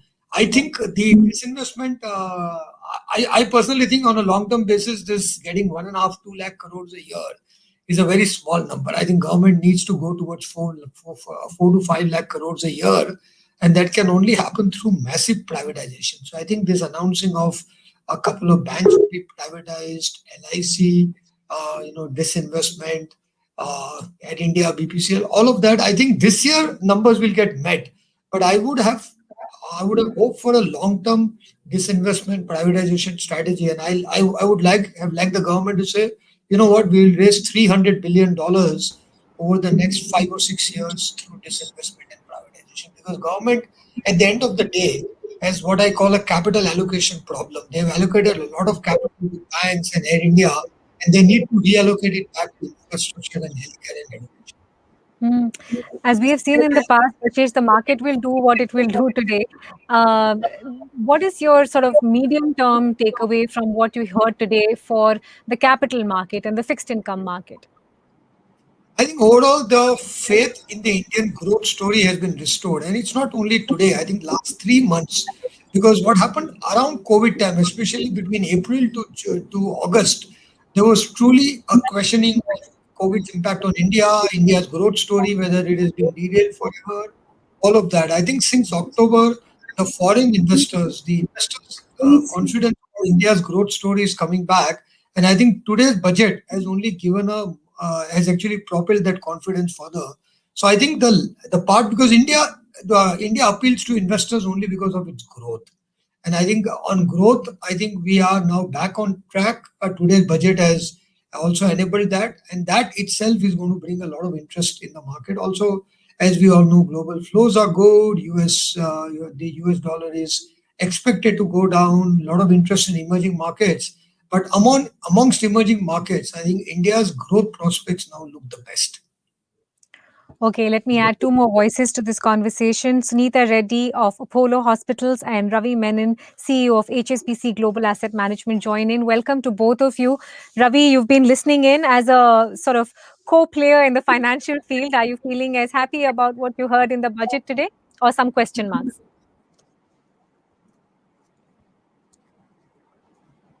Of intent, and I think perhaps the big difference for all of us coming in it was we came in with a great deal of empathy for the finance minister in terms of what's the kind of policy initiatives and alternatives that she would have, considering it's such a difficult year.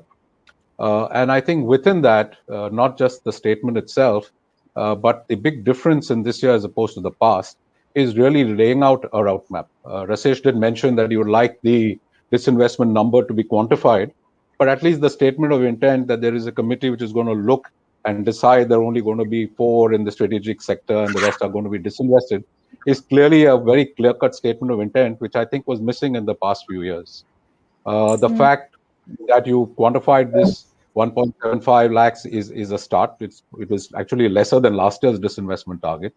But we know that some of the names in a buoyant market like this, including LIC, of course, the big ticket disinvestment, can quite easily achieve this. But what has not been quantified besides the disinvestment is the overall monetization. And I think that's been a very critical part which has not been focused on as much. Though we have seen during the last few months, we've spoken about InvITs coming in Power Grid and a few other very asset-heavy public sector enterprises. And we have also seen in today's budget some level of tax changes and amendments coming into those capital market structures. So the more supply that you're coming in, we need to have more instruments in place. And I think that's a big positive. The biggest change, of course, is a very strong statement of intent in terms of the public sector banks and the candid assessment of 2 coming up for privatization. We have never heard this ever. I think all of us have been in the market long enough, never ever heard this. It's always been a holy cow. So I would definitely rate that as the biggest change which has taken place, along with one general insurance company. So I think it's a big positive from that sense. The markets, perhaps, I can see Anant has joined and he can speak about it more in terms of the additional borrowing and the 12 lakh crores and what that means. And the 10-year is moved by 10 or 15 basis points. I've seen the corporate bonds are moved by 20 basis points just before I joined this call. which I think is largely okay. That it's not disruptive to the markets in terms of what that is. And finally, of course, the fact that no taxes have been changed and there is some certainty in the tax environment is clearly what's cheered everyone in terms of a common factor right across the spectrum. So overall, I think it's a big positive, and the markets are reflecting that sentiment. There are some surcharges, though. Just waiting for more, details on that. Speaking of the bond market news, also in that the government has said they're working on bond index inclusion, and they hope to do part of the borrowing through the bond index. Ravi, what did you make of the asset reconstruction company that was talked about? Because that's a hot debate. There's enough people against that argument as they are for. Yeah, I mean, it's obviously it's a very heated discussion, and there are points of argument on both sides. But finally, we had to take a decision, because the fact is that over the last few years, the financial services and the banks and the NBFCs have been impacted. And this halfway house of not doing anything while we were debating the options, or two big options, has now been addressed. Now, I think the whole what needs to be seen is how is this going to be executed. There are enough examples on a worldwide basis where it has worked, and it's worked very successfully. But I think the positive is that decision has been made. Let's also bring in this point which was made on the development financial institution, going back to the days of ICICI and IDBI, and a very ambitious target of 5 lakh crores. Just to put things in perspective, Axis Bank today is about 6 lakh crores. PFC and RSE put together is, I think, less than 5 lakh crores. So it is an ambitious target. But as long as his intent is there to regrow and be very focused on that, I think that will definitely come through. So I think it's a tick mark on both, and clearly in the former, since there is a group which is a very strong view, I think execution of that will be the most critical factor. Sunita Reddy of Apollo Hospitals is waiting by as well. Sunita, she was very clear about the fact that, health was her main thrust. It was literally the first item on her budget speech. What did you make of the big increase? So I'm really happy that for the first time that they're looking at the health sector as crucial to the growth of the economy, because she started with the health. The allocation of 2,36,837 crores, of course, a sizable allocation, 136% over the last year. But the fact that this is going to be something that will be used over a period of time is something that we need to wait and watch. But what makes me happy is that the fact that the government is really, for the first time, really investing in creating healthcare infrastructure in both the urban and rural. And they're really preparing for what could be another pandemic, whether it is, whether it's just virus-like things that happen, airborne diseases, but they're preparing for it through the creation of new labs, the creation of, critical care centers all over the country. So I think it's going to put India on a strong footing when it comes to looking after the health of their citizens. And without that, of course, nothing that they do for the economy will have much meaning. So very important for the healthcare sector. What I feel that they could have done more is that, while they've done this infrastructure development fund, I hope that some of this can be used to create healthcare infrastructure. So the allocation of 20,000 crores, a good start. The fact that the loan book can go to 6 lakh crores over a period of time is something that healthcare should have an access to. I think the third perspective is that in everything that we've seen, last year's budget was more about reducing corporate tax, putting more money in the hands of the consumer, increasing consumer spending. But I think, the focus on creating jobs has somehow come through with the spending on infrastructure. And I hope that happens.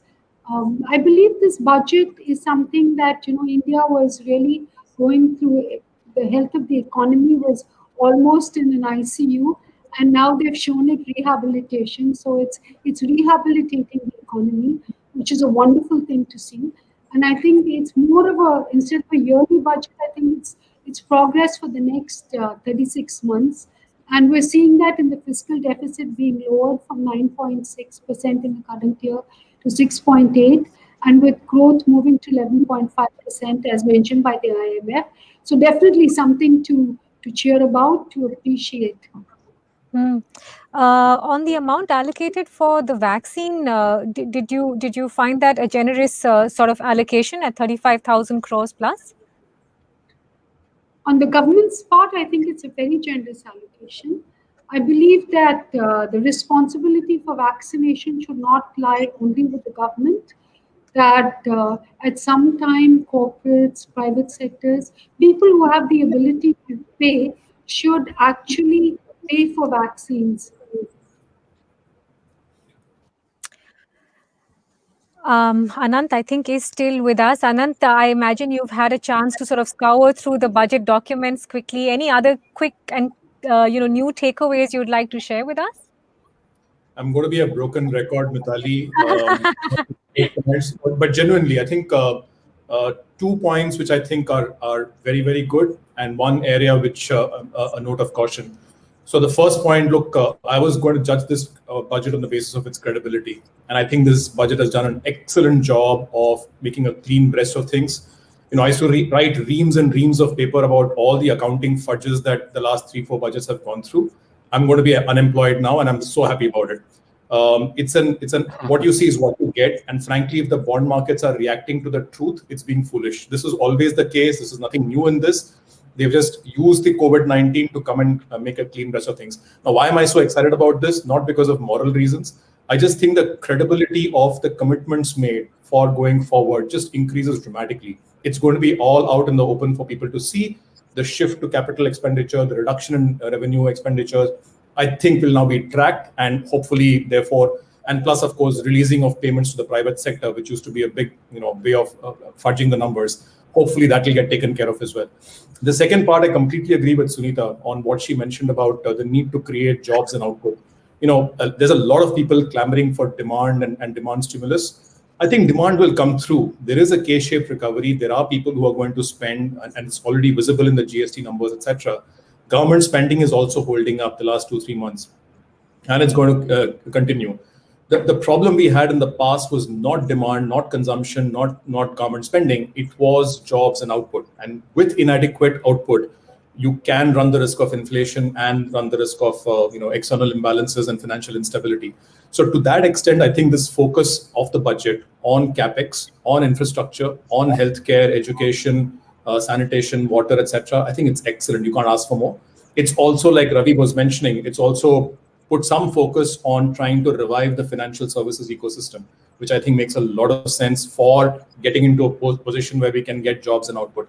Now, the note of caution, Mitali, this is not over. It's a long, long marathon we have to run. Our potential is immense, but just making announcements in the budget does not help. Execution is going to be critical on multiple fronts. First off, we can't repeat the mistake we made in 2009-13, which is have stimulus without output and jobs. If we have a jobless, outputless consumption, 3-4 years down the road, we're going to face the same set of problems, and we're going to repeat history. So that's the first risk. Real economy has to follow through with jobs and output. Good things are happening, labor reforms, PLI, etc. And we have to see and track how that pans out. Second thing, again, what Ravi mentioned, bad bank, you'll find 20,000 people who will criticize it. This new DFI, lots of people will wring their hands. Execution is going to be key. A bad bank, I think, can be a fantastic idea if executed well. Again, the devil lies in the details and on execution. So the way I'm going to track this, Mitali, going forward, I would give very high marks. I'm no industry guy, so I can, as an academic, I can give whatever marks I want, but I would give high marks to this budget. But now, ab tumhare hawale, watan sathiyon, for the real sector, they have to take over. And I'm going to track things like, how core inflation, how IIP and domestic output, how employment, which is not looking good at all, that has to kind of pick up as well, and imports. If you're importing stuff at this point in time and demand and consumption is going through, it's bad news for us going forward. So I want to track these 4 things, but full marks to the budget. I couldn't have asked for more. Yeah. I hope your students are listening about the bit about generous marking, Anant. In the meanwhile, the stock market is set for, I think, the biggest budget day gain since 2001. So big rally here underway, especially for the banks, as we've been saying, 6% rally over there. Rashesh, coming on that point that Anant was making about employment, though, and you've steered the ship at FICCI, and there were many recommendations both from FICCI and CII to look at some kind of urban employment scheme and perhaps to do a little bit more on Narega. I didn't hear anything in terms of details on additional spending for Narega, and of course, there was no outline of an urban employment scheme. How do you think that end of the problem will resolve itself? Because clearly, that is a large problem at this point. Absolutely. I think, there is only so much the government can do directly for employment. A lot of the employment creation will happen through indirect policies of the government. I think on that, the textile park idea is very good because textile is a very employment intensive industry. And we have lost, globally, we have lost ground on textile. So we need to gain it back. So I hope that becomes another starting point where we make a U-turn on increasing our market share on textiles and hence create a lot of jobs. I think the other is housing is going to get a strong fillip. MSME is going to get fillip. These are the 3 or 4 large employment creations. Outside of farming, if you see construction, housing, textiles, MSMEs, all these are big creators of jobs. And I think the indirect impact on jobs may be much stronger. And again, along with jobs, we also need to make sure that the wages are adequate. In fact, in a lot of places, including on the NREGA, the problem is not job, it is the wages. If the wages are inadequate, it will not lead to consumption and prosperity after that. So we need to make sure that the jobs are well paying, they are long-term sustainable, they are not temporary contract jobs which have a lot of instability inbuilt in those. And those are the kind of jobs we need to create. And those can be created, I think, via housing, via obviously manufacturing, via retail, textiles, as well as through MSMEs. And that focus is there. Again, as I think it's a great budget, it's a great plan. A lot will depend on the execution, but I think as of now, at least the starting point is very encouraging that we have got the plan out of the way, but always after the plan comes execution. And execution is both government as well as the economy and the private sector will have to execute.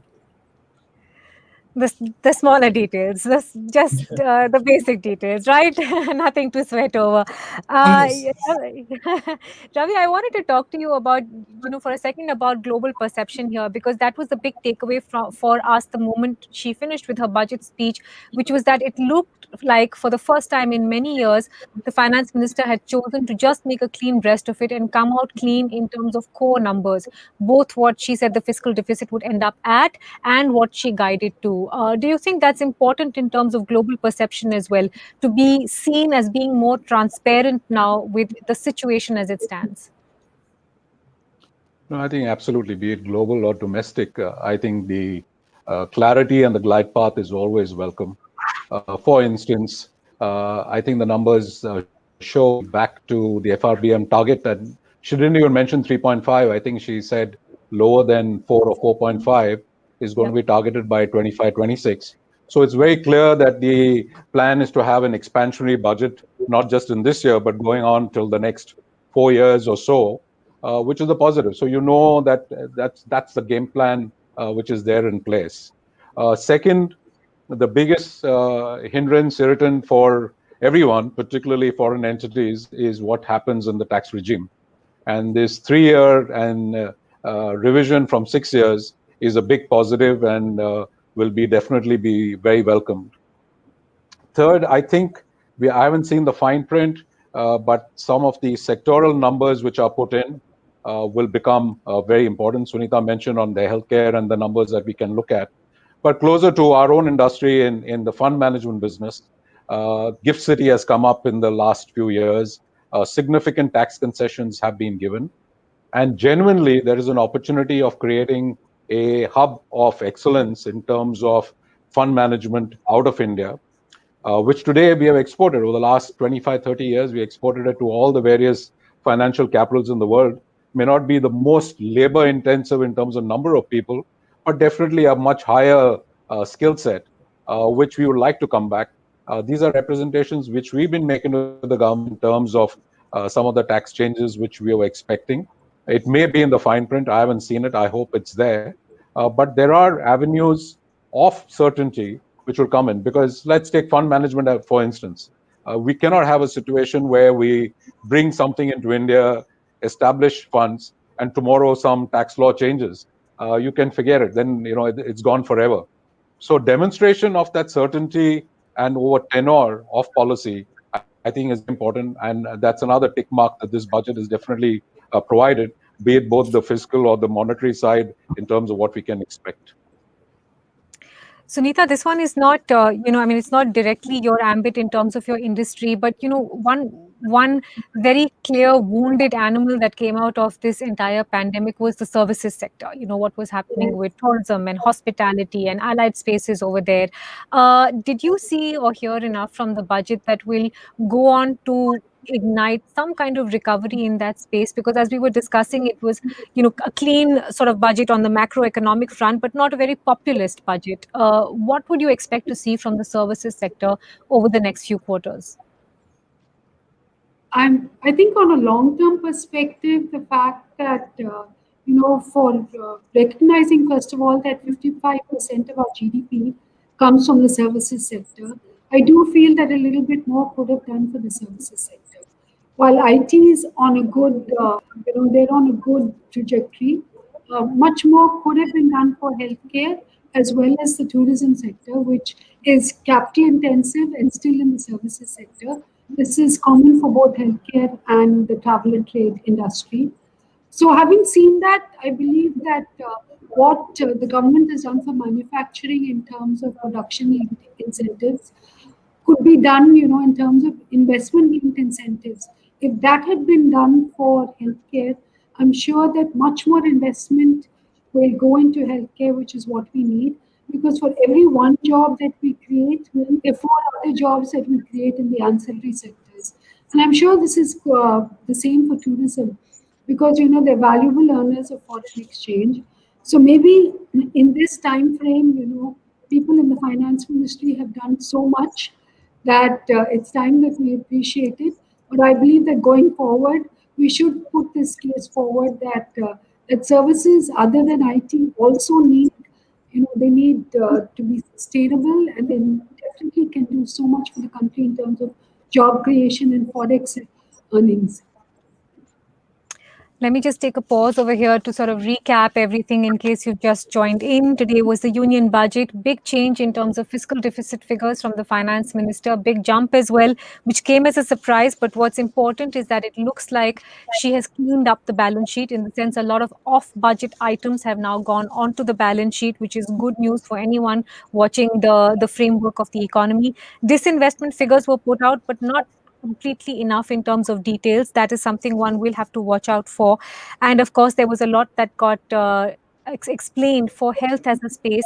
Big jump in expenses over there for the finance minister. Health will get a major boost, as will the vaccine rollout.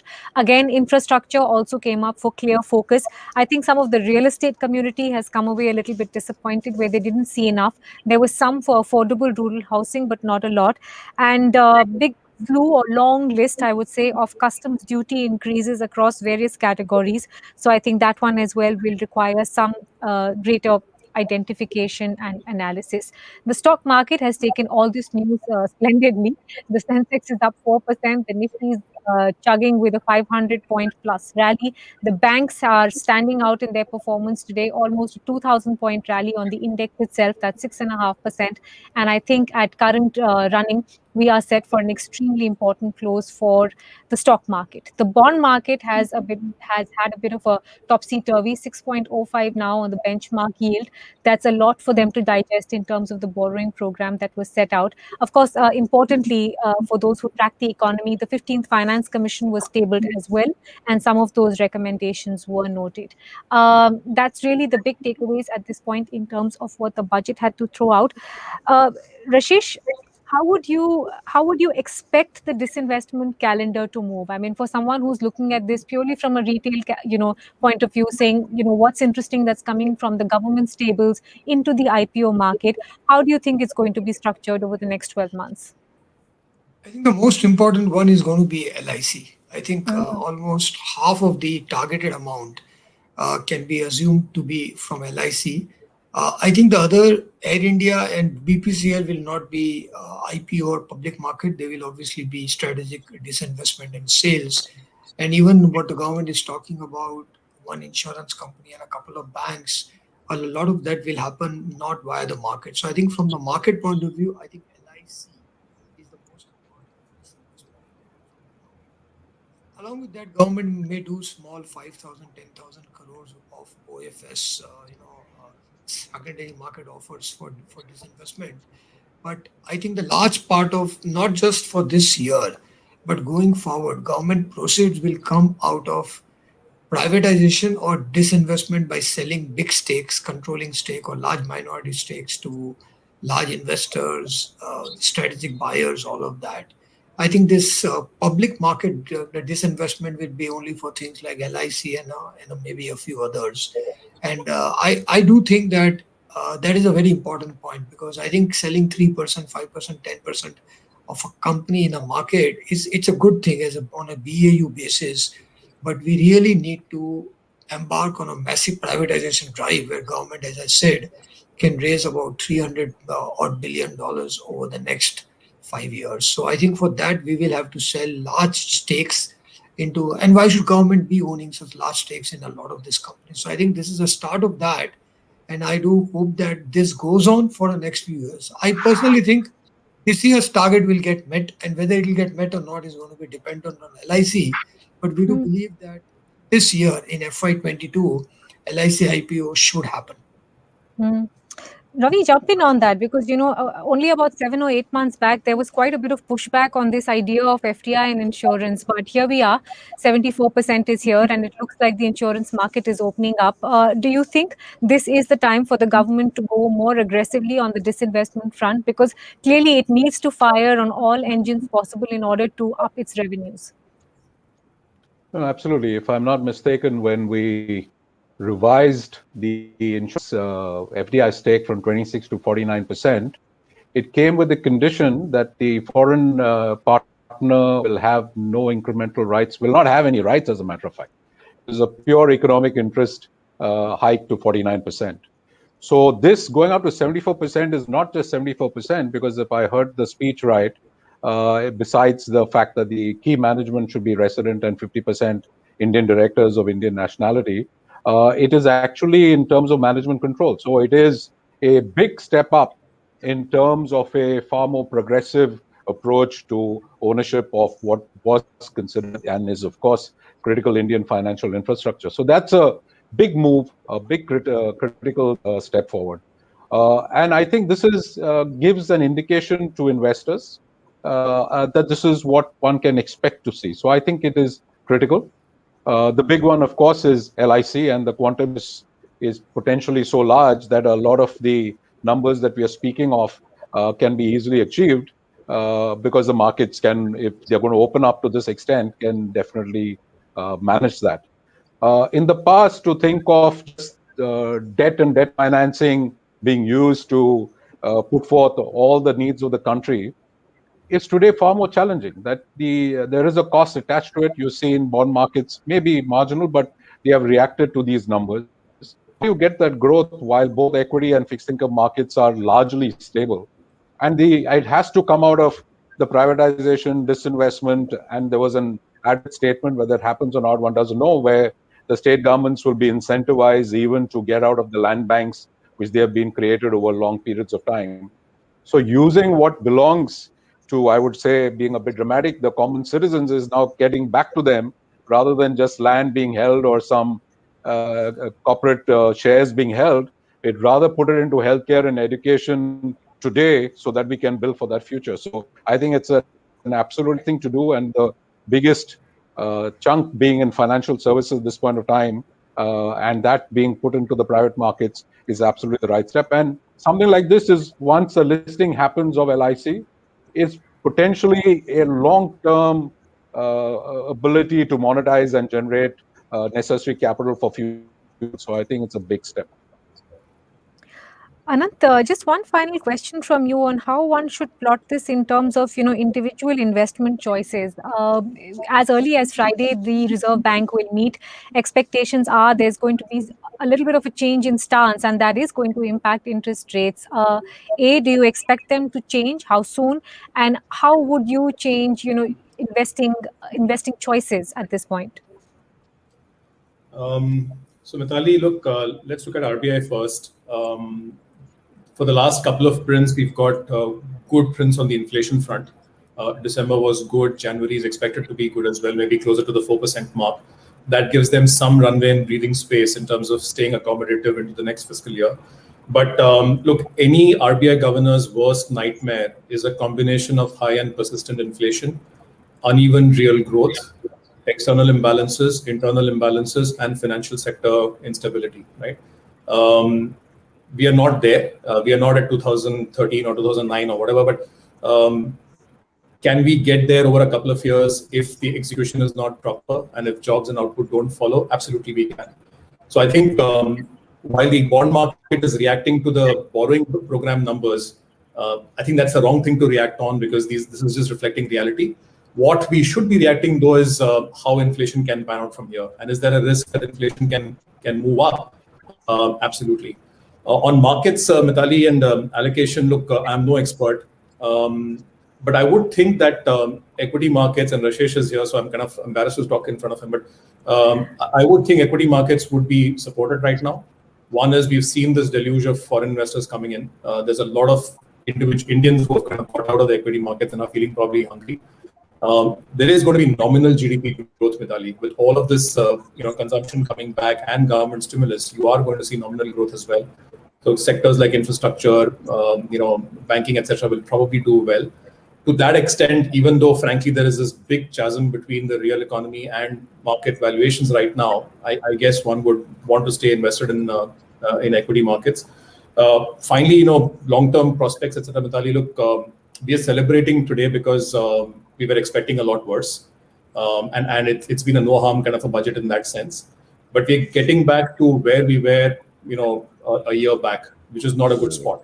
There are still several sectors which are hurting, including things like real estate, including things like power, telecom, airline and shipping, MSMEs. The list is pretty long. So this is by no means the end. I mean, to quote Winston Churchill, this is no means the end. It's not even the beginning of the end. It's the end of the beginning. Long way to go. And as Rashesh mentioned, execution risks are going to be very, very critical. So don't hold your breath. This is a long inning. It's a test match. Long time to go ahead. Yeah. Anant, you've let the cat out of the bag. Do no harm. I thought we went in expecting 1 in 100-year budget. I imagine all the corporates had their fingers crossed secretly while they were sitting down to listen to the speech. Dr. Krishna Ella of Bharat Biotech joins in as well. Dr. Ella, thank you for joining in, sir. We've got a figure in terms of the vaccine spend at 35,000 crores plus. Are you happy with what you heard in terms of what the government intends to spend on the vaccine rollout? I mean, in the crisis, we never expected anything from the government. It's really honored to have that type of package. I think it's a very significant budget. It's just not because being a selfish, I don't want to say it's a 35,000 crores for vaccine. But look at the healthcare budget in general. I think it's a significant increase. We were lagging behind the healthcare earlier. I think this is the first time where the finance minister spoke about preventive, curative, well-being, and then nutrition. Is the 4 different things she spoke about it, and all 4 are very significant.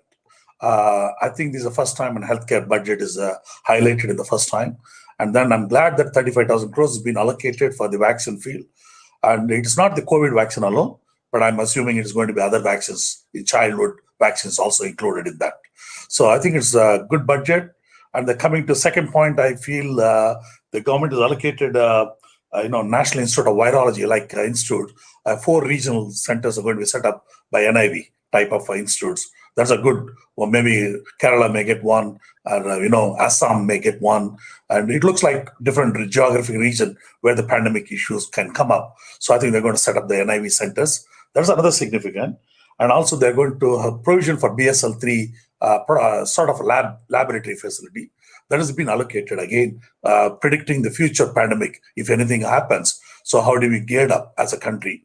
That's another one. And I think, and also it's going to be strengthened National Center for Disease Control. It's like a CDC model, CDC of Atlanta, US model. They're planning similar model. That is another significant factor that future any epidemic is there, it can be strengthened in the country. And also I see another important game, National Research Foundation, which is very similar to National Science Foundation of US, where they allocated 50,000 crores. Earlier, when the money is given to the different department, they were spending the way the project was coming in. So the National Research Foundation will focus heavily on what is the national priority of the country is. So they're going to highlight probably national priorities of the field, and that is going to be focused on these 50,000 crores for that, another significant factor in the healthcare issues. I mean, healthcare is one part, but these are all the ancillary things which are added to the healthcare issues. And your skill set, another one, the graduate students have been given a lot of privilege to have 5,000 crores. Engineering students and diploma students are going to be included. That is another significant factor. That's what I feel.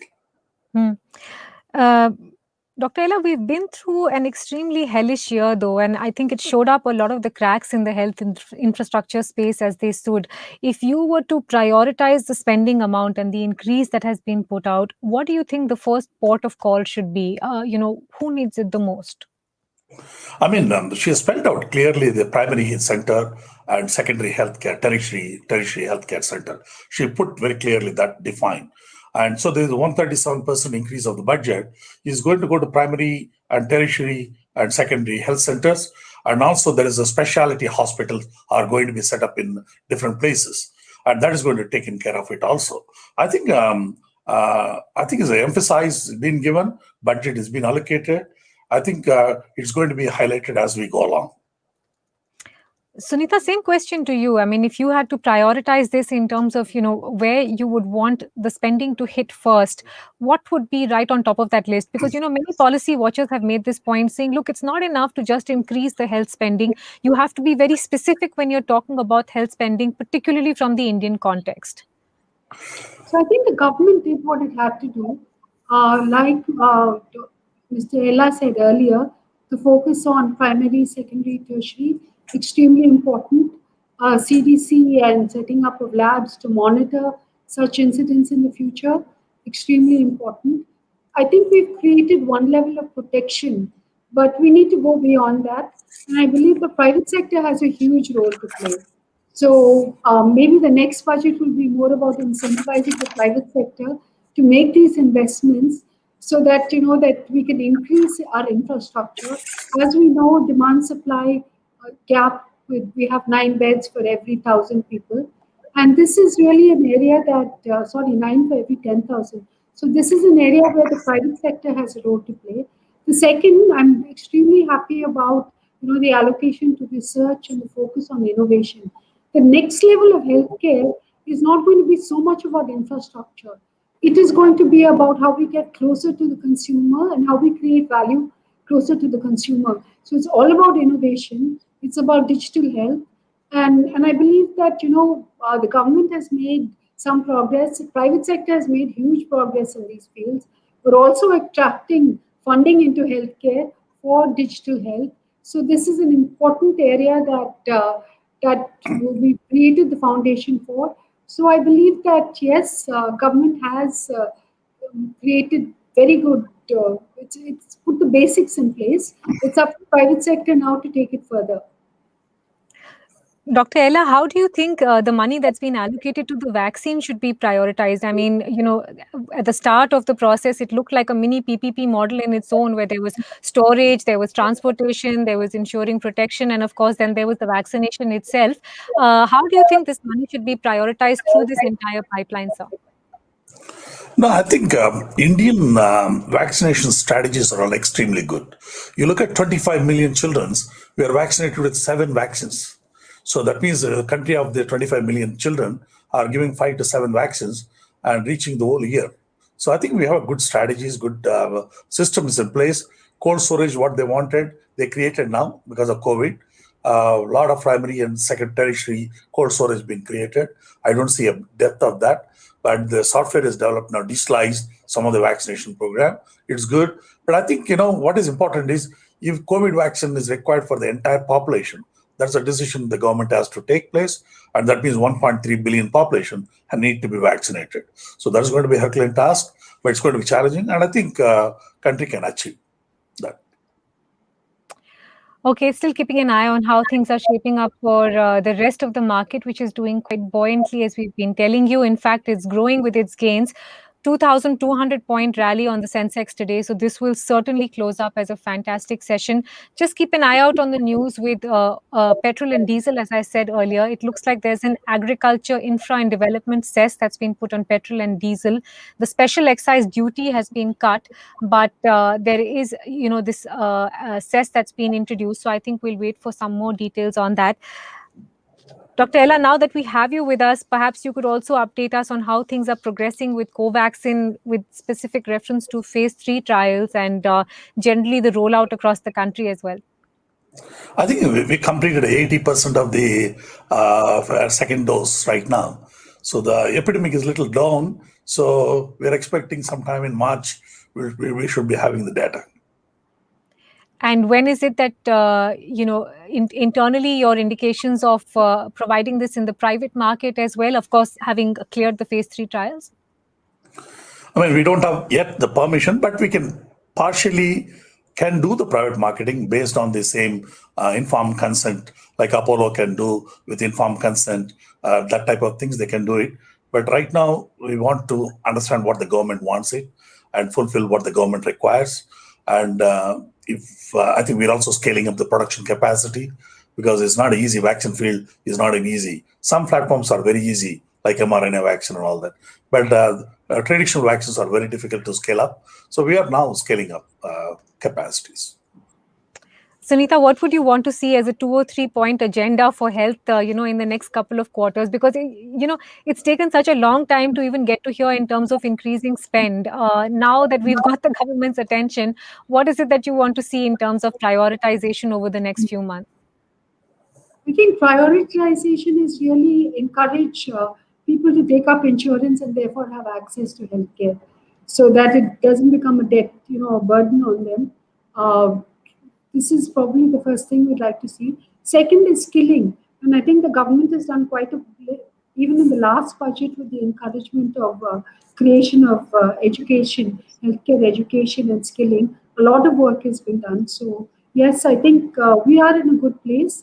The third in terms of priority, which I hope that we can see in the future, is some rationalization of taxes and impetus given to investments into healthcare. Like they've done for textiles, I believe that at some time they need to do for healthcare.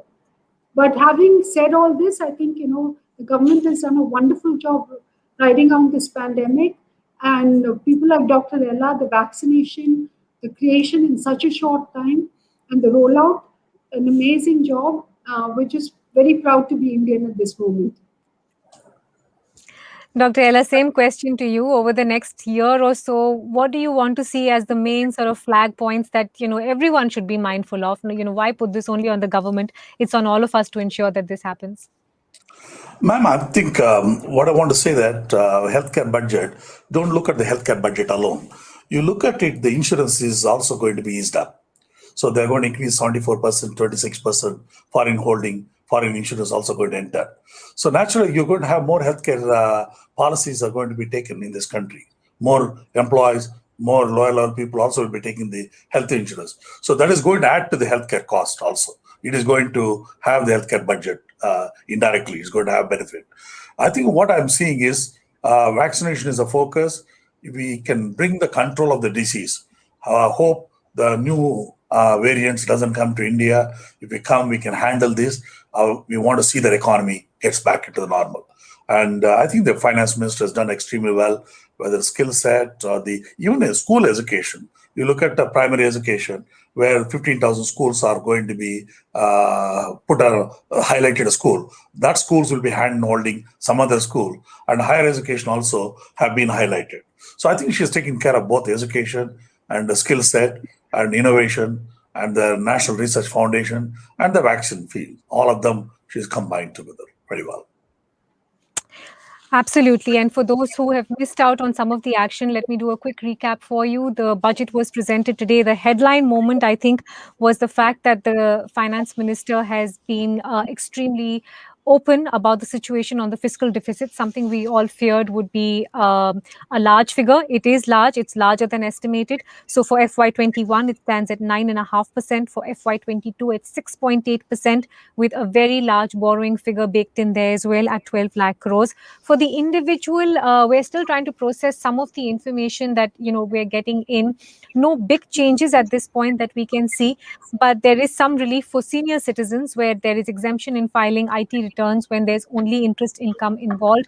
There seems to be some easing off in terms of the number of minutiae that was involved in filing your income tax. So when there's evidence of concealment of 50 lakh or more is when the case will be escalated. A dispute resolution committee has been set up. Some tax exemptions have been provided for rural affordable housing. There's dividends that's coming in from REITs, etc., etc. So this is only from the individual point of view.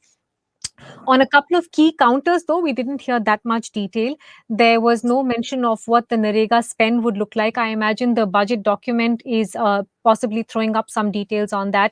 There were big expectations of some kind of urban employment scheme to be provided. Remember, CMI's last figure pointed at 9% plus in terms of unemployment for the urban space, but we didn't hear too much on that front either. The three big winners, I think, would have to be the macros in terms of the numbers that came out. Health, because of the kind of spend that has been increased towards health, the allocation has gone up quite significantly. Infrastructure, where as well she was quite clear about what she's earmarking. We did hear a lot of talk about NIP really being the single thrust for the government in the years going ahead, and it looks like that's happened. And of course, there's a little bit that came in through on disinvestment, but again, not enough. So the disinvestment figure has been set out at 1,75,000 crores, but some of the names seemed like names we heard last year as well. BPCL, Air India, IDBI Bank, and all of those. That's what has happened in terms of the key highlights of the budget.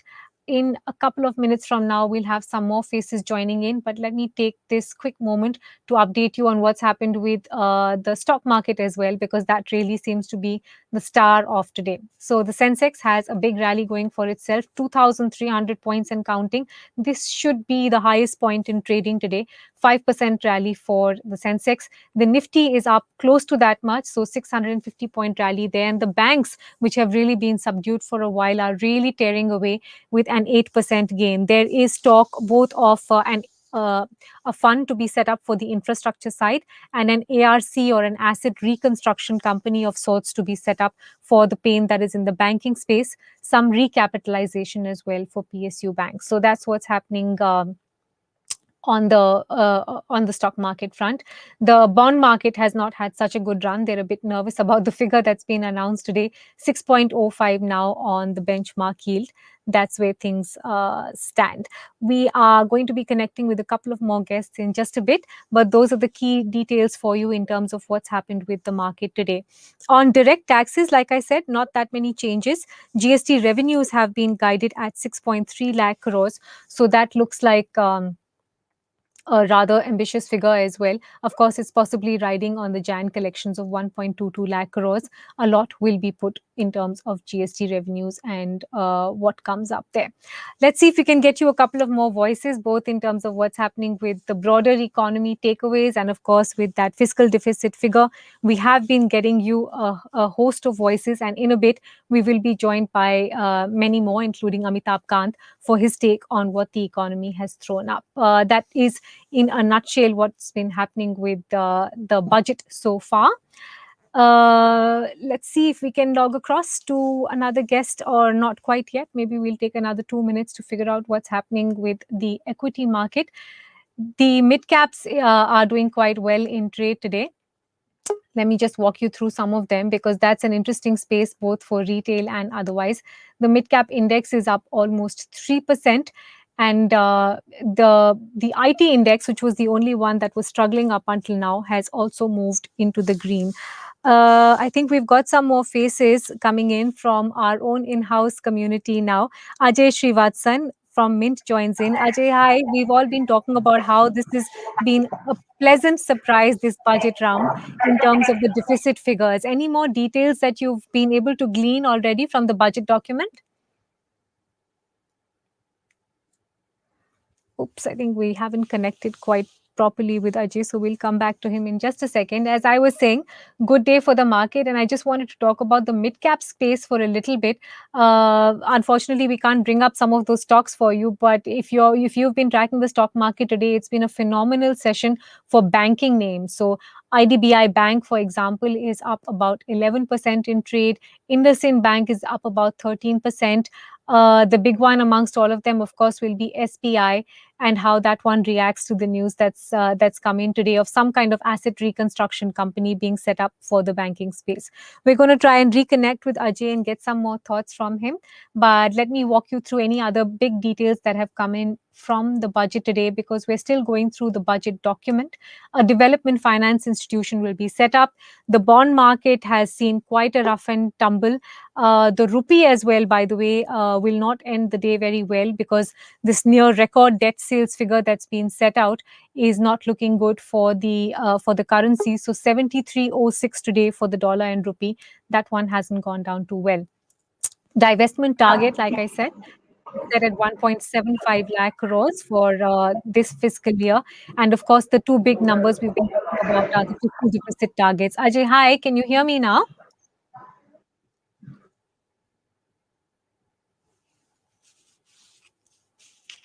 Nope, looks like we've still got a connection problem going over there. Let's try and reconnect with him in just a bit and perhaps get some more of our guests going. As I said, the other big takeaway this time round is that there's a development finance institution that's been set up. Divestment targets have, of course, been set up as well.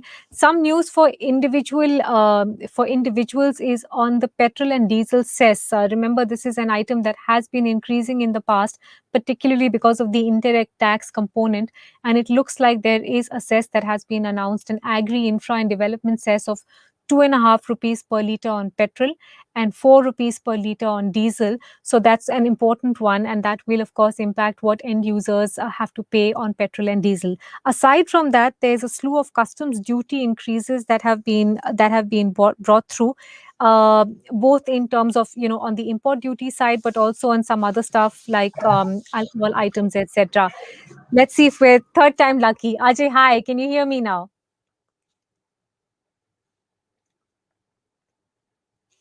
No, this one's a jinx. Let's try and connect with him in just a bit. I think we've got some more faces lining up as we speak, and I'm going to get them to you in just a bit. I will, of course, give you a quick recap again of what's happening with the index. The Nifty and Sensex up very, very smartly indeed. And we've got some faces joining in, I think, from that very market that's on a tear. Harsha Upadhyay of Kotak AMC joins in. Harsha, hi, just checking if you can hear me. Tremendous day for the market, Harsha. What have you made of it, and what it read into the budget today? You'll need to unmute your mic, please. Sorry for that. No problem. It's a bold budget, I would say, given the situation that we are in, which was impacted by COVID concerns earlier. I think the focus has been clearly to focus on a growth, and that too without raising taxes. I think that's the highlight of this budget. And also the capex target for the next year is pretty high as compared to the previous year. So all in all, I think it's a growth-oriented budget, and that's what markets are cheering. Where from here for this market, Harsha? I mean, even stepping into the event, there was a feeling that the market was looking overheated. It was tearing away. You had 50,000 going, and here we are. Are there expectations that this could be a pivot in terms of the market making a much bigger leap for itself?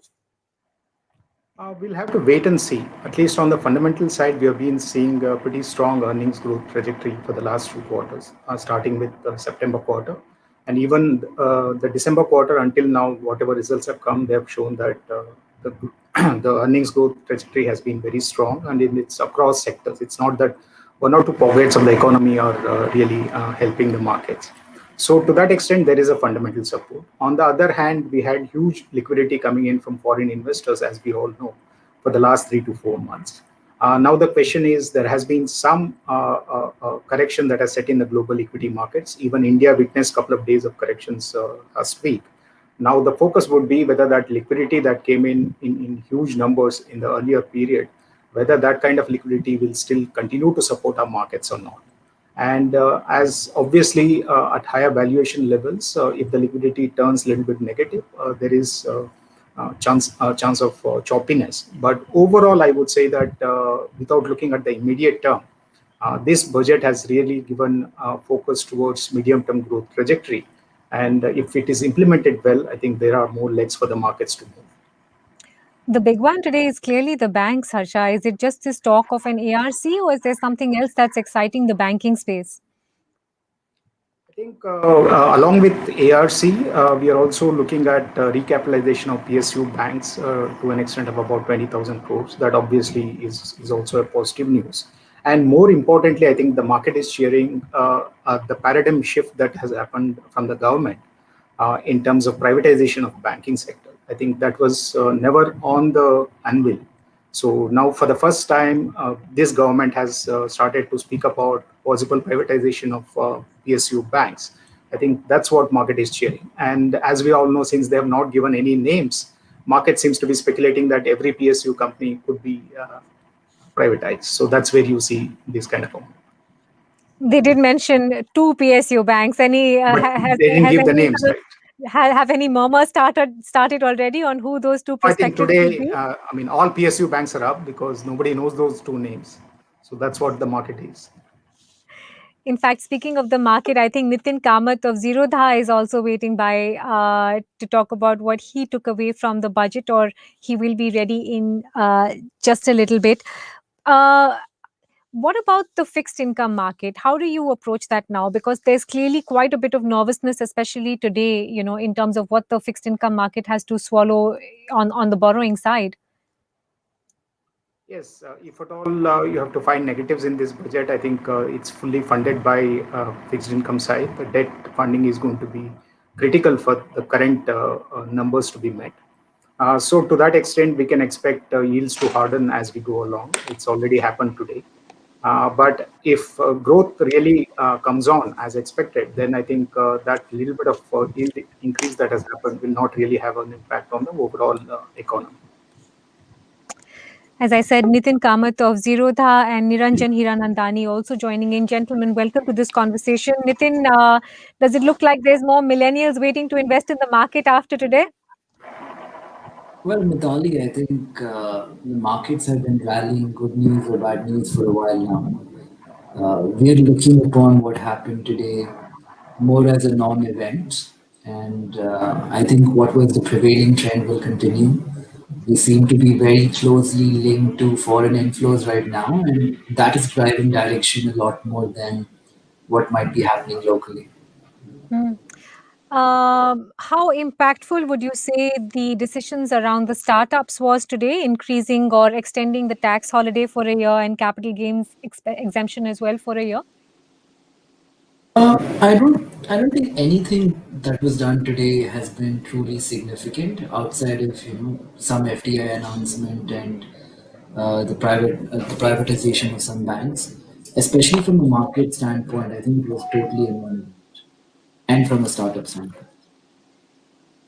Would you say then, Nitin, tactically, as someone who's invested in the market, it may be a good time to clean off positions a bit? Well, markets are expensive at 40 times, close to 40 times earnings. If you were to compare them to any time in our history over the last few decades, things are really expensive. So it might not be the worst idea to take some losses or take some profits off the table and diversify a little bit out of equity. Mr. Hiranandani, afternoon. You've been quite cautious about, not enough being done for the real estate sector. Didn't hear too much mentioned today either, sir, except for affordable housing. What did the real estate sector make of the budget speech? I think the whole talk was it was focused on the idea of affordable housing, which the Prime Minister is targeting for 2022. So three things continued, namely that the benefit for tax-free nature for affordable housing under the PMAY scheme, which is up to 45 lakhs of rupees per total cost of the project, still continues, and the benefit of an additional deduction of interest, which has been increased by 1.5 lakhs, will be available in this segment. So the affordable housing segment continues to get the boost, which is the target of the Prime Minister, which was announced under the affordable housing scheme. So I think that has continued. Obviously, the other segment, which is the mid segment and the higher segment of the market, has not received any other additional benefits. We were asking for the deduction to go up to 5 lakhs of rupees for the middle class and the other rest of the housing segment. We were also looking that 43CA should go away, where the prices have fallen more than 20% of the market value in terms of ready reckoner rate. We were looking at all these other benefits also, which have not come. However, what is enthused the real estate is the fact that infrastructure spending has shot up. And I think that's a very big positive that we see. There is some negative to it, which I'll come to. But the positive part is metro, talking about railways, talking about roads, infrastructure in cities. All this is going to be a very positive element for the purposes of real estate. The negative is that the prices of cement and steel have gone up the roof. Mr. Gadkari is not the only person complaining. I'm complaining too. So, the whole construction sector has really been affected. It's been a huge increase. So obviously the steel and cement sectors are doing very well. So maybe you can go and buy some shares in that sector, which are doing fantastically at this point of time. And there should be expansion in that segment. So I'm giving tips to people who play in the stock market. And I'm not one of those, unfortunately. But what we really want to see is actually to see execution of whatever it is. Second, the development bank is a very good thing which has happened, because up till now in the last 5-10 years, all the regular commercial banks were trying to do long-term lending very unsuccessfully. And I think they couldn't really do a good job in that segment. So that is a wonderful thing that has happened. Also privatizing the banks. And I hope that also the Reserve Bank will bring in more private NBFCs to become banks in the near future and also create that. So I think on the spending side by the government has been extremely bullish, which is what we need at this point of time. Health sector, infrastructure sector, education sector. I think all these are looking at a positive element. However, I think for the purposes of creating demand, something could have been done there, because with the COVID year being what it is, I thought incentivizing demand, spending money into this segment for the general public, the common man and others, I'm not seeing that. Hotel industry, for example, has been suffering. Travel tourism has been in difficulty. All these actually needed some sort of support, which was expected in the budget. But that's not happened. But good, I think on a balance, they couldn't see everything. But some angles have definitely seen a good job done. I like that you didn't recommend real estate stocks amongst your must-buys, Mr. Hiranandani. So I think that's another tip for people to take away. But, here's a sector that it's not about COVID for real estate. It's been struggling for quite a few years now. Would you say that post an event like today, it's basically, back to business in the real estate space will just have to figure its own way out over the next few quarters or longer? One thing I forgot to mention, their REITs have got a boost. Yeah. So investment into REITs and InvITs is going to take a very big boost. So maybe that segment of the economy is going to take a turn, because investments there are certainly going to get a lift up. So you'll see a revaluation on the REIT side, and you'll see a large number of new REITs coming into the market in the next 6-12 months. So that's a positive in terms of the real estate segment on the other side, besides affordable housing thing. As far as the overall issues are concerned, I think we do see the vaccine being a very important factor. And once this vaccine issue gets over in the next probably 3 to 6 months, my view is that the economy is definitely going to take a positive thing. My prediction is bullish in terms of over the next 6 to 8 months, you will get the 10 to 11% GDP growth. And that is when the entire economy will take place. I don't know what the stock market is valuing at because that's not my strength. But I can tell you, overall, you will see a boost up in the economy once the vaccine story is over, because a lot of industry, business, SMEs are struggling so badly that you cannot imagine. We are on your TV and other channels, you are more concentrated on the other segments which are available to you and you're seeable. There are lots of small MSMEs and people suffering tremendously and do need a boost. So I'm just praying that the vaccine story will happen quickly. The focus on health and infrastructure which has been done, and I think Niti Aayog has taken up a lot of positive on that side, taken that whole story to a next level. We are really delighted about that. So very positive on that end. Right. In fact, I think as we speak, Amitabh Kant of Niti Aayog is ready to speak with us. Mr. Kant, good afternoon. First checking if you can hear me okay, sir?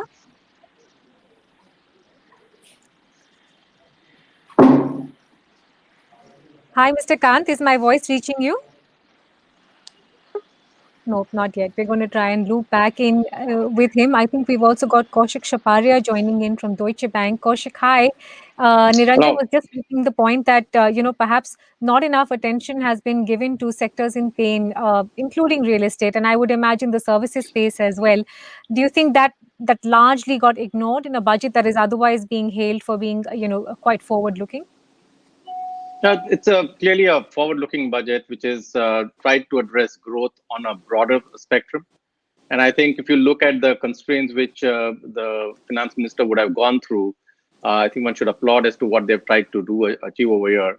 Clearly, the key is going to be an execution, but in terms of intent, I think if one has to give marks, I think there's lots to give.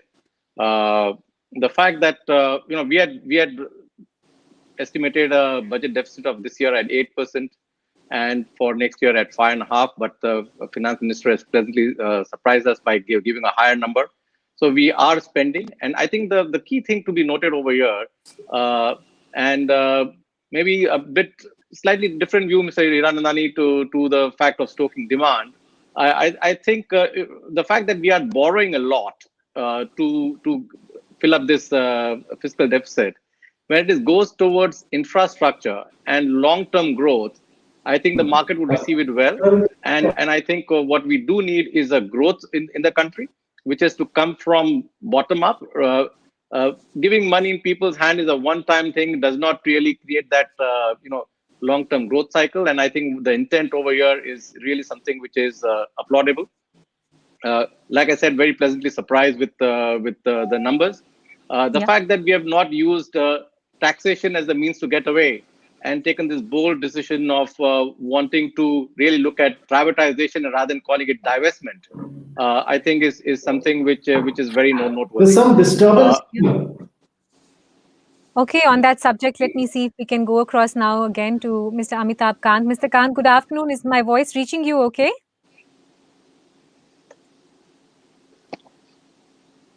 Nope, don't think you can hear me yet. Let's give it another shot in a little bit. Kaushik, what about the banking space? I mean, something has clearly fired up the imagination of the banking space this afternoon. Is it just that it was, a pocket that was repressed compared to a market that was on fire? Or did you hear something concrete that you think is really going to go down well for banking? See, there are three things.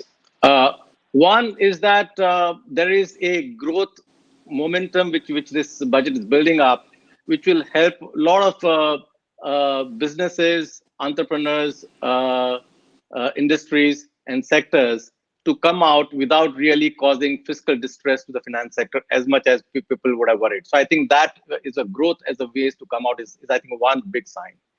The second one is the intent to privatize two PSU banks. Gives you a direction in which clearly the move towards putting capital in a more efficient hand, if I may say that.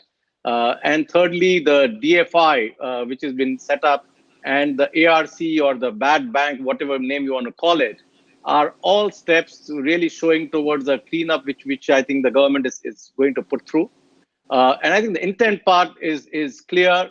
The key is now going to be how quickly we execute. So I think the imagination has been fired up, and rightly so. This augurs very well for this sector on a broader basis. What I probably saw a bit missing, frankly, is that we've relied much more on domestic savings and borrowings on that. We will need some further foreign capital to come in both across risk and as well as on debt. And I was expecting a little bit more on that in terms of bond inclusion updates or on sovereign bond. Those were the areas where I was expecting some more color to come in, but maybe they'll come a bit later. But I'm quite hopeful that that's another area which the government will have to look at. Mr. Hiranandani, I want to pick up on one of the points which you made, which I think is important.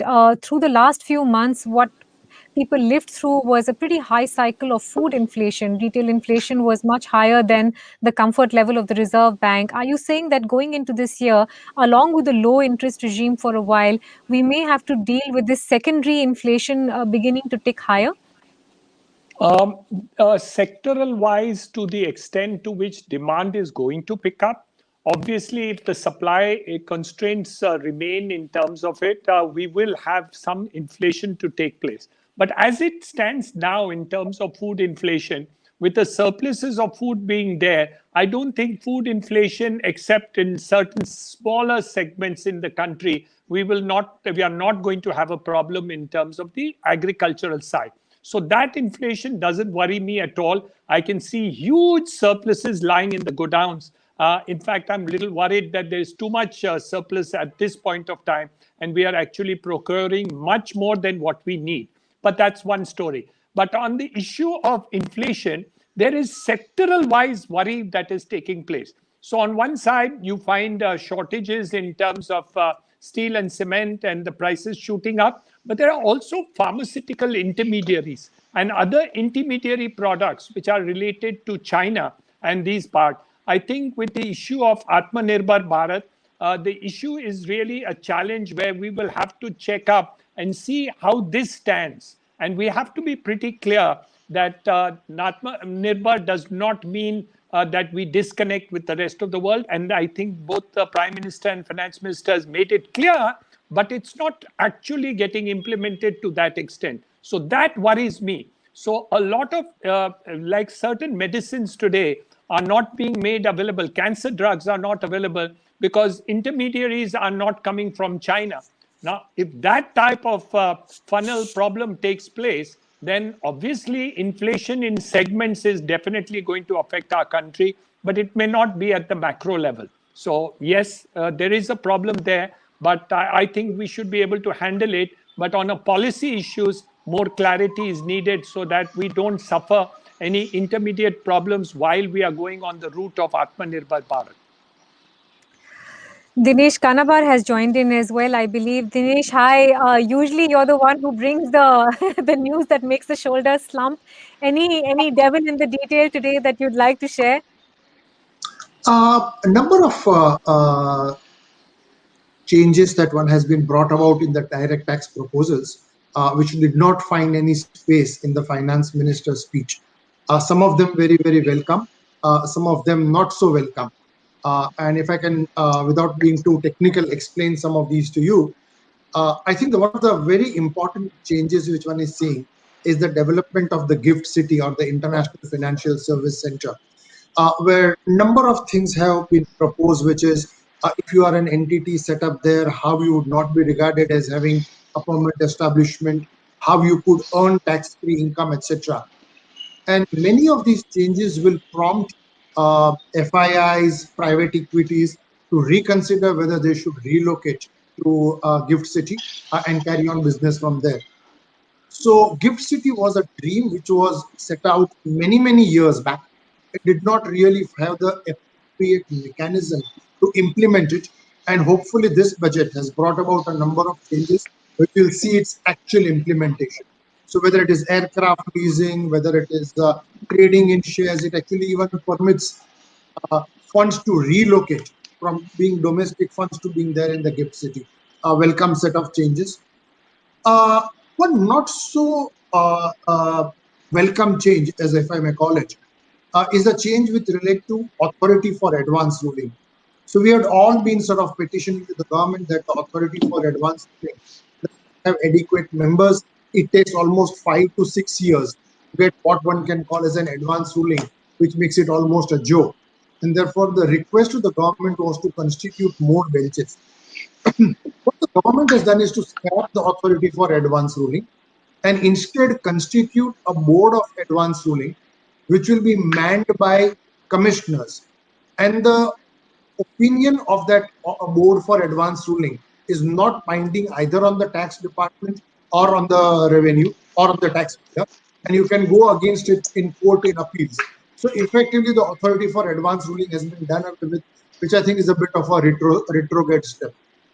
There is also a constitution of a board for conciliation for taxpayers who are small taxpayers, that is, who have returned income of less than 50 lakhs, and where the proposed addition is less than 10 lakhs of rupees, where instead of going to elaborate appeal mechanism, you go to this dispute resolution mechanism, and they will come and tell you how the dispute should get resolved, and rules are going to be made for that. It will be interesting to see how it develops and how far will it go, and whether in due course that 50 lakhs can become 5 crores or more. So several small changes, some very welcome, some not so welcome. The one other change which I thought was a little bit regressive and contrary to the government's avowed objective of not making retrospective changes was that in respect of mergers and demergers, we had a Supreme Court judgment which allowed any depreciation which was created in the course of merger or demerger to be a depreciable asset. The law has been amended with effect from 1998 to provide that depreciation will not be available on goodwill. So a variety of changes. I said some welcome, some not so welcome. I thought I saw something flash by in terms of surcharge rates on income tax, Dinesh. Anything on that front, or has that been left untouched? It has been left untouched. I have also seen several flashes, but the surcharges have been left. There have been surcharges which were imposed last year, and they continue as it is. Okay, so it's basically status quo on the surcharges. That's it. What should the takeaway be for individual taxpayers then, Dinesh? I mean, any big up and down over here, because there are additional cesses on items like petrol and diesel, etc. But net, what would you say is the takeaway? No harm done, or or some harm done? The way I would look at it is, you mentioned about petrol and diesel. There is also some other items on which there is a surcharge. So liquor, for example, there is a 100% agri surcharge. So depending on how important you regard liquor, there is or there is no impact. Is that a question? But leaving that aside, by and large positive. I would say that the ability to resolve disputes is a very welcome thing.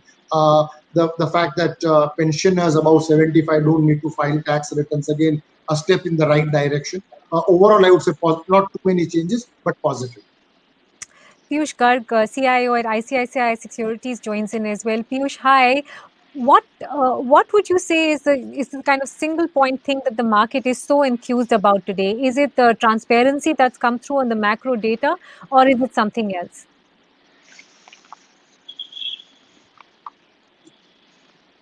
You need to unmute your mic, please, Piyush.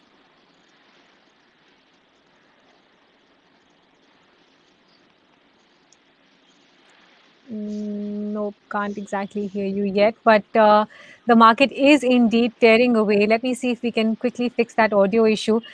2,000 point plus rally for the Sensex by the time it closes up, and there's only about 10 minutes to go, with the big star of the day being the Nifty Bank Index, now at the highest point of the day, 8% rally on that one. Piyush, I think, has disconnected for a little bit.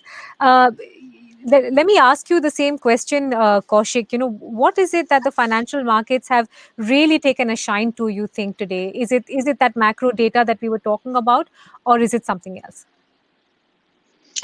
Like I said, I think it's a growth-oriented budget. So I think that really helps the financial market quite a bit because you need businesses to do well. So I think that one is probably the most important, and the fact that there is no major changes on the tax side, which is what has just been mentioned, I think that's been very well received. And the big ones have been on the DFI, the ARC bank, and the privatization. And if I have to choose between these three, I would probably put the privatization of the banks is, I think, the one which probably is the most welcome, which will clearly is a strong signal after what the resolution of LVB, the way it was done. It really is showing the fact that government means business of moving out and letting the control of finance go into private hands and foreign hands easier than before. So this will really create a lot of expectancy in terms of what this sector is up to. And the other one I missed out was on the insurance itself. 49 to 74 is also another very, very, very welcome step. So all this augurs well for the sector. But then the devil is going to be in the details. So right now there is exuberance, but we need to see execution to follow through, and the follow through is going to be very, very critical. We have in the past announced some schemes of divestments, etc., but they do get delayed. Let's hope that the intent this time does get converted into reality. We understand that we will be hearing more in just a bit, both from the finance minister and perhaps from the prime minister as well. Mr. Hiranandani, two other issues which need some resolution, especially from your sector. One, the debate around labor laws, and two, the debate around the environmental law recommendations as well.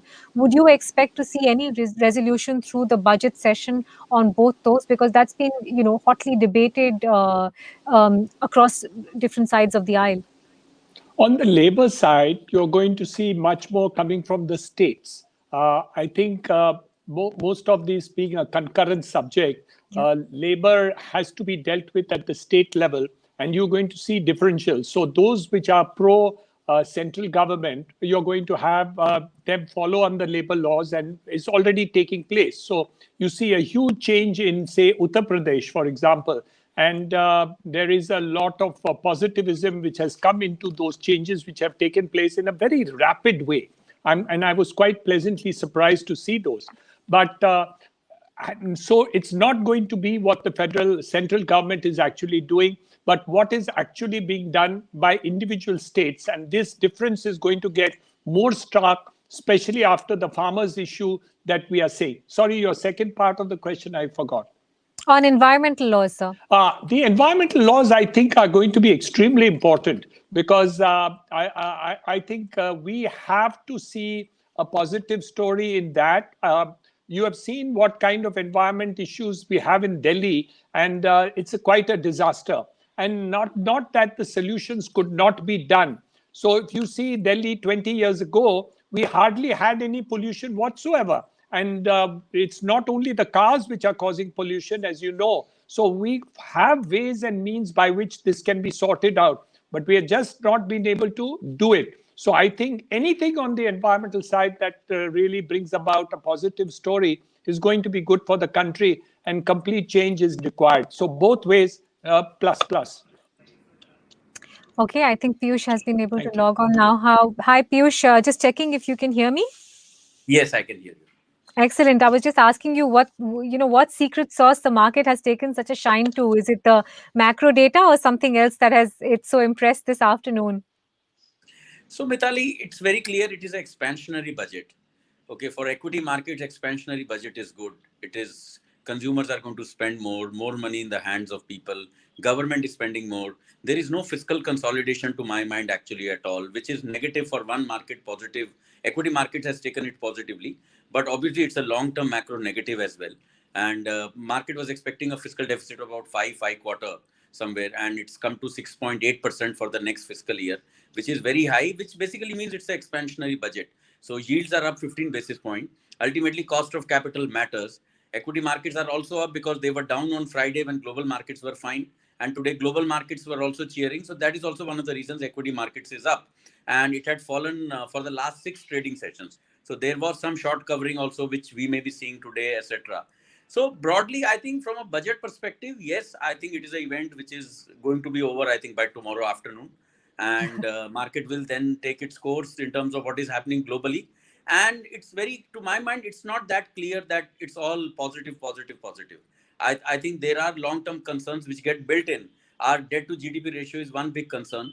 The budget is still expansionary. I'm not sure how to bring this debt to GDP ratio down. And now the fiscal consolidation, or we are targeting some 4.5% of fiscal deficit now in 2026, which is like 4 years away. So things can change rapidly for the negative as well. So disinvestment, we had a very good disinvestment target for FY21, but nothing happened. Now obviously we can blame everything on COVID, but we'll have to see next year as to whether this goes through. And I think that is broadly, I think so. One market has kind of tanked. 15 basis point is almost a 1 rupee on a 10-year bond. And one market is up. To my mind, half the reason is because global markets are up, and Friday markets were down. So market is catching up on that. And about 1%, I think, has been added by the budget. Would you say you've come away, considering going overweight on any sector though, Piyush? Because clearly there's a big rally underway in banking. But just to pick up from your point, is it a space that was, oversold and is hence catching up? Or do you think something dramatically has changed for banks? PSU banks specifically. Yeah. So I think PSU banks, I don't know why things have changed so rapidly or can change that rapidly. I think disinvestment, privatization, these are all good words, but execution is very, very critical. We can see what happened with IDBI Bank. We couldn't privatize it in the last 6 years. Okay, finally it was LIC took it over almost. So it's again going from one hand to another hand. So let's see. I think this is the initial cheer. Whether it is going to sustain the balance sheets, etc. I think banking, what has happened is the nervousness across banking, I think was pretty high 6 months back. It has slowly come down after every quarter. We had a lot of banks giving results. We had a large private sector bank giving its result on Friday after the market closing hours, and market cheered that as well. So market is, I think, getting a sense that the fear which was there on the banking sector is no more there. If you see the bank index, Nifty made a new high of almost 20% from the pre-COVID levels, but banking index couldn't make a new high. So catch-up also takes place, and fears have receded on the banking. Yes, I think sentiment-wise, budget has aided in terms of calling that 2 banks would be privatized, etc. So that does help from a sentiment perspective, etc. Some observations coming in from Moody's this afternoon on the union budget. So let me just walk you through the big takeaways over there. They say lasting effects of the pandemic will continue to pose downside risks to growth in the medium term. The risk is embodied in the negative outlook on India's rating. The budget has tried to strike a balance between supporting growth and a modest deficit reduction. Improvements in tax compliance and monetization targets may be difficult to achieve. Remember, she set out a pretty aggressive target in terms of her GST proceeds as well. The government has limited room, they feel, to reduce spending without further weakening growth. Nominal GDP growth will remain critical for future deficit reduction. Piyush, given the point that you're making about the fact that it's business as usual from tomorrow, here's a market that's seen a pretty sharp rally and is quite expensive at this point. Would you use this as an opportunity to offload a little bit? So see, it always makes sense. I think conventional wisdom does suggest to us that, I think, from you take 3 or 4 parameters in terms of how much expensive market is, how much liquidity has driven this market up, especially since Biden became the US president-elect. I think $20 billion plus of FI money has come in. This is the average FI money which comes on an annual basis in the last 10 years. And it just poured into India in 2 months. So I think liquidity also was one of the drivers. So these factors don't last long. So I think it does make sense to take some money off the table. I have been of this view for almost more than 2 months now. But yes, market can make a newer and newer high. That can happen. Liquidity keeps pouring in. So those things can continue. You can really never call a top or something. But around this range, around these P levels, around these expensive levels of market, if you take some money off, wait patiently. It could be 3 months, it could be 6 months, it could be 1 year. Something or the other will happen. It's not that liquidity, once it comes, it always looks it will not go away, and once it goes away, it never looks that it will come back. So I think it does make sense to offload some, take money home, relax, wait patiently. I think patience is the key word here. and you will get at lower levels. To my mind, I think somewhere 15 to 20% lower is a very reasonable chance to expect. And when global markets correct, we have seen we also corrected irrespective of what happens in India. Yeah. Kaushik, what's your view on liquidity? And I don't just mean for the capital markets, even in terms of FDI, because if you slice up the data, there were extremely strong inflows, but they basically went into technology as a sector, and one specific company within that, infrastructure, etc., got very little, frankly, in terms of FDI interest. Did you see anything that will open up the taps in terms of fund interest generally in the economy, and particularly in important verticals like infrastructure? I think so, yes. I think this whole intent of this DFI, which has been set up, this will be the investment which I think the government will make. Along with those projects, you also find foreign investors coming in along with that. So what we need is not only financial investment, but also bankable infrastructure projects. And I think there are many which are on the anvil. The key is going to be ease of doing business. How you make it easier for people to enter into the country is going to be probably as important as not only the financial part of it. And I think on that, India is making some progress. So I'm actually very positively, I have a positive bent of mind towards this. So I do expect much to take place. We do need to allow risk capital to come in and make it easier for that. And I think that's one area where there is still some more room for policy changes to take place. So here we don't need too much of other incentives, but policy changes. And there are quite a few things I'm well aware of are being considered in South Block, and I'm just hopeful that some of those will get announced too. Okay, we're just winding down on the stock market, of course, but on what has been a rather busy day for everyone in business news. Let me recap for you. The union budget happened earlier this morning. The finance minister has put out some large targets on fiscal deficit. The big takeaway from there is that it looks like there's a lot more transparency, at least on that macro data.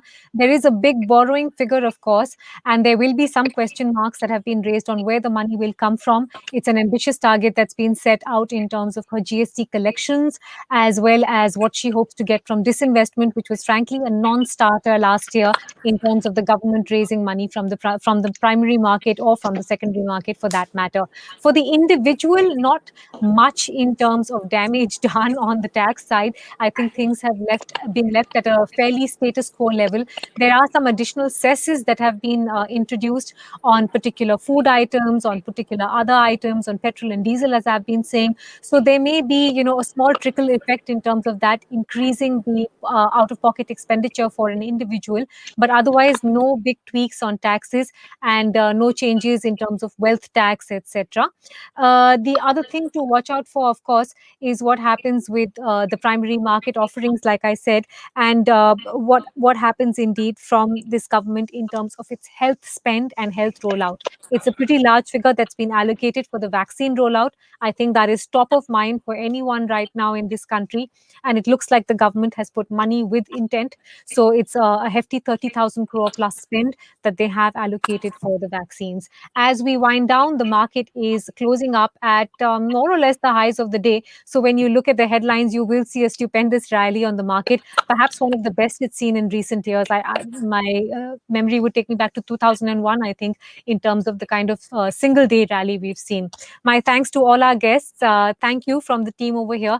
I hope you've enjoyed watching all our coverage, and we will, of course, continue to bring you many, many updates on our website for the union budget. Thank you for watching. Goodbye.